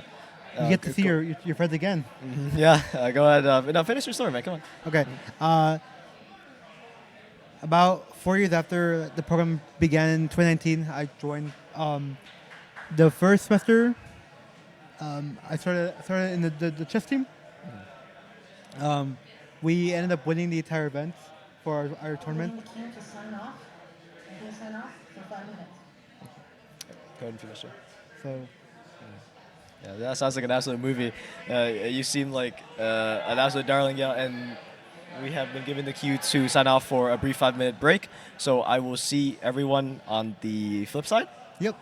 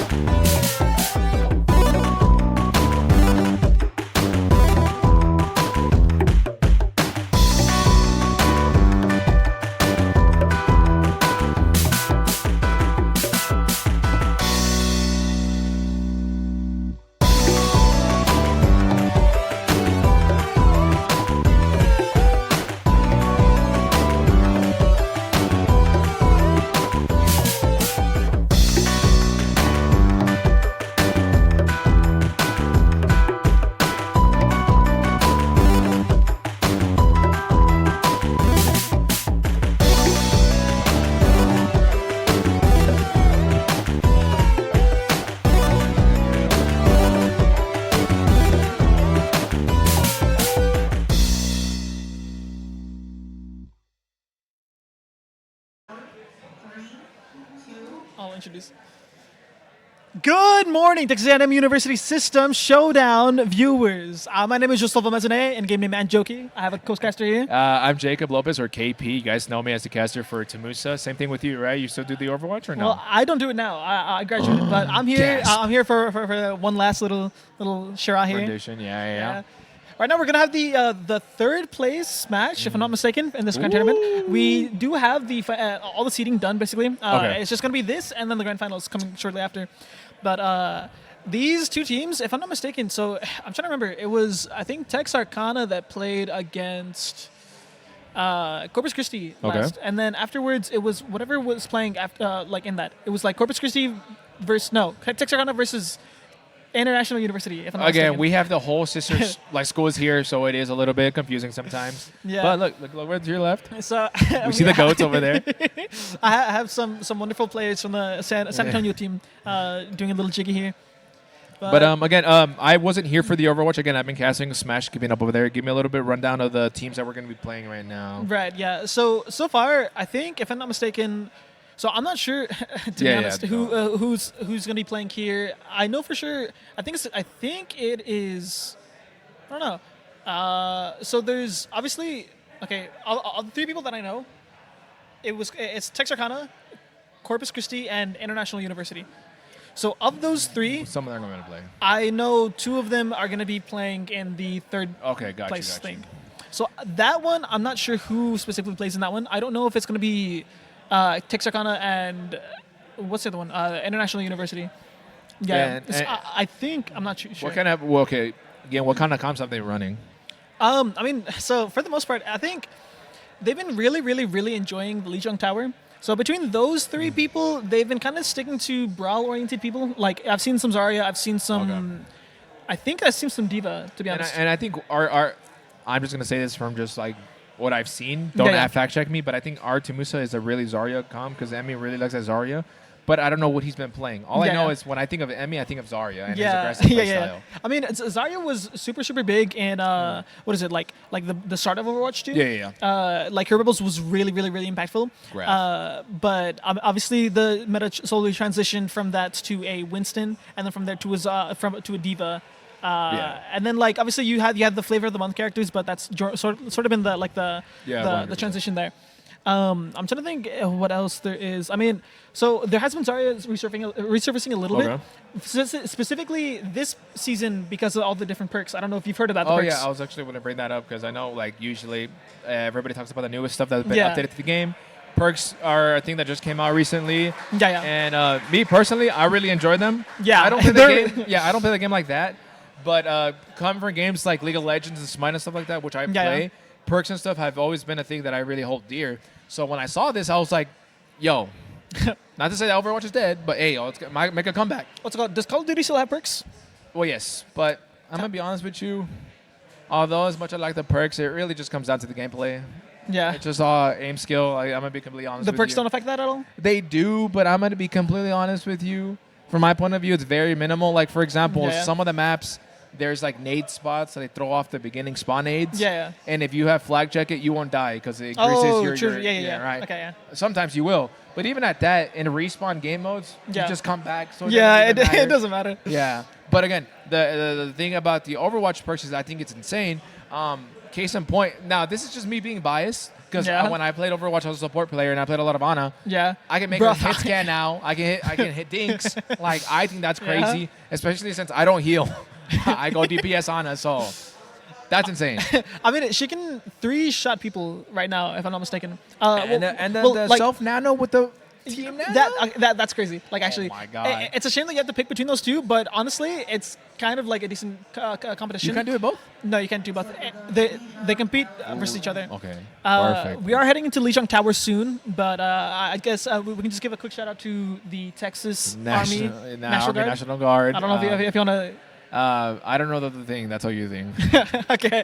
Well, shout out to them. I mean, obviously they made this entire event possible. Okay. Yeah. Yeah. It could have been possible without you guys. Thank you for everything you're doing. Same thing with TeamSpeak. That's going to be as well. Great platform to use instead of Overwatch. Overwatch instead of Discord. If sometimes it doesn't work. I love TeamSpeak. I think that's a San Antonio exclusive thing. I think that's a San Antonio exclusive thing, but No. no. No. No? Shh. I'm shutting them out anyways. And then shout out to Techsport Esports again for allowing us to host it here as well, just like the National Army Guard allowing us to do this here. They're providing this space. Same thing with the people in the lab. They're making sure that everything is running and keeping everything on check. So, but it's going to be Legion Tower on Control. Yeah. Control, it's for those who don't know, it's just a King of the Hill game mode. It's going to be a central point on the map that a team wants to capture. Whichever team owns it racks up X points or percentage. Whichever team reaches 100% will win that control point. Whichever team wins 2 control points is the winner of the entire map. So, Legion Tower, love the map. I don't know about you. I've always enjoyed the map. Especially since when I did play a little bit of tank, Roadhog, I mean, off the edge, Orisa, Spear, like, it's not that hard, but as teams have adjusted, and a lot of new characters came out, there's literally barriers that block everything, there's reinforcement, there's literally everything to counter it, so. GG. Yeah, like, it's not much. The map environment still provides a kind of a little bit of a benefit, if you will, but I feel like with players just being better overall, not as much. I think the one map that it's still very adamant is, I forget what it's called, the one with the well in the middle. Yeah, the Ilios, the well. Ilios, the Roadhog map. I mean, it's the Roadhog map. It's not that hard. And with the perk, Roadhog, his second tier perk, now that when he heals, he has a 30% move speed? Bro, he's hustling. He can literally jump peek and grab somebody and dodge everything, which is insane. It's so good. I think as well as his minor one, able to hook somebody and just get 2 extra shots in your mag is actually really crucial. Yeah. I feel like a lot of the times you hook someone and you're out of mag. Like exactly. it guarantees that as long as you hit the hook, like you will not have like you can just 2-tap. 100%. Yeah. It's actually really swag. And honestly, it kind of gives you an incentive to not keep your hook as much, because I know a lot of players kind of save it for a pivotal moment, which makes sense. Yeah. But with the cooldowns and everything happening, it honestly benefits just random hooks, because if you get a random one, you get your shots back. Yeah. And you're gonna put somebody out of position. Plus, the cooldown is gonna be short anyway, so it keeps it going. Yeah. Well, the flip side of that is that what's it called? Holding onto your hook. I think that alone, like the pressure that comes from that, is actually really oppressive. Just the mind games, because it's like, okay, if they know you have hook, you're going to start walking away or ducking on undercover. And if you're ducking undercover, they're not doing anything, so kind of chilling. Yeah. Now, I don't know any of the Doomfist team ups, but do you know any of them at the top of your head? I don't know. So, okay, I don't know between the minor and major ones. Okay. I just know there's one where, okay, I think a major one is your first little, like, I'm trying to think. It's like some buffs with giving him empowers, giving him some more ammo, just stuff like that. But we're heading onto the map here, Lijiang Tower. We're bright and sunny today here. So we're going to gander what we end up coming out with. Ooh, look here. at this cinematic shot. Yep. Thank you. So we're going to see what they end up rolling out here. Yeah, so it is going to be Texas A&M University Texarkana. I think I've been saying Arcana. I think it's Arcana. I have not seen a Mercy player, but it feels like so long. So right now, the reason why you're seeing the Mercy being picked is because the actual map has to start. It was like it's like, have you ever played like a skirmish game mode? That's what it was. Yeah, okay. it's like skirmish game rules. It goes into skirmish mode and then, before the host starts the actual match. Yeah, so people are just picking just for fun. Okay, gotcha. Because sometimes some people will make mistakes and actually pick what character they intend on picking. So they pick the Mercy just to do some tomfoolery. Got you. A little funny joke. All right. Seeing the characters that we do roll out on, it is a little interesting though. International University has been very comfortable with their brawl, but Texarkana, so surprisingly, this guy doesn't really play ball from what I hear.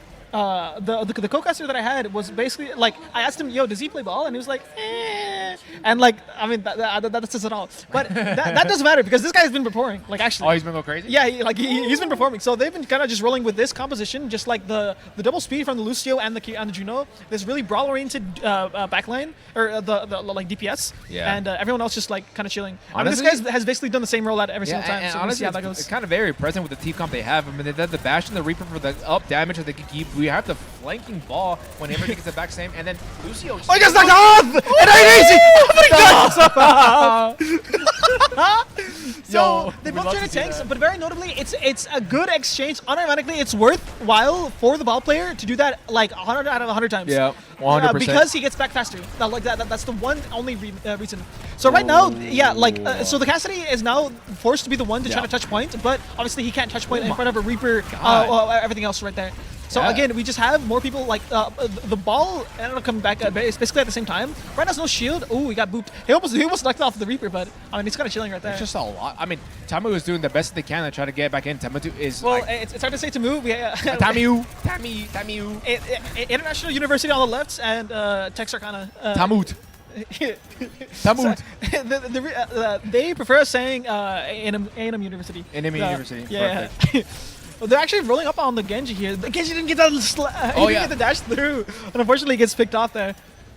I mean, Butterfish with that team like takes out that Genji. Unfortunately, a bad positioning from him, but it does benefit that.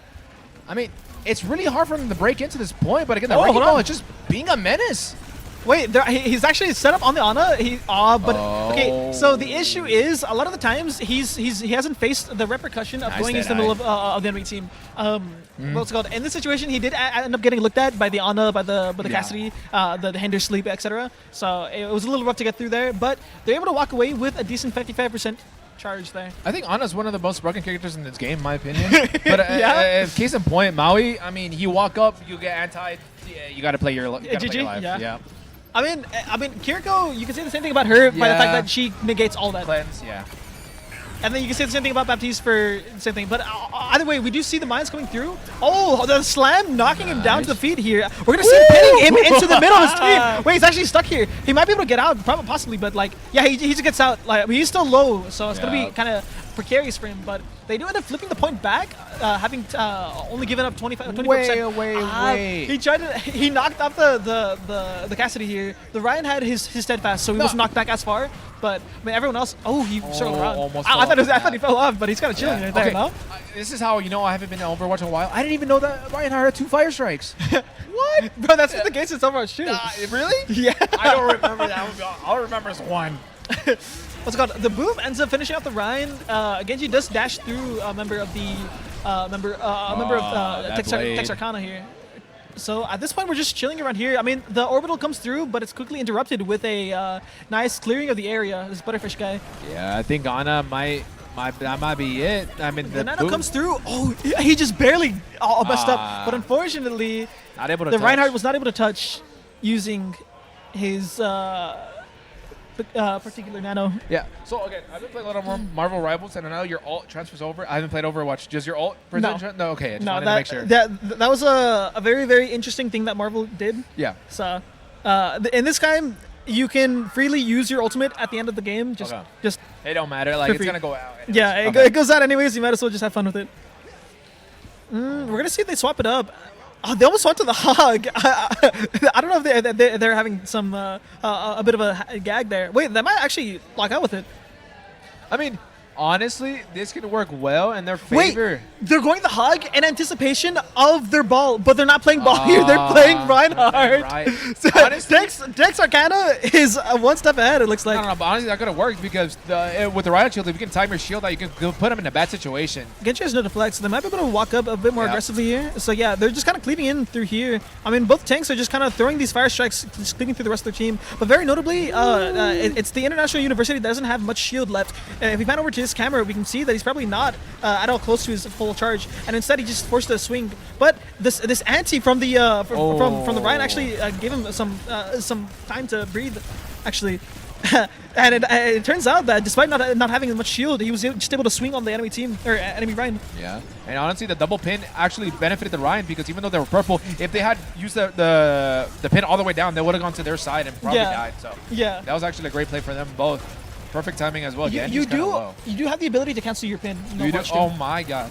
There's a lot of quality life. That's why you see a lot of like Ryan one tricks. Yeah. Oh, there just goes having fun. another So pin. the pin pins somebody, then he pins him back into the middle of the point, in the middle of the Bastion turret here. He's gonna hold shield in front of the turret and just see what he can do here. But I mean, the turret just ends up going down here. Bastion facing his demise there. The Reaper's trying to go out with the bang here, but it looks like the Ana will finish him off. They might need to change up the drawing board a little bit. The Bastion has not been working well. The Reaper is trying to do what they can, but honestly, with this oppressive team comp that Time International has, it's kind of hard for them to break in. I mean, the Ana and Juno are just playing off of each Pay other. attention, they're gonna have a nano blade here. I'm not sure if he's gonna get the nano. Yeah, he gets the nano halfway through. At this point, it just lets him just get a quick. Oh, nice blade. Yep. With the nano blade, it's very important. It's a very important combo to acknowledge because normally Genji would need to swipe twice or swipe dash swipe. For the Which kill. instead with the nano blade he can just swipe dash just repeatedly. Oh, he tried to catch him off guard, but he wasn't able to. The Ryan was not falling for it. He instead just gets antied and doesn't go through. Unfortunate, man. Both Shatters not able to connect, but it doesn't even matter. Manny is going to be the one on top. Yeah, it's it looks like Texarkana actually shows off their Oh. unfortunate, but they do end up flipping the point, giving up 80% here. We're gonna see how they end up holding this with the ultimates that they have. I mean, wait, they open up with a Yeah, they still got time. Reaper's going to build that configuration up. artillery. There goes. Oh, hold on, wait. Okay, Ah. we showed some patience, forcing the Zojin to slide away, but we were just a little too slow on the Keep in mind, they have 3 Little more. ults for the side of on the side of Texarkana. Texarkana. Yeah. We're trying to clear the area, but unfortunately it just gets taken Oh, down. nice right It's a little click. unfortunate for Butterfish here, but I guess they still have some other ultimates to go through. They normally have. Oh, wait, actually, he's going to open up with the overclock on the sword side here. He might not even need it, actually, but it's the last fight. They might want to use it. I'm not too sure. The orbital just comes through. Oh my god, the He reverse pins him out of the orbital and just completely finishes him off. It was looking kind of precarious for him, but maybe it looks like the Sojin should have used her. Texarkana is still holding on to the point. Yeah. They have not let go. 50% is still climbing. I mean, 80% on the side of Tempest International. I mean, they gotta figure out what to do here. They're about to neutralize it here. I mean, they're also building up to a shatter. Both teams have shatter. I'm assuming they. But they lost their Bastion. They're not gonna be able to pressure the enemy Ryan as much. He's here. looking for that shatter. I can feel it. Yeah, he's trying to look for it, but he has to make sure that he doesn't get baited into doing it into a shield. Unfortunately, it just means that the neutral game just leads to the Ryan just dying, and it just leads to a free shatter either way. They're actually able to take their shatter into the next fight, but this next fight, I guarantee you, all eyes are on both Ryans here, especially given the fact that they both have shatters. One of them has to block it, or maybe they'll both end up blocking it. We're not sure. Or they The both Ryan- hit it. Yeah, they might both hit it. They might use it at the same time. We're not too sure. The Ryan is forcing his way on point, but he gets the shatter from behind. Nice Hitting it from Blake behind. shatter. The Bastion just gets too much healing, and the damage reduction in his ironclad turret form just lets him live through that. In the meantime, another nanoblade comes through, finish off the Lucio, trying to get some more. We get another one. Oh my Crashing God. into the Bastion. The Bastion goes down. We try to finish off the rest, and it's just a clean sweep. We finally get the turret. Oh we my get the God. we get the flip for International University. Taking this 1-1. Oh my! What a game 1 this is already. It ain't easy. It ain't easy. It ain't easy.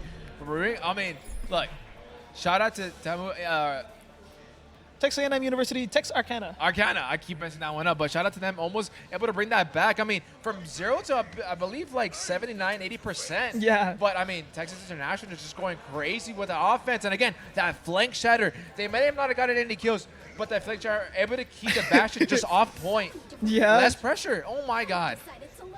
It's a little unfortunate. I mean, they did have to face against the Nanoblade. Yeah. So despite how big that shatter was, I'm not sure if they really could have gotten any more after that.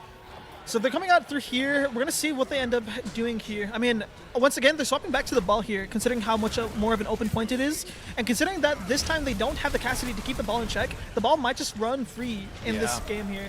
We're going to see what ends up happening. The Reapers already has his Wraith Forest. So we're going to see the ball rotate back to him, forcing them back and backing up his guy here. Honestly, nice cover from the ball, because Reaper honestly was kind of out of position there. He would have died if they didn't back The up brother together. would have died in the face of that Genji there. Nice, Ryan. I mean, here comes the Ball ball. looks for the slam. He gets it off the Ryan. Nice. The Ryan is looking a little Beautiful. low, but he gets naded, gets fully healed up, and the rest of the team just kind of falls back. Keep in mind, during all of this, the Texarkana is capping the point here, so they're very, very comfortable just taking their time here. If this fight extends for any longer, I mean, it's just gonna be like more in Texarkana's favor. Oh my God. And, I mean, they just completely surround them, just zerg rushing them completely, just making sure that they understand they don't stand a chance in the face of this blitzing ball comp there. Honestly, nice aggression from the sides of Arkansas. They were able to just use that ball to their advantage. And again, with the walls being so close, that knockup is going to benefit them so much. But again, they swapped over to Winston. Yeah, they're trying to saw something up here. Oh, maybe they're just cooking something. Winston does have more mobility, and the bubble does allow few Nice. to defend to Yep. defend yourself against those dives, like shielding yourself off from all angles. The Genji is looking for a bit of an off angle. Both supports are just chilling on the high ground, but very notably, Winston does not have any support from her supports, just because of the supports position there. The supports do end up dropping onto point there. They're trying to collapse onto the soldier, but the soldier just slides away. In the meantime, the Genji actually dashes through the Reaper, forcing him down, putting him down there. I mean, but the both trade. Genjis just dashing back and forth. The Winston actually takes one away. They now only have their Ana left. No, just Lucio alive. In the meantime, they do have the orbital coming out. Oh my as God. a finishing strike. Now there's just one support on either side, but I mean, it's going back and forth. Keep in mind, this entire time, Texarkana is just capping this point, or contesting this point, keeping out as much as possible. This Winston also is not dying, but I mean, with the Reaper in his face, that might not. Oh, no. Unfortunately, he gets knocked off the map. But okay, honestly, I think that Winston is such a great pick into this because even if the ball is being a little bit aggressive, Winston is just holding left click and just spraying Holding down left everything. click, putting down his shield, staying his claim on the point. Winston, It bro. is what it is, bro. Winston. Like, what do you mean? Take a look at the ultimates that they have, Yep. though. They're going to look for a blade here. I'm not sure.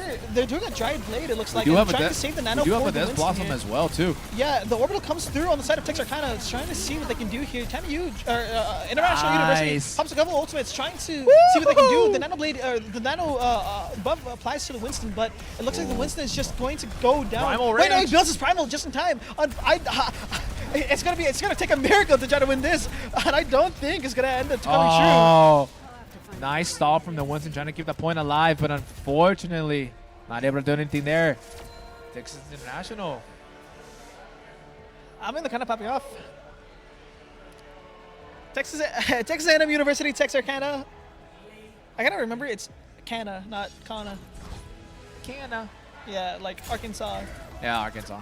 Oh, a think shatter, The unfortunate. shatter comes through. I mean, it just takes a quick little nano blade. Clean up the He's backline. jittering his mouse, but it ain't easy. He gets 3 anyways. But it ain't easy. Yup. Oh my! Look, great matches we just had. We Look, have one more map there. look. Yeah? I know we do, but like, honestly, first casting Overwatch for today, and that was the best match I've seen thus far. Yeah. You might have seen better ones, but for me, just getting right back into it, that was probably a really good match to start to highlight for me. To Yeah. just get into that 1-1, bringing it back to the third map. Again, those are probably the best matches to see, Yeah. especially when teams are kind of, what's the word, evenly matched up. Yeah. Right, they're able to bring it back and forth. But again, that switch to Winston, I felt like would have saved them. If they swapped a little bit earlier, that Yeah, ball was being a nuisance. I'm Yeah. gonna put it out there. It was being a nuisance. But with the Winston able to put that shield down and just bzz, bzz, bzz, like, you know, it was doing his thing. Yeah. I mean, I personally enjoy the Winston. The only thing is, when you go in, you need to make sure that you're pressuring the. So I'm trying to remember the DPS that they were running. They were running a Genji themselves. Texarkana Reaper. was running Reaper Genji at that point. Before they were running Reaper Bastion, which definitely is not something you want to pick Winston into, Yeah. lest you feel miserable.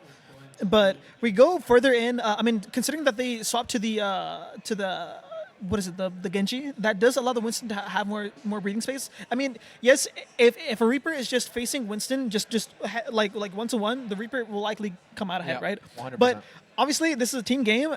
You can still get the Reaper forced out using your other ranged people. The Reaper will get outranged by your other farther ranged people, especially considering that you yourself are running a Sojourn, the Genji itself. And correct me if I'm wrong, it's either the team up or just in general, but didn't Reapers all get more lifesteal? So it's one of the perks, yeah. It's going to be a major I think a major perk that after you use your Wraith, or you get more. But we are coming out on a nice Midtown map. I'm actually interested to see this. I personally have not seen Midtown being played. In a while. At least for this tournament. I think they played it last map, but I didn't really get to see too much of that. Look at that. So yeah, they're just waiting for the map to start. They're able to just like walk up to each other, just do some chicanery here. Both teams frolicking around, and then the game starts. Now, we know skirmish picks are not necessarily what the team is going to be playing, but hey, I saw that Mercy once again, and I saw an Ashe. So, putting it out there. I think they just picked that for fun for the most part, to be honest. Yeah. Again, it's there will be a Mercy. Yeah. See? I mean, in 3 seconds, we'll gander at what they have, and we can discuss a little bit further here. My dreams are ruined. Hey, but the Ashe stuff. I mean, so notably, they're deciding to swap off the more aggressive Brawl DPS, which was the Reaper and the Bastion. And now they're actually going on to the a more typical ball DPS, I guess.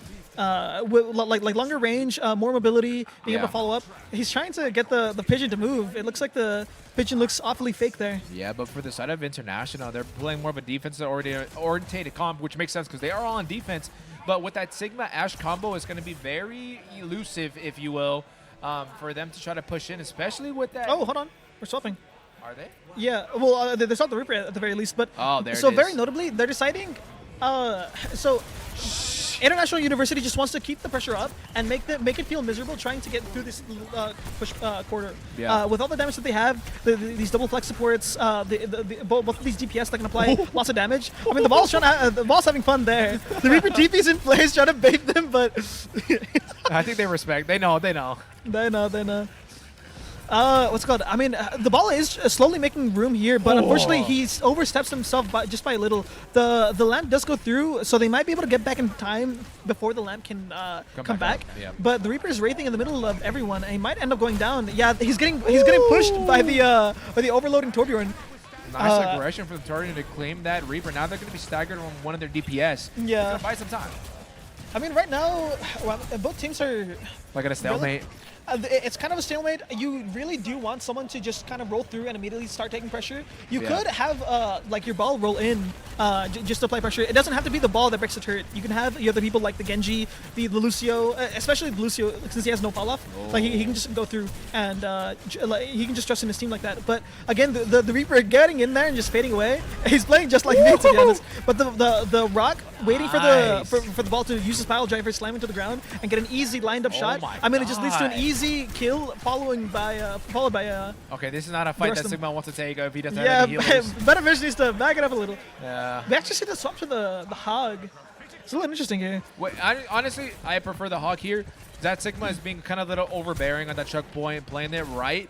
If Hog can hook him out of position, we don't have the nano, but it still has a lot of value. Yeah, the only issue is like frame one, the Sigma can push out a shield in front of it to just block it. On top of having there goes. The Gravitic Flex pulls up. The Gravitic Flex does come out, taking down Butterfish and a couple of more people for some follow-up there. It was quite the symphony taking down 2-3 people there. I mean, Texas International is playing this very well. I mean, 145 on the clock left for Arkansas that are trying to do something here, but that Sigma is just being overbearing. But we look on the side of International, they have 4 ults about to be up on the side of Arkansas. They only got 2. I mean, it's in their interest to take this fight as slow as possible, but a slow fight does... Well, actually, now that I think about it, yeah, a slow fight could be advantageous. It just depends. We do see the Orbital coming out and the Sunberry coming through as well. We're going to see if we can force them off. The Lucio is applying pressure onto the Ashe, keeping her back. In the meantime, they do end up getting the Torbjorn, but not without losing their own Hog here. Finally, we do get some progress getting someone into this little room there. I don't know if anyone really wants to push them there, depending on who's stuck in there. Yeah, but Reaper does have a death it is a Reaper there. I don't think anyone wants to particularly push in there. It's not very well known that the Reaper is now stuck in there. Well, it was in there. He quickly TP'd away, but I mean, he's just trying to hide around, just chill. I mean, right now they're just trying to make some might headway. TP There's in 45 here. seconds left. They have both DPS ults on the side of Texarkana. There it is. But it's going to be very important that they try to clear the area. But unfortunately, Sigma Rock takes down the Telegraph Wraith there, just pushing them right on in. In the meantime, though, they do get, very, very notably, they do get a tick. This tick is very, very important to prevent a, what would you call it? What's the word? It cannot be a draw anymore. Yeah. The Sigma gets his Gravitic Flux took out. There will be no Symphony today. Oh, unfortunate. But again, with the combination of Genji, Blade, and that Reaper, they were able to push the point and get the ticks. But Gets taken Tab down. International is doing everything in their power to stop, but unfortunately, they're not able to do that. They cap point one. Oh my god, that's what Torbjorn. What was very closely, it was very close to being a full hold, but I mean, they just turned it around. Texarkana locked in here, took down some people. They're ready now. Oh, watch this hug. I feel it. Ah, man. I felt it. I held my breath. I held my breath. So the Reaper's trying to TP around, trying to head on to the right side here, but they are down there, Lucio. Mice just did end up going down to the Sigma here. In the meantime, there is a Reaper contesting them on the right side here, but it looks like no one else is contesting at the same time. It's fairly ill-timed. We're going to have to see what they can do again in the situation. Now it looks like two people are trying to push through here. They are keeping tabs on the left side there. Hopefully they don't run into a... Oh, actually, there's a Reaper just TPing in their face. Oh, the hook actually is stopping them from going through there. He has no EAT. He might just start whole hogging into him here. Considering that the Sigma has no more cooldowns to stop him there. But unfortunately, the window comes through, taking down the hog very, very swiftly there. Yeah. Lamp and Let's window see what else come we can out. do here. And Sigma is doing everything in his power to stay alive, using the shield to his advantage. Reaper is going to be pushing up 92%. Unfortunately, the Kiriko does end up going down in the face of the Reaper there. Butterfish is applying a very consistent pressure here. Like, ill-timed or not, I mean, pressure is pressure. Oh my god. That Reaper is just going oh my god. But it gets double tapped. Out of It's a little position. unfortunate. We do see a bit of pressure coming out of over here. We're kind of see... I mean, there's plenty of ultimates coming up online for Texarkana. But, I mean, they won't really want to use it when they're not all five there. Yeah, they're just going to go down one by one if they keep on staggering like this. This Sigma is really good at hitting that boulder, man. Yeah, I mean, he's saving it for these... I guess guaranteed shots that you could say. Yeah. Wait, you can't put the... He tried to put the turret on top of the plant, but the plant was not having it. It got just bounced off there. Look at this. I mean, we can probably expect a Kitsune being matched by... Oh, we actually see the bot coming out. Yeah, We they might got see an 4 orbital ults. coming through here. Yeah, the Blossom... Oh, the Blossom in the middle of them. Getting two, getting three. Getting... Well, two and a... Well, he still gets three either way. I mean, it's a clean sweep. Despite them using multiple ultimates there, I mean, they can't really do much else there. They even used Gravitic Flux, but I mean, they couldn't do anything after that. Nice Death Blossom. It would have opened up that 4K, 5K, and the team wipe in general with the entire team. I mean, that couldn't have been a better Death Blossom. Area was cleared. That's all I'm gonna say. Turret goes down. I mean, they're trying to walk through. They could just push them back, honestly. Like as they try to push through, like they can just hold hog. Yeah, I mean, International has horrible yeah, roll. just shove him away. I mean, ignore the fact that he's still full health. I mean, he's still getting pushed away. But he's so low. This guy, he uses cardiac overdrive, just healing up making sure he stays to full. In the meantime, everyone is just standing over the molten core laid down by the Torbjorn. The fact that he whole hogged a Juno 2 feet away and Juno did not die. Well, I will say, maybe if it was Overwatch 1, it might have done more damage, but I think they've nerfed the damage just a little bit. That's crazy. It is a little unfortunate for the Hagathan, but we move on. It was very, very close to being 2 points. So at this point, you can just treat it as the third point being locked off. If Texarkana can push this far enough. Actually, no, Texarkana was the attackers, right? Yeah. Yes. If International University can push far enough, can push to that checkpoint, then they'll be chilling. If they get 2 checkpoints and they're good, Arganta, they did the best they could. Unfortunately, they're literally stopping shy of 0.2 cap, which would have given them an additional 1 minute 30, or is it? Yeah, another minute and a half. Yeah. 1 minute and a half. All right, the ball again. It's coming back. Wait, but it's going to be on the ball on their side. It's going to be a ball on the attack. Well, so... Internationals are running the ball this time. Wait, true. Wait, you're actually right. Wait, wait, International is actually trying to sauce it up here. Hey, but we're looking over the side of Arganta. They have that, I also called it Osiris. They have the Orisa with the, okay, the Bastion is back up again. And it might actually work this time because they have a ball, but again, we have the Bridget, and we have literally the Zenyatta. So might just put an Orb of Harmony on the ball while they go in. Yeah, It might negate a lot of damage. So for the most part, they're running the same strategy of just applying overwhelming pressure, on the attack there. We're gonna see what they end up doing here, but the Discord immediately goes on the Risa, forcing her. Actually, forcing nothing. First pick, by the way. She did not panic and use her gold, but at this point, she did end up using gold. Wait, they're just immediately taking 2 kills. I mean, what else can they do? Like they just walked in and just stood their ground. So very notably, this composition that International University is running is not very high heals. Like, you need to be in and out and utilize the fact that Discord will apply a 25% damage amplification on any target that it's on. Reaper. So the Reaper's chilling around here. He wants to try to go in here. The Brig is using a third person. She pulls out her shield, putting her into third person. She see peeks it. around the corner and sees the guy there. She's like, nah, I don't want to push into that. I'm scared. Oh, man. All right. And in support fashion, you got to sit back and wait for that point to push up. I mean, what more do you want? I like this Zenyatta being played back with the J. Oh my God, the Reaper's still there. I thought they found him out earlier. I mean, he's just kind of chilling there. He's applying a decent amount of pressure there. He's just trying to hide away. He might get slid on though. Yeah, he's gonna get collapsed on. He has no members of his own team trying to. Oh, the TP? Wait, I thought he was gonna TP my God. in place again. To be honest, if he TP'd It in might have been place. bait. It might have been bait. I'm trying to think. So at this point, they have the overclock on the side of International University. They also have 5 minutes to push here, Hey, I so was they're about to very, say, very yeah. comfortable here. They got 5 minutes, and they're Daddy ends about up to going push that down. point.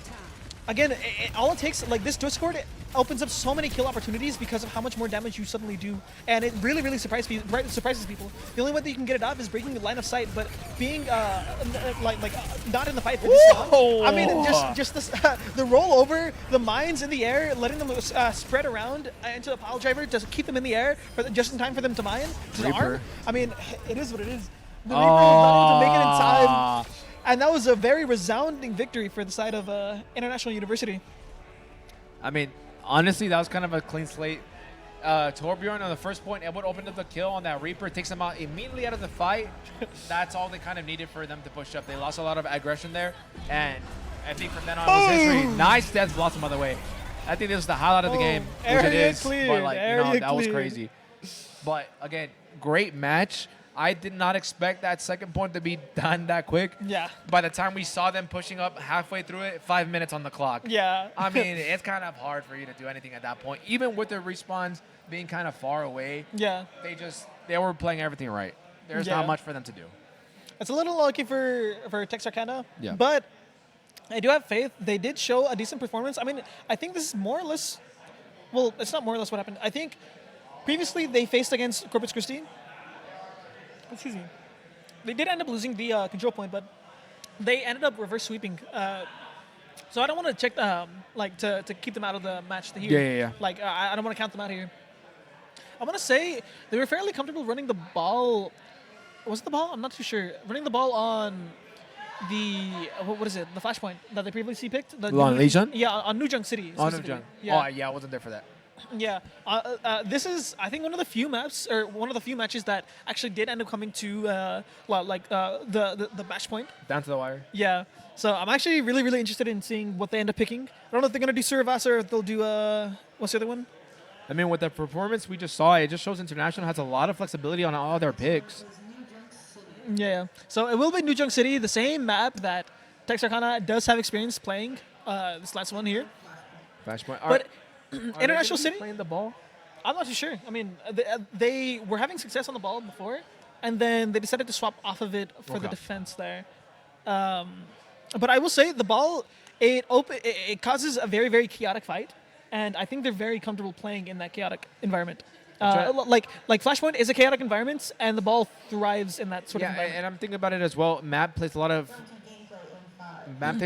advantage and the Wrecking Ball pick, Yeah. especially on what map is it? Junker Queen? On New Junk City. New Junk City. Yeah. The ball in this situation is going to be beneficial if they decide to stake on it because all the walls are pretty close, and with a knockup, it's going to keep them in that area, especially with a lot of abilities like AoE or just damaging AoE in general. It's going to give them, even though it's going to be knockup for a couple of seconds, those couple of seconds, a lot of damage go on their way. Yeah. I just don't want to see a Doomfist. which I see Doofus a lot on this map. I like Doomfist, to be honest. Oh, I love him. Yeah. But I hate him. You hate. I mean, I think Doomfist is very much loved by the play base.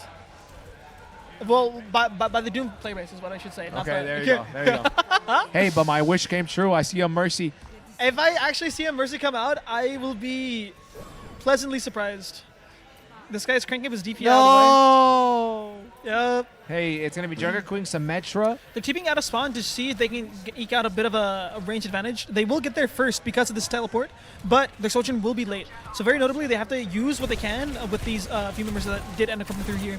Ball's immediately set up, so getting there early doesn't really mean too much when you're there. Oh, actually, the ball might end up going down. He's 29 health. He's in the middle of so many people. I mean, it's a miracle that he didn't get hit for 29 more damage there. But I mean, he's kind of chilling, getting healed up to full. He's ready. Ready just go in again, but not before Missions ends up going down. He does lose one person. He takes down Turd, but I mean, in the meantime, he just goes down as well. He's not able to make as much use as he was before here of the space that he was providing. I mean, International is really playing that aggressive game. They switch over to the Junker Queen, and they're just holding W at this point. There's not really much for Arkansas to do. I mean, even with that ball, I thought, maybe they will have the upper hand because that ball's aggression is insane. But Junker Queen, no, holding it down. I mean, it is what it is. We do see them trying to pivot over to the left side here. We're going to see if they actually do end up walking through here. If the Junker Queen hit the axe in there, it would have been devastating to the Bastion here. Oh my God. They're trying to circle around all the way. They're actually completely behind them. my They're God. completely surrounding the Bastion, completely just taking them down here. The complete flame. Who is this on him Junker here. Queen? Junker Queen pulls in the ball once again, just cleaning up these people. The split second decision to run into the middle of them. What should have been a death sentence actually leads to 4 kills, or 3 kills. We're not talking about the amount of knives they missed, all right? They keep missing all of them, but they're hitting everything else. That's insane. Pushing into this, I mean, the Junker Queen will be getting close to an ultimate, and very notably, Texas Arcana doesn't have a Kiriko to cleanse the rampage. So if this Queen ends up rolling through just like this, everyone's gonna be anti. No one gets healing, and they're just able to clean up so swiftly. I mean, unfortunately, they do lose the Torbjorn, but I mean, they're able to clean up the ball soon. Actually, I think the ball might just get away. 9. Oh my God, 9 is crazy on the Junker Queen. 10-player kill streak. I mean, the aggression is there. What do you do against this? I mean, so ideally you want to, like, you would want to play your distance against a Junker Queen, but it's like it's a little like you have to be really disciplined to do it. So I mean, until then the Queen is just able to get what she needs to be done just by running into them. As long as the Queen knows what to do. Oh my God! No way! He didn't have his pile driver to stop his momentum there. It's a little unfortunate, but it does lead to them holding the next point here. But again, the point has not been capped yet. Yeah, it looks like they're not capping yet. I mean, someone has to go back. The Kiriko does end up going to touch, I think. No, like it's okay. Yeah, okay. The Kiriko finally touches, but Finally. not before they have to trade a beat for mines, which is a very comfortable trade for Texarkana. I mean, they need to get past this choke point. I think they're trying to realize that. Juno's out of position. No, they're not gonna push on it. They're gonna go somewhere else. I think the choke point is not for them. They're finding not any success here. That Bastion, I'm gonna be honest with you, he's not applying any pressure. He hits the knife. They're trying to collapse onto the Torbjorn, but it doesn't hit too much. I mean, they instead focus on the other members there. Dude, we're switching over to Soldier, and I see 9 in the back of their team fight. What are they doing? They thought they overclocked, trying to finish off any other members, but I think it might have been a little preemptive here. They ended up, he was a little too preemptive. He wanted to get a highlight clip, but dashing into the middle of the enemy team is a recipe for disaster, especially against a mobile comp like the Junker Queen and what International University is running there. The fact that The fact that Junker Queen died, got back with Lucio's speed and her speed, and made it back in time for that fight. It is a little crazy. I mean, that's the benefit of running 3 sources of speed. Like, every source of speed in the game is currently being ran here. So they swapped over to the Junker Queen to try to counter it. Let's see what they can do. Maybe Manny's trying to ego chow the Junker Queen and say, maybe I'm better. So Okay, very notably, she used that to try to get herself out of the bad position and also give her a decent amount of healing from the rampage. But I mean, at this point, you basically only neutralize the fight. They still have to try to win it, but it looks like they're very comfortably. It's going back and forth. I'm not sure who has it, but it looks like Nine is very comfortably just taking these people down, pulling them into the lava, and he gets the hammer kill. It ain't easy. 9 is just better. The better Jungle Queen. They're kind of popping up here. I mean, so this is they've been trading it back and forth decently, but I'm trying to see what they can do here.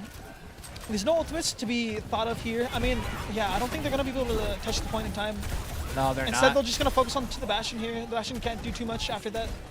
If they do hit the knife into the jump, they're just cleaning up the rest of them at this point. But they might have been off more than he can shoot. 9 does end up going down. But yeah, once again, we get another another hammer kill. This might go.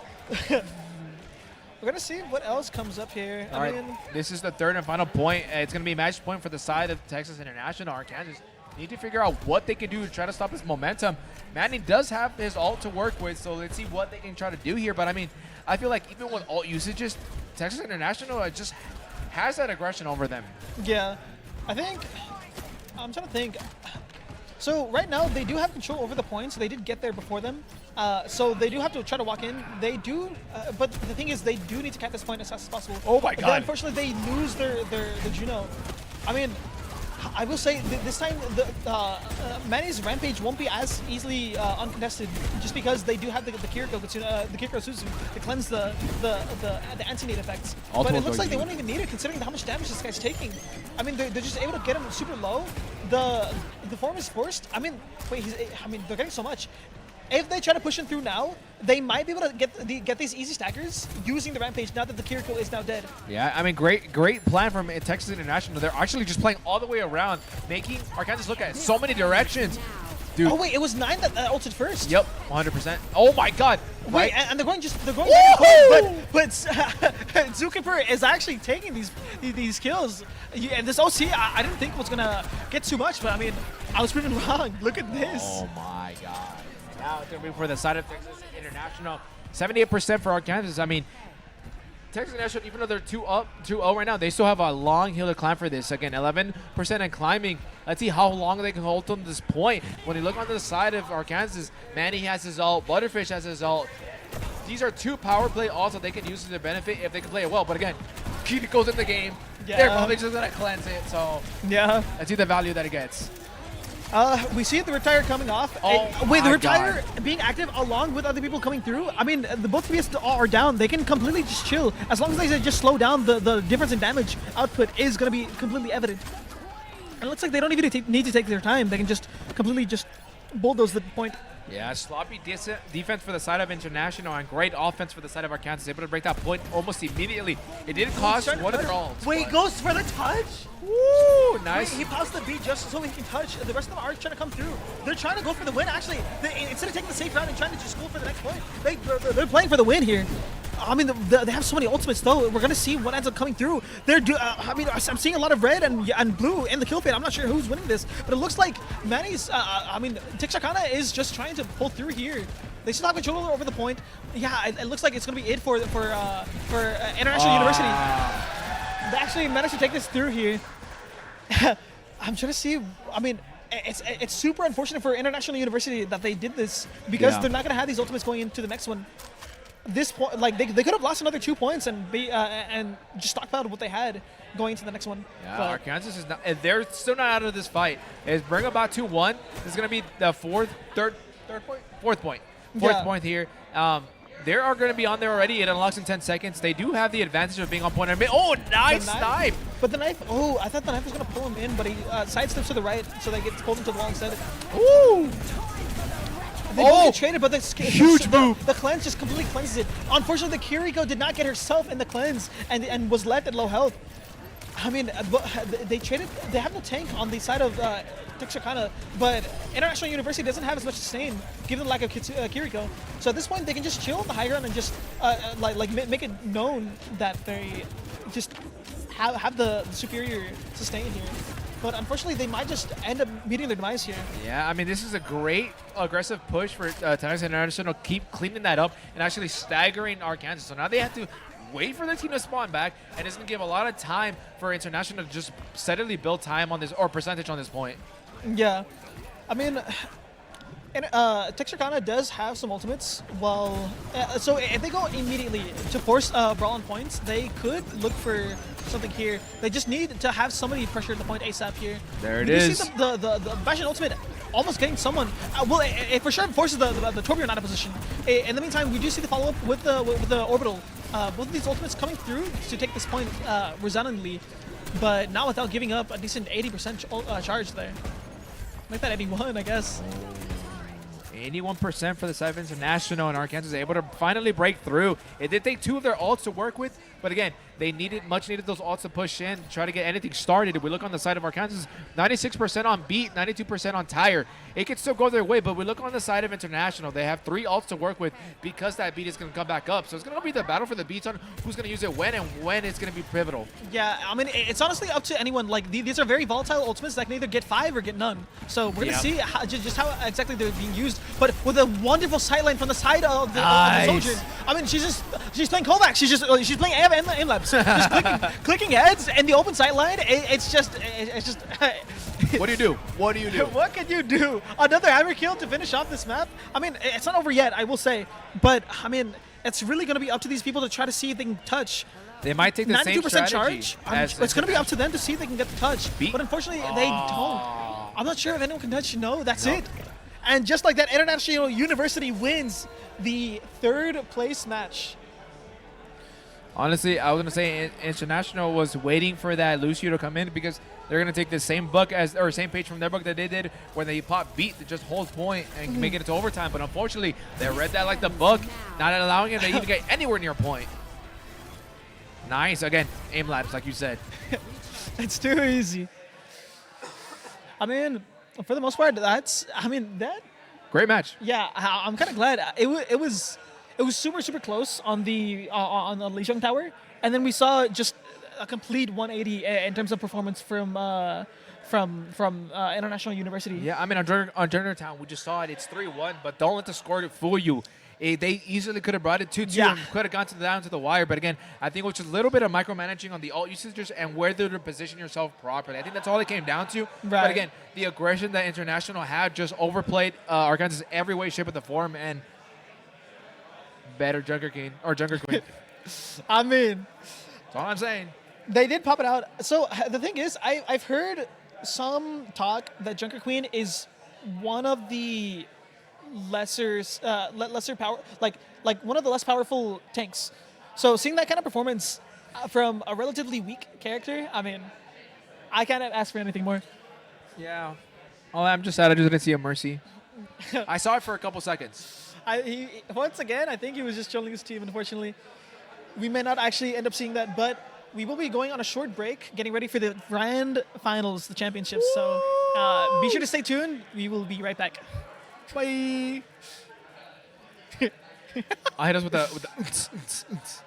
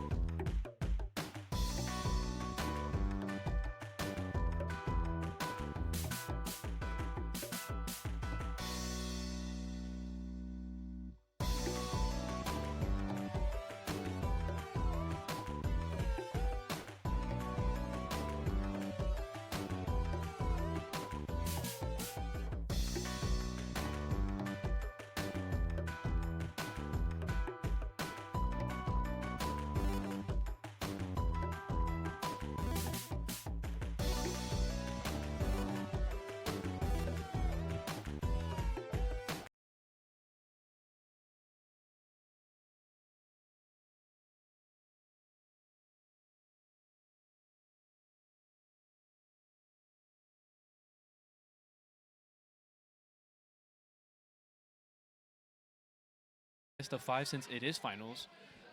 Both great teams. I played against both of them as well. And, we're going to see great competition in these last few matches right here.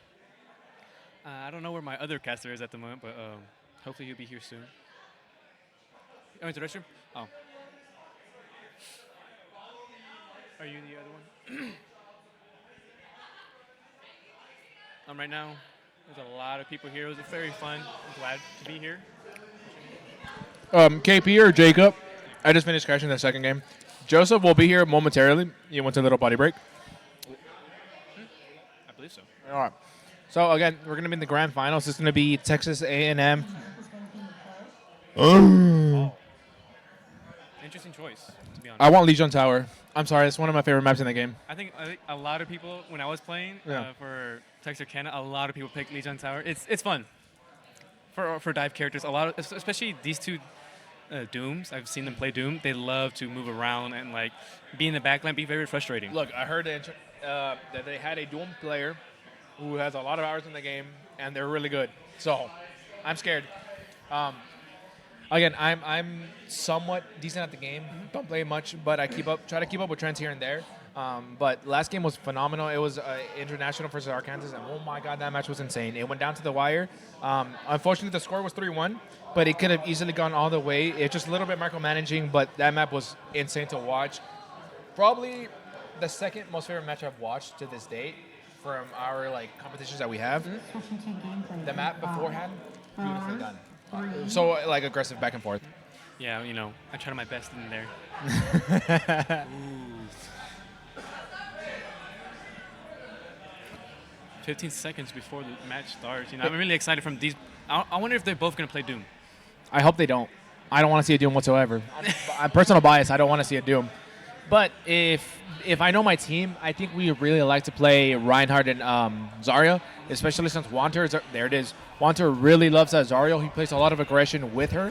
So it might benefit our playstyle, but at the same time, we do see that Doomfist, so it's going to be both aggressive team comps. Now, I'm looking at it, and honestly, I prefer the Doomfist team comp with that Reaper because, again, the aggression of Wanter to push up with that Zarya, honestly, it might be for naught if the Reaper just solo casts if he doesn't get checked. As well as you got to be careful with Doom. He can push off the whole team on this map on point by himself. 100%. As well as the Lucio here, but we'll see how they play. All right, nice TP. They're probably going to switch over to, Tracer. Interesting team comp for there. Nice choke move for Zarya, able to just buy some time. Doomfist is going to dive in the back line. There's going to be a lot of disruption. Unfortunately, Wanter does fall almost immediately, and that's what I was talking about. That aggression they have right off rip is able to benefit them well. Sunflish going crazy. I'm going to get another one. Just falls just like that. Unfortunately, that Doom really just put them out of position there in that fight and picked them one by one. It's really, made the team confused a little bit. But that's what Doom does. It just kind of gets in the back and confuses the whole team. Yeah, I mean, the aggression is phenomenal. Right here we see we got a change up. Now we have Ramatra here trying to push up on the left side against that Lucio. Oh, and taking him off. And now with the cleanse going off. Right now, just trying to see pick off Doom kind of in the back by himself. Now see if he can get out of there. Get cleansed and was able to get out of there.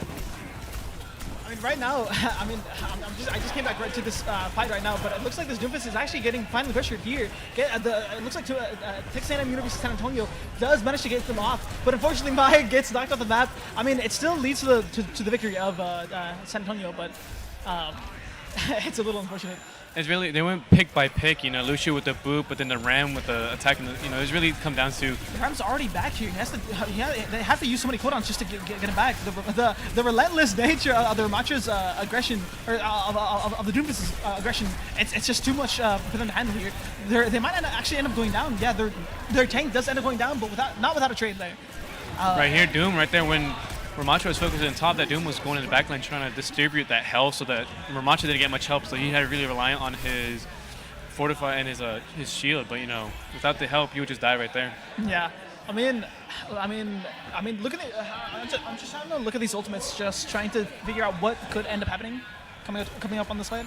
Very much so. We got we might end up seeing the support ults getting matched here, but both supports immediately got super low all of a sudden here. They're trying to push through, but I mean, there's so much pressure going in through here. But the Doomfist followed by the clearing the area. Wait, we got 3 kills. The Annihilation is truly annihilating the rest of the team here. They're just gonna finish off the Doomfist after he's 1 health there. Unfortunately, he drops the Nemesis form at the last second. It's just gonna be a trade here, but he's 1 health. He has to try to win this 1v1, but with a sliver of health, unfortunately, just is not able to make it. That for me, I thought San Antonio was going to take that point. Really, Yeah, really, but I it thought really so came too. down to the Sojourns of the 1v1. It was so unfortunate that they ended up dropping the Nemesis form, but he was left with 1 health. I mean, look into this one. I mean, they have the beat. They're just trying to immediately sprint into them, just trying to take them by surprise, and it actually ends up working. They TP away, but I mean, the Suzu comes through. It looks like the Doofus actually overstepped.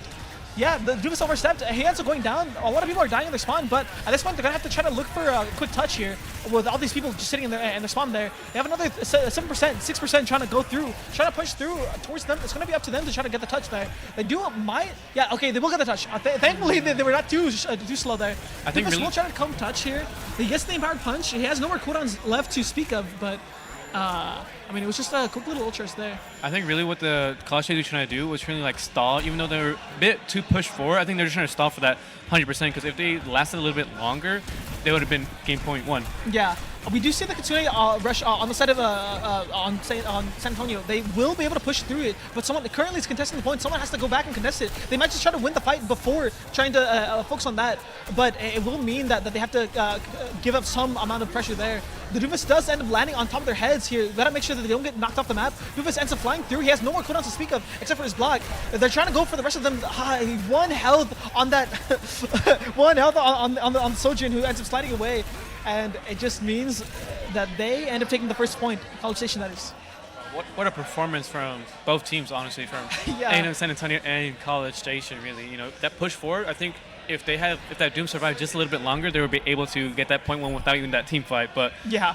with that Juno, the ring, helped Ramatra get on point with the sliver of the last second 1%. Yeah, I mean, we're just trying to we're just taking a look here. I mean, it looks like they're gonna be consistently running the Doomfist. They're really interested in just keeping the Reaper though. The Doomfist is really, disturbing the team comp, making them look forward and backwards, because yes, Yeah. he's in their backline, but he's also doing damage. Like, he's hitting his shots. He's not just an experienced Doom player. Yeah, yeah. He knows what he's doing to disturb the whole team. So it looks like they're gonna be TPing out of spawn. They will swap the Sojourn onto a Cassidy, presumably to better handle the Doomfist here. Doomfist does come out on the low ground here. He will have to... Actually, they're all stuck in the little corner. They actually have them pinned here, but, I mean, the Doomfist does get hindered. A couple of rounds are pushed through. That actually does end up taking down Maya. They're going to be down their major source of damage here, or a significant source of their damage, but just ends up taking it down 1 person before he goes down to the Doomfist here. We're gonna see what else we can do. I mean, Doofus, take a shot every time you hear me say it, but he's been just a relentless thorn in their side here. Very much so. I think San Antonio is trying to put Cass and Reaper trying to counter him in his mobility, but right now he doesn't really disturb him because they do have the Kiriko cleanse. Looking for a last second touch. They do end up touching guard before this. The Reaper is getting a little low. There is still a Doomfist that they have to be wary about. The Suzu does come out here. They're going to have too many cooldowns here. Doomfist is sitting in the back there. He does end up getting his way out of this situation.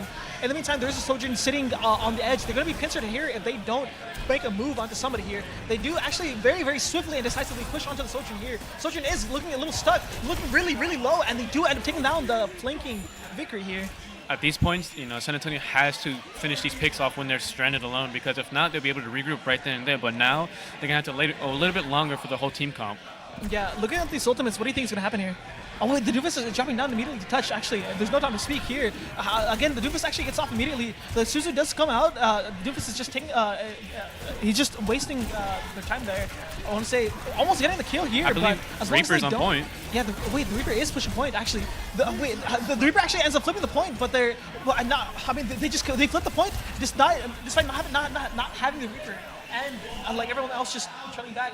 I'm assuming the positioning there. It was a bit weird because right now it was Doom and Reaper was behind, and they had the DPS and healer by themselves, College Station, but then they were kind of forced to get on point because that's what this objective is. The point is the match of the game. But They're all together in San Antonio, but then they get pushed back because of that point, and Doom was able to pick them up. Doom is immediately coming through, but he gets his punch canceled, actually. And using the added sustain from the orbital rush, they're able to completely go through. Doom is looking a little low. He has no escape in the situation after just an orbital along with a... just an orbital in exchange for two of these ultimates and getting the point. They're in a very, very, very comfortable spot. Did they just beat? I think it was misclick on beat. I think so. Maybe we'll stick it out, but I don't know. But right now, this is really, really even matchup. You know, the first round was kind of one-sided, but right here, I think they found some momentum of countering that Doom, the positioning, you know, how to stop him. Yeah, I mean, you see the ultimates that they have online, and it's just like, it's hard to imagine a way that they can lose, but I don't want to curse the game just yet. We see the Reaper actually coming through, getting multiple people here, unfortunately. Maybe I shouldn't speak on such topics before they happen, but... Right there, I think Reaper just came for the healers in the background, you know. Without the healers, the team will not be able to sustain themselves unless, you know, they get a health pack around the map. Yeah, I mean, just looking at these ultimates, you can see, what do you expect to happen? Like, how do you think they'll take this approach here? Well, I think San Antonio has a really good ult because they only used one out of them, but College Station did have to use all 5. So right now, San Antonio has a greater league to just spam all the ults and get on point. They do try to collapse on the Doofus. This time, the Doofus tried to catch them by surprise here, but unfortunately, the high new Death got canceled. Except this time, we have our own Death Blossom clearing the area for the point here. Just cleaning them up here. I mean, at this point, it's just the victory staying alive. Like I was saying before, like they really had all the ults, so they know when to do it. They're gonna get a point easily. Yeah, looking at this last fight, they're gonna have a bunch of ultimates coming up on the side of College Station here, but they're still gonna have these the Annihilation here just to they probably want to take the point just to set it up for a brawl here, which is what they're doing right now. I mean, moving on here over here, there's Reaper sitting up on the high ground. They need to pay attention to the Death Blossom here. The Reaper will be building up very quickly if they don't collapse onto him here. The Annihilation, along with the Kasune Rush, just giving them as much sustain and damage as they could ever want here. I mean, they're just blocking forever, holding it down. Slowly but surely, they are pushing through, but in the meantime, many people are just falling through. Unfortunately, they're not able to finish them off, and overtime does end up taking over. Oh my goodness. Point flips. I thought San Antonio was going to take it right there, but, you know, I think Doom, you know, I think the other team kind of knew what they're going to do, so they're trying to take as much damage and just play around the walls and not take an effect. But, you know, I see they can flip, they can still alive. Right now, I think we're going to hit the last team fight here. Yeah, and we can see right now, the Reaper was anticipating a repeat of the same attack and was setting up for that same attack here so that he could get a Blossom off, but it looks like they're just going to rotate through them here. The Reaper is still trying to search for an area for him to TP to just so we can clear. He sees the rotate coming through, it's called out, and he goes in for the Blossom here. He's trying to go for the Blossom, but he's super low health. He gets taken out before he can pop his ultimate. So many ultimates are coming through, but we're going to see if they can come through. The beat comes through, just trying to keep them up as much as possible. Unfortunately, it's just too much. The overwhelming some ultimates that they have, despite canceling that one ultimate, it's just too much. Texas A&M University College Station does end up winning this map here. Oh my goodness, that was, you know, there was a lot happening right there. You know, I thought that Reaper was going to finish it off, but that Reaper got off, and I was kind of scared for College Station, but even without the Reaper, they were still able to manage to take the win.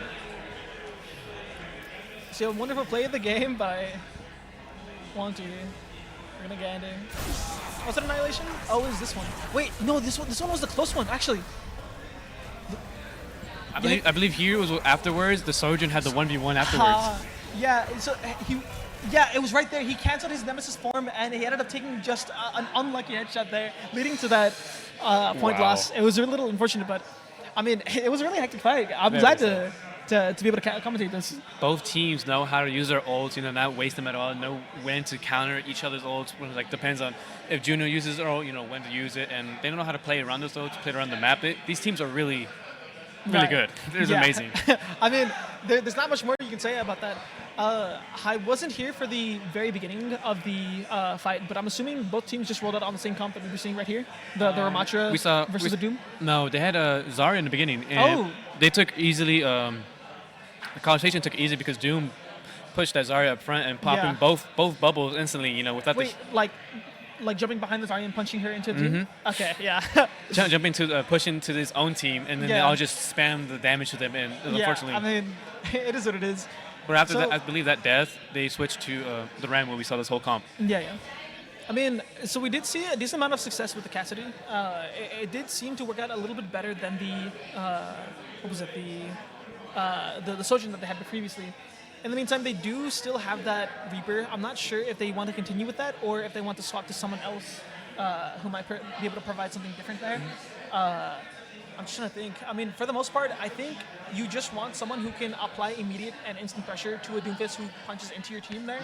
And I guess Reaper kind of fulfills that job without much downtime. I mean, you could consider, like, let's say a Bastion, but Bastion becomes a very easy target, very slow in its turret, and obviously once the turret goes away, the Doomfist can just re-engage. Very much so. I think another one would be Sojourn, but it kind of takes a while for the build up to the laser. For Sojourn? For Sojourn, yeah. Yeah, I mean, I think we saw the Sojourn previously, and I think that didn't provide enough damage, I want to say. Because that Doomfist was quite, he was very mobility. And I think the Cassidy really helped in it because of the stun. It really made him really slow and not able to, like, when he about to punch, cancel him. And I think this next match will be going to Midtown, which is the hybrid map. Yeah. For those who don't know, Midtown is a hybrid map. As a hybrid map, it's just going to be the attackers going in, trying to capture a point. Once the point is captured, they'll escort a payload over to the end of the map. I believe this one is a fire truck, if I'm not wrong. Yeah. This is in Midtown. This a fire truck set in the year 2060 or whatever Overwatch is set in. I believe so. But this was a really nice map, a lot of areas to be on top, different ways to get in as well. Yeah. So we'll see if they're going to keep the Doom or switch it off. So for the most part, we've been seeing some of the other teams rely on a very simple composition. I mean, it's effective still, but the composition of just running as much spam damage, as much spam healing, just using a lot of raw numbers because you just need to look at one sideline, right? We were mostly seeing that on Eichenwald with that early choke point, seeing it on a little bit of Midtown, considering that they had to walk through that downwards area or through that tight corridor in the tunnel. I mean, we could see different things about this, but I feel like these two teams are understand the weaknesses of these high damage, high healing compositions, and would be able to take advantage of the fact that they won't be able to contest these off angles as much as they would like. So instead, we will probably just see the same thing as before here. Yeah. Yeah, we got the Doom. We see the Venture coming out. College Station will be taking offense. I think they still like to have the momentum, see how they are. Yeah. San Antonio is on the defense. We got the Ramatra, Torbjorn, Venture, Juno, and Kiri. And with College Station having the same Doom, Genji, Sojourn, Ana, and Lucio. I think. So it's interesting that they picked the Ana because that is a significant weak point that the Venture can take advantage of. Well, I shouldn't say can take advantage of. Well, I'll say that the Ana won't be able to throw her cooldowns as willingly compared to other situations. Yeah, it's what I thought. They were just, I guess they were just having a little bit of fun there. Swapping back to their original composition there. Someone is sitting in the back line there. I want to say it's the Venture sitting back there. I believe so. Venture's a very, get there, in, get out. I guess just scouting out everyone else that they have here. I think they're trying to get a support. Gets his charge punch there. He tries to get the Venture, but Venture just gets to dig away here. Doomfist engages on the Venture here, but it's just gonna be slam punch cycling here, trying to build as much ult charge as possible, and also just looking for any opportunities there. Again, we see another slam punch, this time using his block to escape that. But for the most part, we're seeing the tank trying to contest the off angle here, but in the meantime, it leaves the Doomfist wide open to being able to just mess with the rest of the team. The rest of the team cohesion ends up collapsing because the tank ends up going off to to handle the angle. At the off angle with the heal and the Sojourn. At least off to the angle without someone else handling the front line there. And I think Doom took advantage of that and saw that and just dove in. And unfortunately, I don't think they're going to have the touch here just because the Doomfist will be able to slow them down, punch them away. The Rasha does end up touching the point, which is pretty decent. They actually end up getting one. They might end up losing more, actually. Yeah, it looks like they're just disengaging and going on to the next one. It looks like Doomfist is trying to play for a no kills game or no deaths game here. But unfortunately, it's not going to come true there. Very much so, I think as soon as they got one pick off San Antonio against College Station, I think Doom realized and backed off because, it's really, for how I see, they really dive and they all have the off angles, making it really hard to commit. Yeah. Again, it's just gonna be the same kind of slam punch cycling. Thanks to turret, any amount of slam damage. Wait, we actually had a Venture finishing off the Sojourn. A nice little assassination there, pushing onto them there. We're gonna see the Sojourn actually, no, the Venture deepen her angle, or deepen their angle onto the side, forcing the rest of them back. It looks like they're really not at all interested in continuing this kind of chicanery. Just as soon as they lose one, they're just completely backing off to make sure that they do not lose any more people. In the meantime, the Venture chills in the high ground there, while the rest of them try to push through here. Unfortunately, we do not see the wait. It's such a clean ultimate here, going through, pushing through. Both Kitsunes get matched, but unfortunately, the Doom actually the Doom goes behind them actually. The supports are distracted here. He's not gonna be able to get out. Oh no, he does. Yeah, he's okay. So we're back to neutral. The Beat goes down as well. They use both OC and the Beat just to try to push farther in. And we might see the Venture ultimate try to come through just to apply more pressure, but I don't think they're gonna have a decent sightline on them here.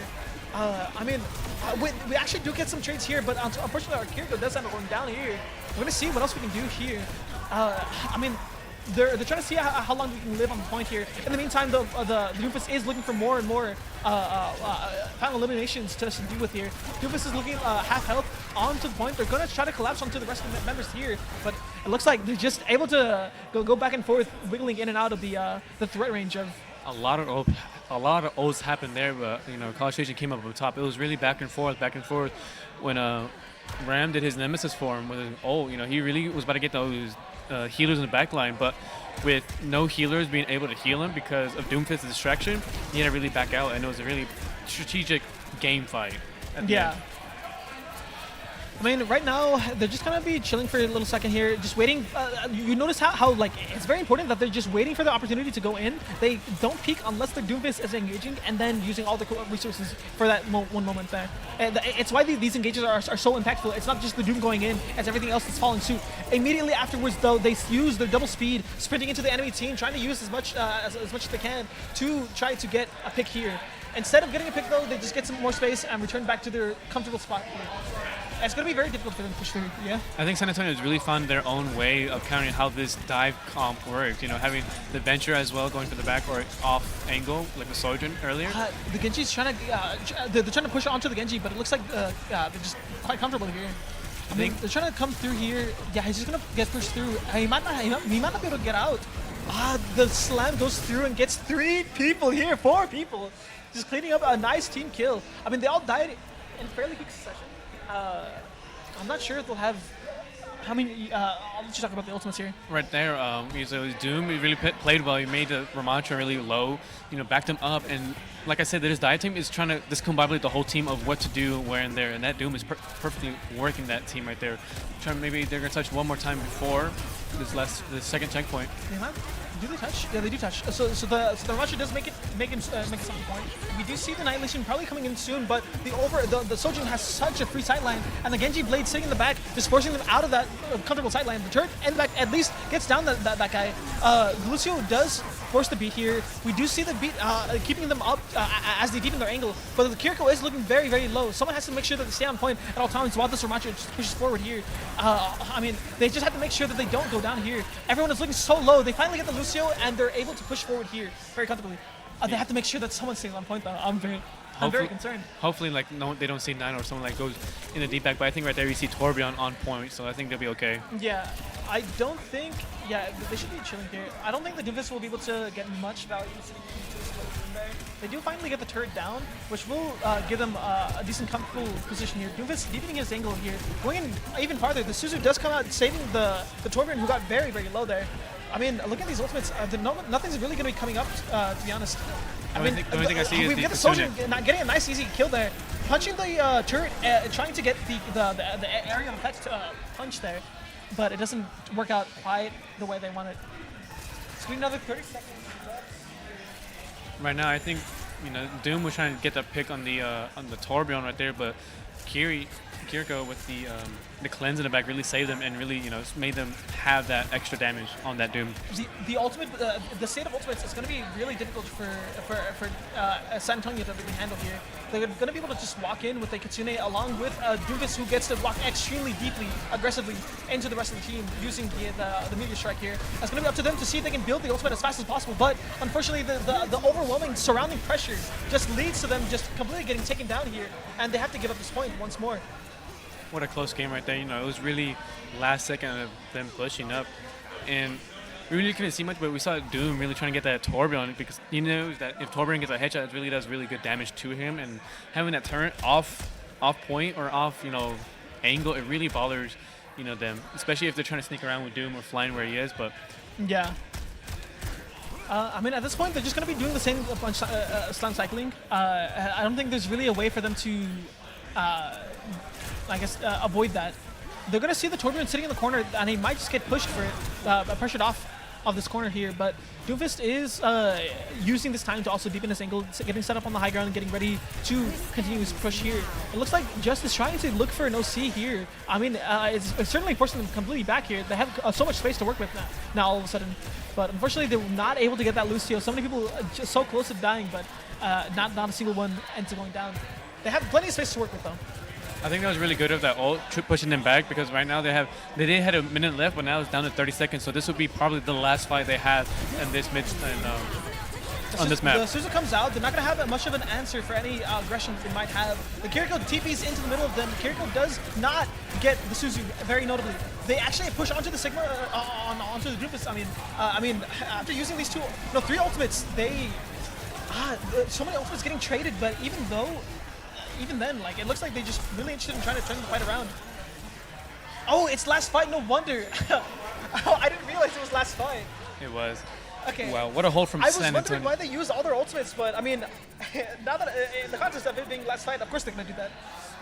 Now, all College Station has to do right now is not let them go from 47 meters. If they hold it, they'll be getting round 2. Yeah. Do you think they're going to have Doom on this defense? I think they're going to run Doom no matter what. I'm going to be so real. I think San Antonio has really found a way to really ignore that Doom a little bit. Having that cleanse to help the people who are low, and then especially the Venture picking off people who are off angle, off with their team, and it's really been slowing down from what we've seen from the first map, from Nepal. Yeah. I mean, looking at this, yeah, they're just going to be, they're really comfortable just playing the same thing here. It looks like they actually swapped their DPS, they swapped each other's DPS lineup.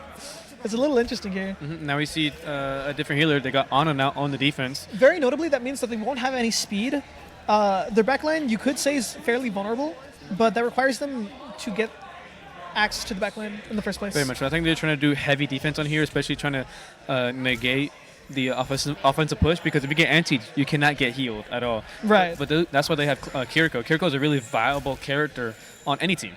Right. It depends if you get slept, hit or super low. That cleanse really helps in any scenario.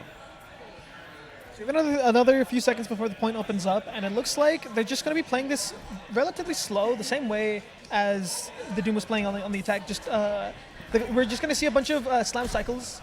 It's probably going to be onto up to Timusa to see if they can get it interrupted here. Yeah, Doofus is just going to try to interrupt the slams, and just like that, as long as they're able to get that off.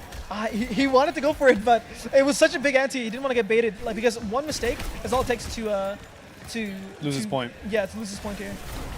The punch actually gets fairly decently eaten. Only hitting one person. I thought it was going to hit more. Especially went for that Kiriko, just so they don't have that cleanse, so that nade could stick. But like you said, that really corner is really hard, to play around with Doom, because everybody can just spam you and you would die. If he's trying to walk through here, a big ante hits them through here. I mean, so it's really hard to try to push through these, just because the Ana will always have the nade at the ready to. Especially because it's splash damage. Yeah. I think it's really important for that Kiri to stay alive. I think that Kiri needs to stay alive on San Antonio. Really important, because that Ana really is affecting the whole team there. They're not able to push, as much, and they won't be able to get healed as much because of the ante. But. And right now we've seen the ults build up. we got Doomfist about to hit his. I think he is been doing the most activity on this match. And I think he's going to try to get that backline, trying to get that Kiryu. I think his most important looking for is that Kiriko, because right there. Suzu comes through, they immediately get the empowered punch here. So we're going to see how Tamusa ends up handling this. They're not going to be... they are close to a few ultimates here. The Ashe actually gets taken down here. Right now, he's Let's just see what else they can do. I mean, the Doofus does get his ultimate forced, so at the very least, that is a decent consolation prize for what's going on. But at the end of the day, they are getting held back here. You know, it's really surprising having, like, he is a good Doom player, but I've never seen, like, a Doom player play on defense like this before. And it's really nice to see this kind of matchup right here. Because you don't really see much Doomfits on defense, especially on this map as well. Well, yeah, because it requires so much, like, proactivity in order to do something like that. But and patience. again, and they're trying to see what they can do here. But the Doomfist, the damage that they provide out into them, like into their team, along with the knockup from the Doomfist, it just leads to... It's just too much for them to handle here. You know, that Doomfist is really, like, I know we've been talking a lot, but that Doomfist is, like, pretty much the key of College Station, because that's their dive. That's who, like I've been saying all the time, you know, they were distributing, like, pushing away different people off, and it's really troublesome right now. Yeah, I will say the rest of them are still playing decently, making sure that they don't open themselves up to opportunity, and also using their abilities correctly to keep them back here. So every time they walk through, I mean, they're just faced with so much pressure there. It's kind of hard to try to get through. They're going to have a minute left. I mean, I don't think they're going to be able to build their tank ults. Pretty much. I think they're going to rely on the two supports. They deviate the angle all the way to peeking into the spawn room here. Right now for San Antonio, all they have for, I think, maybe 1 or 2 pushes. I don't know if they're going to wait for... Well, they switched to Ramacho. I don't know if Ramacho has enough time unless he just... They probably swap it because they know that they're not going to build the ultimate, so they just have to go through with something that can survive just a little bit harder. And we see the Widow switch real quick. Yeah, maybe trying to get a pick. I think they have to try to go for something like this just to try to get through here.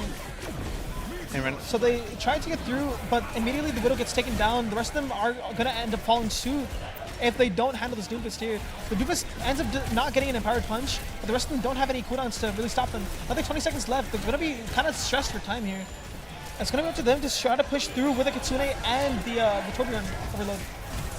Again, Doomfist in the back line. We're going to see if they can stop him, but Doomfist does find his way to the back line. Again, just keeping them in check, making sure that they're not able to keep up the Ramacho here. And the seconds tick down. Once again, it's going to be another College Station victory. Wow, what a this team really has played with each other a lot. They know where to play, especially with this Doomfist being hyper aggressive. You know, and we're gonna see him play the game right here. See what he did. And this was the moment that they didn't have any cooldowns for the Doomfist there. They had to use the Suzu for the for whenever their Ramacho was running back. He had no Nemesis form at that time, so if he didn't get Suzu'd, it would have been just wraps for him. But obviously, doing that just does mean you leave yourself open to the following Meteor Strike.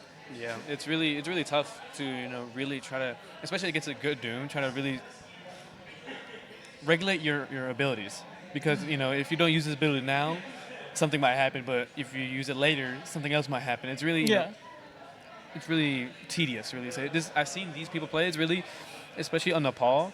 Yeah. You've seen it. It's been like a chess game. Like, see who is going to go. But as you can see here, like you say, that Doomfist on attack, he really wasn't going in the beginning. He was just trying to build that ult charge, trying to get that punch, really going in, just trying to see who's going to be off angle. And like that first fight when Ramacho was going for I believe it was the Kiriko and the Soldier, that made him off with his team, and now his team was vulnerable. So we're going to be moving on to the I shouldn't say last map. We're going to be moving on to the third map of this best of 5 series. I forget it's not a best of 3 series anymore. It is the so finals. Because it's the grand finals, we are moving on to a more formal, matchup. It's going to be best of 5, first team to 3 maps. Again, if you were not here for the explanation before, Flashpoint is going to be a map very similar to Control, where a central point does open up. Each one of the team needs to capture it, and upon capturing it, they will start taking up progress much faster than a control point. Once the flashpoint ends up taking to 100, it will be passed on. The point will be passed on to whichever team owned it. And whichever team ends up, from there, another flashpoint on the map will open up. So immediately after, with a 30-second gap, I guess I should say, another flashpoint will be marked and open up. This will continue following over and over until one team gets to 3 out of the 5 flashpoints won. So again, the flashpoint here is New Junk City here. I think we're all gonna know. I think we both know that College Station is still gonna run this Doom. I wonder if San Antonio is still gonna run the Venture, because the Venture on defense really helped on the picks on the weaker characters, especially when Doom was facing someone else. They didn't really focus on that Venture. Yeah. So I wonder if they're gonna have the same comp they did have on defense. Maybe change up a little bit of the healers, but hopefully we see some good matches here, some good rounds. Yeah. We see the Junk Queen. I mean, this is kind of typical for what you would see in New Junk City for the most part. I'm trying to see. I don't know if you would run a. What's the word? I don't know if you would rather run the Zarya here, but I think against this Doomfist, you would rather have. At least the Shout does provide a bit more sustain for your team. Mm-hmm. So yeah. So instead of like the the Ramatra, when he went to Nemesis for, when it just healed him and buffed him, I think having this Shout will help his team more. Helping the Kiriko, especially with her cleanse, utilize her cleanse elsewhere, or maybe later, to survive even more against this Doomfist. Yeah. Look at this first fight. They immediately open up on the left side here. Well, their right at least. The Doomfist immediately applying pressure to the Junker Queen here, just trying to see whatever they can do. They do pull the Cassidy in, trying to shot onto him, but she does get body blocked, not being able to swing the Carnage onto them here. I mean, in the meantime, they do still get a couple more knives here. They're going to probably just completely back up here, not wanting to fight this 4v5, not interested in trying to turn this fight here, especially down 1.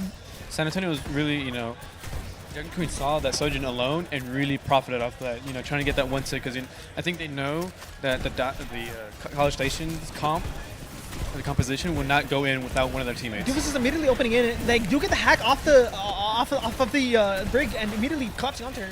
In the meantime, they are collapsing on the rest of the team, just trading people back and forth here. Cupid Soldier does end up going down, so it's going to be down the Kiriko. They still have the Lucio for heals, but Lucio quickly goes down afterwards here. At this point, it's just going to be up to whoever's left to try to contest the point as long as possible, but I think they're deciding to go against that and just try to get out with their lives. Seeing what happened now, I think this is going to be really, really, like, compared to the other ones, a really intense match and a good match, because Junker Queen can really punish one of the characters out of line, especially the weaker ones, those one that has no mobility, and I think San Antonio can really profit. So right now, I mean, the Junker Queen is just dragging her knife through, trying to see what she can get out of this little situation. But again, this Doomfist is applying decent pressure alongside with these May walls. Very notably, they will... Wait, they actually get 2. If they can stabilize right here, it's actually a completely one fight. They have to just chill for a second and then push through, following immediately after. Again, it's unfortunate that it's unfortunate that the Just ends up going down there, but... Like I said, this opens them up for the opportunity to turn this fight around, especially with their ultimates. The Meteor Strike giving them the outs that they need to try to stabilize just a little bit longer, but it's not enough to stop Texas A&M University San Antonio.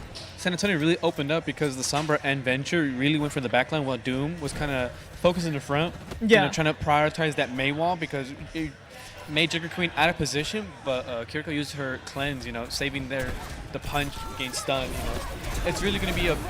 it gets cancelled, but the Doom still gets antied though. They can still look at the Doom, or maybe look at the rest of them, while the Doomfist is not able to immediately apply pressure while antied. So they do end up getting one person. The AMP goes through, trying to take down a couple more people. Nobody's going to be able to touch, and they clean up this first point very, very decisively here. Like I was saying, this match is going to be it, because really, Doom is really heavy reliant on his team. And then I think what the Jungle Queen's going to do is really prioritize that, because I believe they can survive a little bit, because they're more of a, mobility. Lucio can get out, Kira can get out. Everybody on San Antonio can really move away against that Doom. And so that Jungle Queen can really prioritize on the DPS and the healers in the backline of College Station. Yeah. I mean, right now, they're just trying to see what they can do. They do get the wall followed by the Brick Bash. I mean, I'm not sure they can do a whole lot more. They do get the Suzu to allow the Venture to guarantee that they get through. But unfortunately, the Drill Dash gets canceled by the Doom Punch here. Really now, each team is just taking each team fight. Every time they come against, it's College Station, San Antonio, College Station, San Antonio. It's especially with their ults, I don't know, they're coming up, and they're using it really well. Yeah, right now it looks like they're trying to push through. I mean, it looks like they're just going through main, taking the right side there. They're trying to punch the Junker Queen in farther, but it looks like they're kind of out. No, the Sombra ends up getting pushed out of position there. In the meantime, it just like with the amount of sustain that you get by popping your Meteor Strike, I mean, it just guarantees that you get to aggress super deep into them here, allowing the rest of your team to build these ultimates. Right now, I think, with the ult coming up, seeing here, maybe on College Station, they're going to use it more on the defensive side, especially Mei. But hopefully we get to see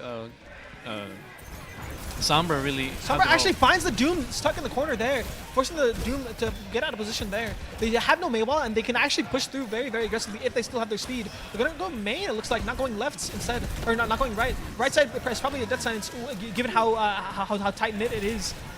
They do end up getting the touch on the point here. That's probably why they decided to go right. But again, the Doomfist gets antied with everything. Everyone's going to be stuck here. They finally get both of the DPS here. Brig also going down, in exchange for only the Lucio going down. I mean, a couple members of Tumusa, Texas A&M University San Antonio do go down, but they're still fairly still in this game. That Junker Queen ult really, helped them, with the anti, it really helped them prioritize, which character to get, and one by one, College Station members did fall down, and San Antonio taking a point. Yeah, that was a very strong Junker Queen ultimate there. I mean, they're gonna see if they can try to stabilize enough, but he gets killed through the orbital strike, getting through. Unfortunately, he's gonna get chain stunned in the middle of the brig here. I mean, I'm not sure what else they can do. They're just gonna get pressured on with immense sustain that they have. I will say, given what they used, College Station did have to use both support ults in exchange for just one support ult from San Antonio. But at the end of the day, they did end up getting the point. So very much so. Right now, I think most of the team fights is won by these ults. We really haven't seen anybody survive team fights without any of these ults, really. Because Junker Queen with her ult, and then Doomfist with ult, you really see like one-sided. So it's back and forth. I wonder what will actually be the tip over, be the switch. Oh, the Cassidy gets caught out of position. He actually gets assassinated there. They're trying to see what they can do to try to get out. He actually TPs away. He baits them, sneaks them away. Very low health, but still alive nonetheless here. Trying to push onto the Mei that recently had to use her ice block. In the meantime, just finishing off the Doomfist, who's trying to contest the point for a little bit longer, forcing him to kill him. Just that Reaper player was really smart, not using his ult. He got a pick and was still able to get teleport onto the point successfully. Because that is a small door he had to teleport through, and he did it successfully. It's actually kind of crazy, to be honest. But looking at the ultimates that San Antonio has, I mean, they're going to be very comfortable going through it in this. The Reaper Blossom does come through. They're trying to see what they can do. I mean, the Doomfist doesn't land on anybody directly, having to use his punch and slam immediately to get away. In the meantime, that's the only ultimate that they really had. In the meantime, they get the EMP, hitting many people, cleaning up this fight resoundingly. I mean, Doomfist does end up getting two. It might not be as resounding as I thought, but I mean, regardless, they only have the Reaper and their Brig still alive. The rest of them can easily go down here in the face of their members. The Brig does end up going away, but I mean, that's a clean fight from them. I think what was really smart about Just saving his ult right there, I don't know if you saw, but when Doomfist was in there, Reaper just ulted onto that doorway, stopping all his healers and support and the DPS going in with him. It was really smart of him because now Doomfist really had no support and couldn't successfully use his ult against the attack. Again, it's going to be kind of difficult to try to get this guy out of here, but the Doomfist actually punches him out of the blizzard. The blizzard actually gets no one. Mei currently has no ice block. They can actually collapse on the Mei, but unfortunately they have to wait for the block. But he dies in the middle of the rampage. He was trying to get through, but he should have. It's a little unfortunate. Just seeing him lose his ultimate in the middle of that, because of the Brig bashing him, forcing him. He finally waited until the Brig bash came through, but I mean, he was still too low health after that. Fortunately, though, for San Antonio, that right now, they're not too worried, but in Clash, the capture point does go up significantly, but right now, San Antonio is looking good at 98%. They just need to win one team fight here. They have 2 fights worth of time to get through. They really need to try to see if they can dry fight here, but I don't think they'll be able to do much with that. I mean, I feel like the dry fight has to be the only option that they really have here. I mean, they're trying to push through here. The Kitsune Rush does come through, trying to keep them alive, but it's going to be putting in the... Wait, no, they're actually kind of popping off here, taking down 2 members of their team here, trying to collapse on the third one, possibly looking for this third. It's really hectic right now, but they're trying to look for this this Juno flying around in the sky. It's super hard to hit such a... what seems like a mosquito in their eyes here. And that's another fight. At least the Summer doesn't get caught. Oh man, I shouldn't have spoken there. That's on me. It was really back and forth there, really seeing ults come out at, in between them. But, right now, College Station, turning the tides because, San Antonio got the first point, College Station got second. If it was on a strand, San Antonio would have won this on this third point. But now, College Station has turned, the game around. We'll see how they'll do on this fourth point here on the very left side of the map here.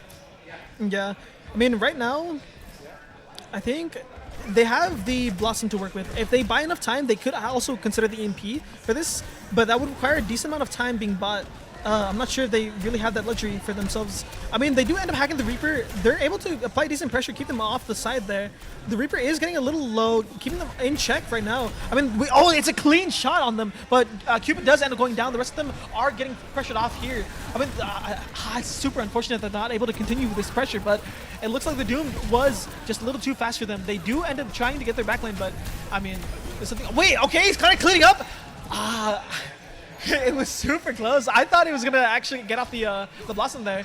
But fortunately, he did not because if he would have died immediately, it would have been unfortunate to use that Blossom and then die immediately. Yeah, we would have had a bit of a repeat of what happened earlier there. But right now, they only College Station having 2 ultimates up to this next fight, coming almost 3, while San Antonio has 3 on the go and 4th on the coming.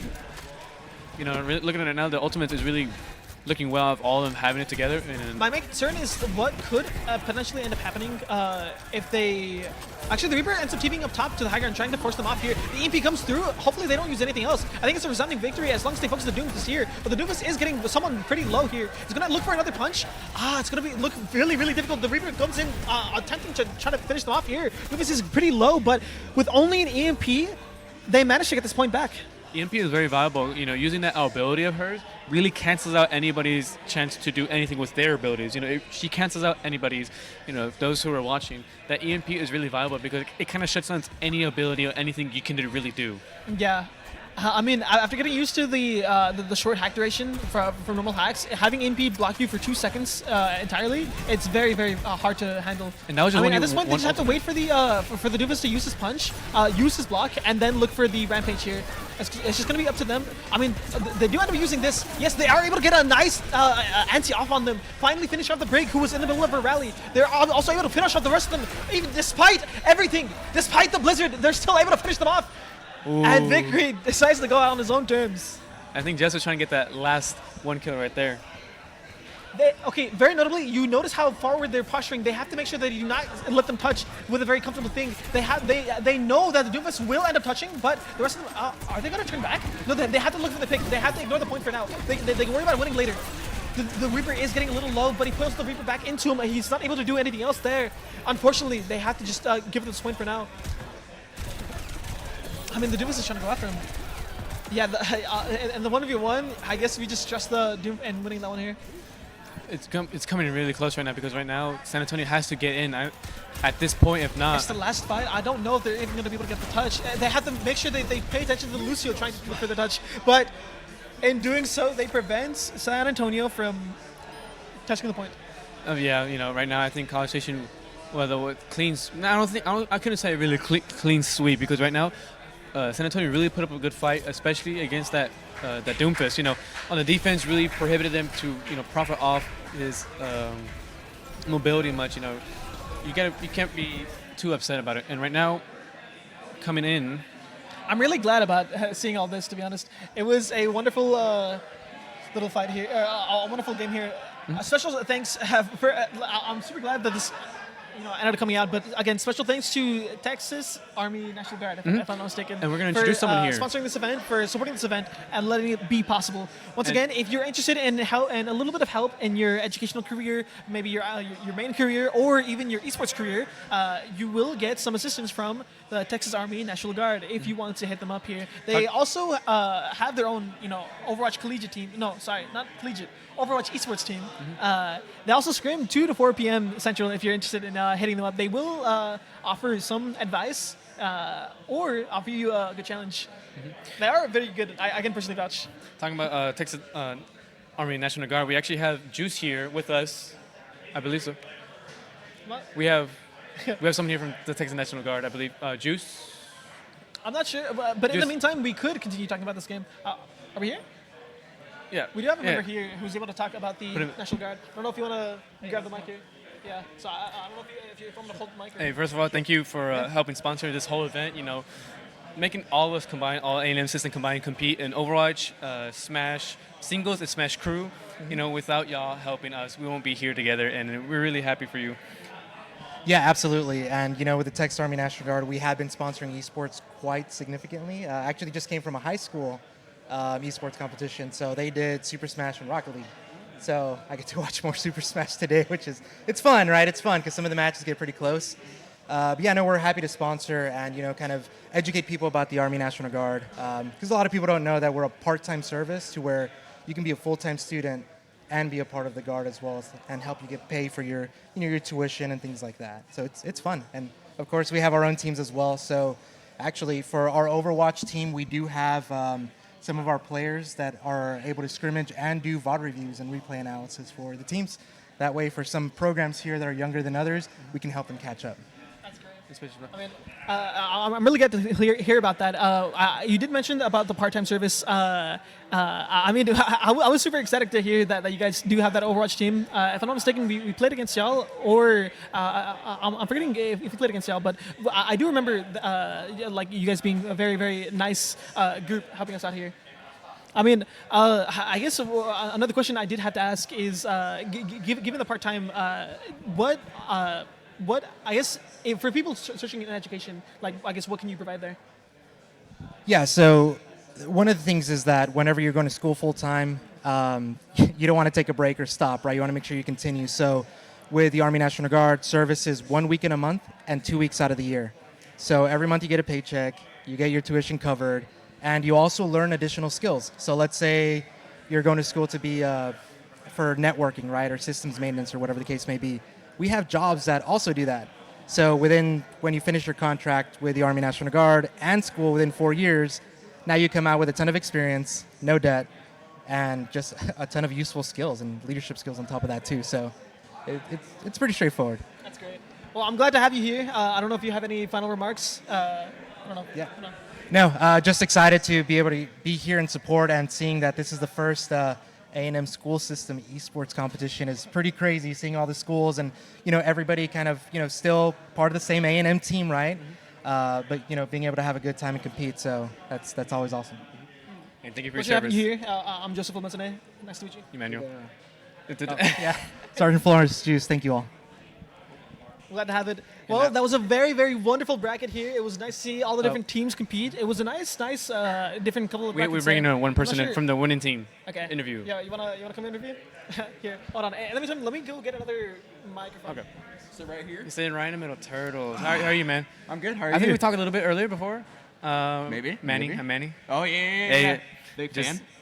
So I love to see both of y'all, both of you, San Antonio and College Station, really fall. It was really interesting. Really, that Doom. Yeah. Amazing. It's special. It's It's- special.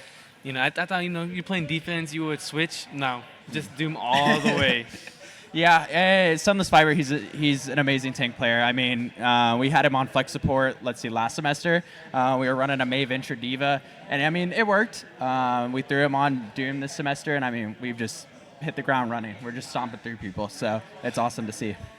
How do you feel, coming on top, almost, did you go clean slate here? We did. We did How does not it drop a map. Wow. How does it feel as a team? I mean, it feels great. We came into this competition, we expected a good fight out of TAMU San Antonio, and we definitely got that, so props to them. But, just coming out on top, not dropping a map. It feels great. It feels great for this program too.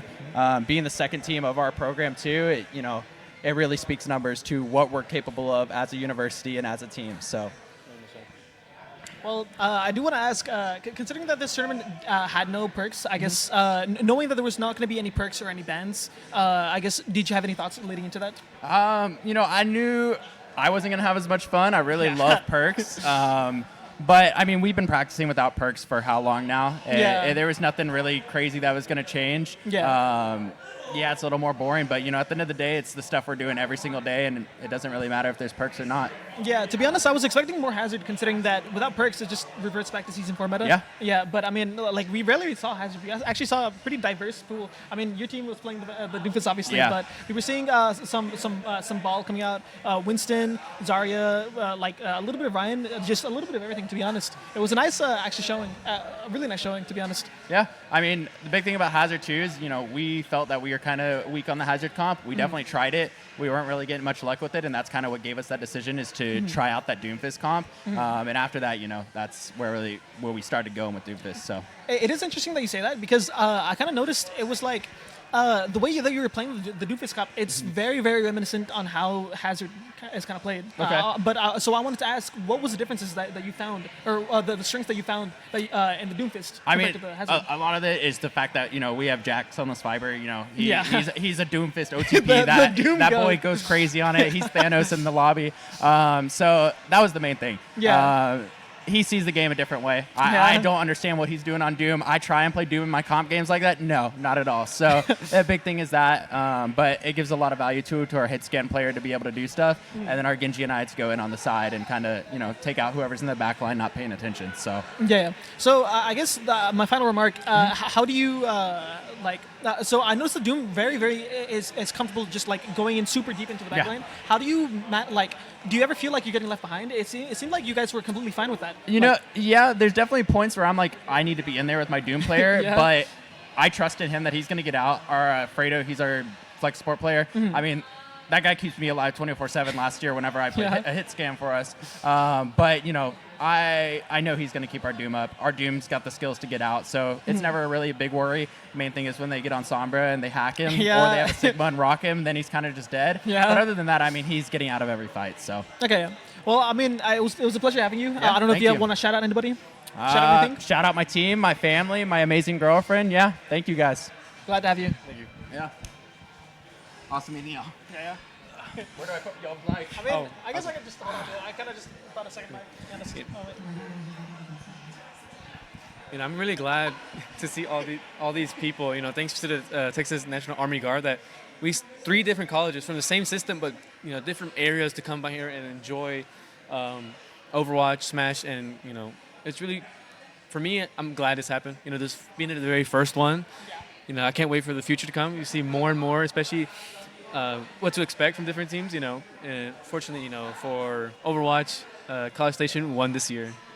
Well, shout out to TechPort for hosting the events. Shout out to Texas Army National Guard for sponsoring this and letting it happen. And shout out to the A&M system universities that ended up showing up here. So. Oh, your mic was off. Wait. Muted mic. Uh-oh. Well, what's up? I mean, everyone's having fun. I mean, the Smash audience has been like a chorus this entire time in the middle of all of this. So shout out to everybody. Shout out to TechPort for hosting the event. Shout out to the Texas Army National Guard for allowing this to be a thing, and shout out to the Texas A&M University Systems. System University for, I guess, showing up. All the different universities that came here and let this be a thing here. And right now, Smash is still going on, and I believe it is, I forgot which, it's on YouTube. Yeah. And they're still going on, so you're going to go over there since, fortunately, no more Overwatch for today. But Smash is still going on, so please go on YouTube. I believe the channel is... Tamusa Esports? Tamusa Esports. And, I want to say? I do believe so. Okay, yeah, so head on over to Tamusa Esports on YouTube if you want to see the live stream of the Smash broadcast. They're getting to the, I think, final brackets. So it's getting close. Yeah, so if you're interested in some high-octane, high-echelon gameplay, tune into that. My name is Emmanuel, and I'm Joseph. It was nice to meet y'all. Bye-bye. See ya.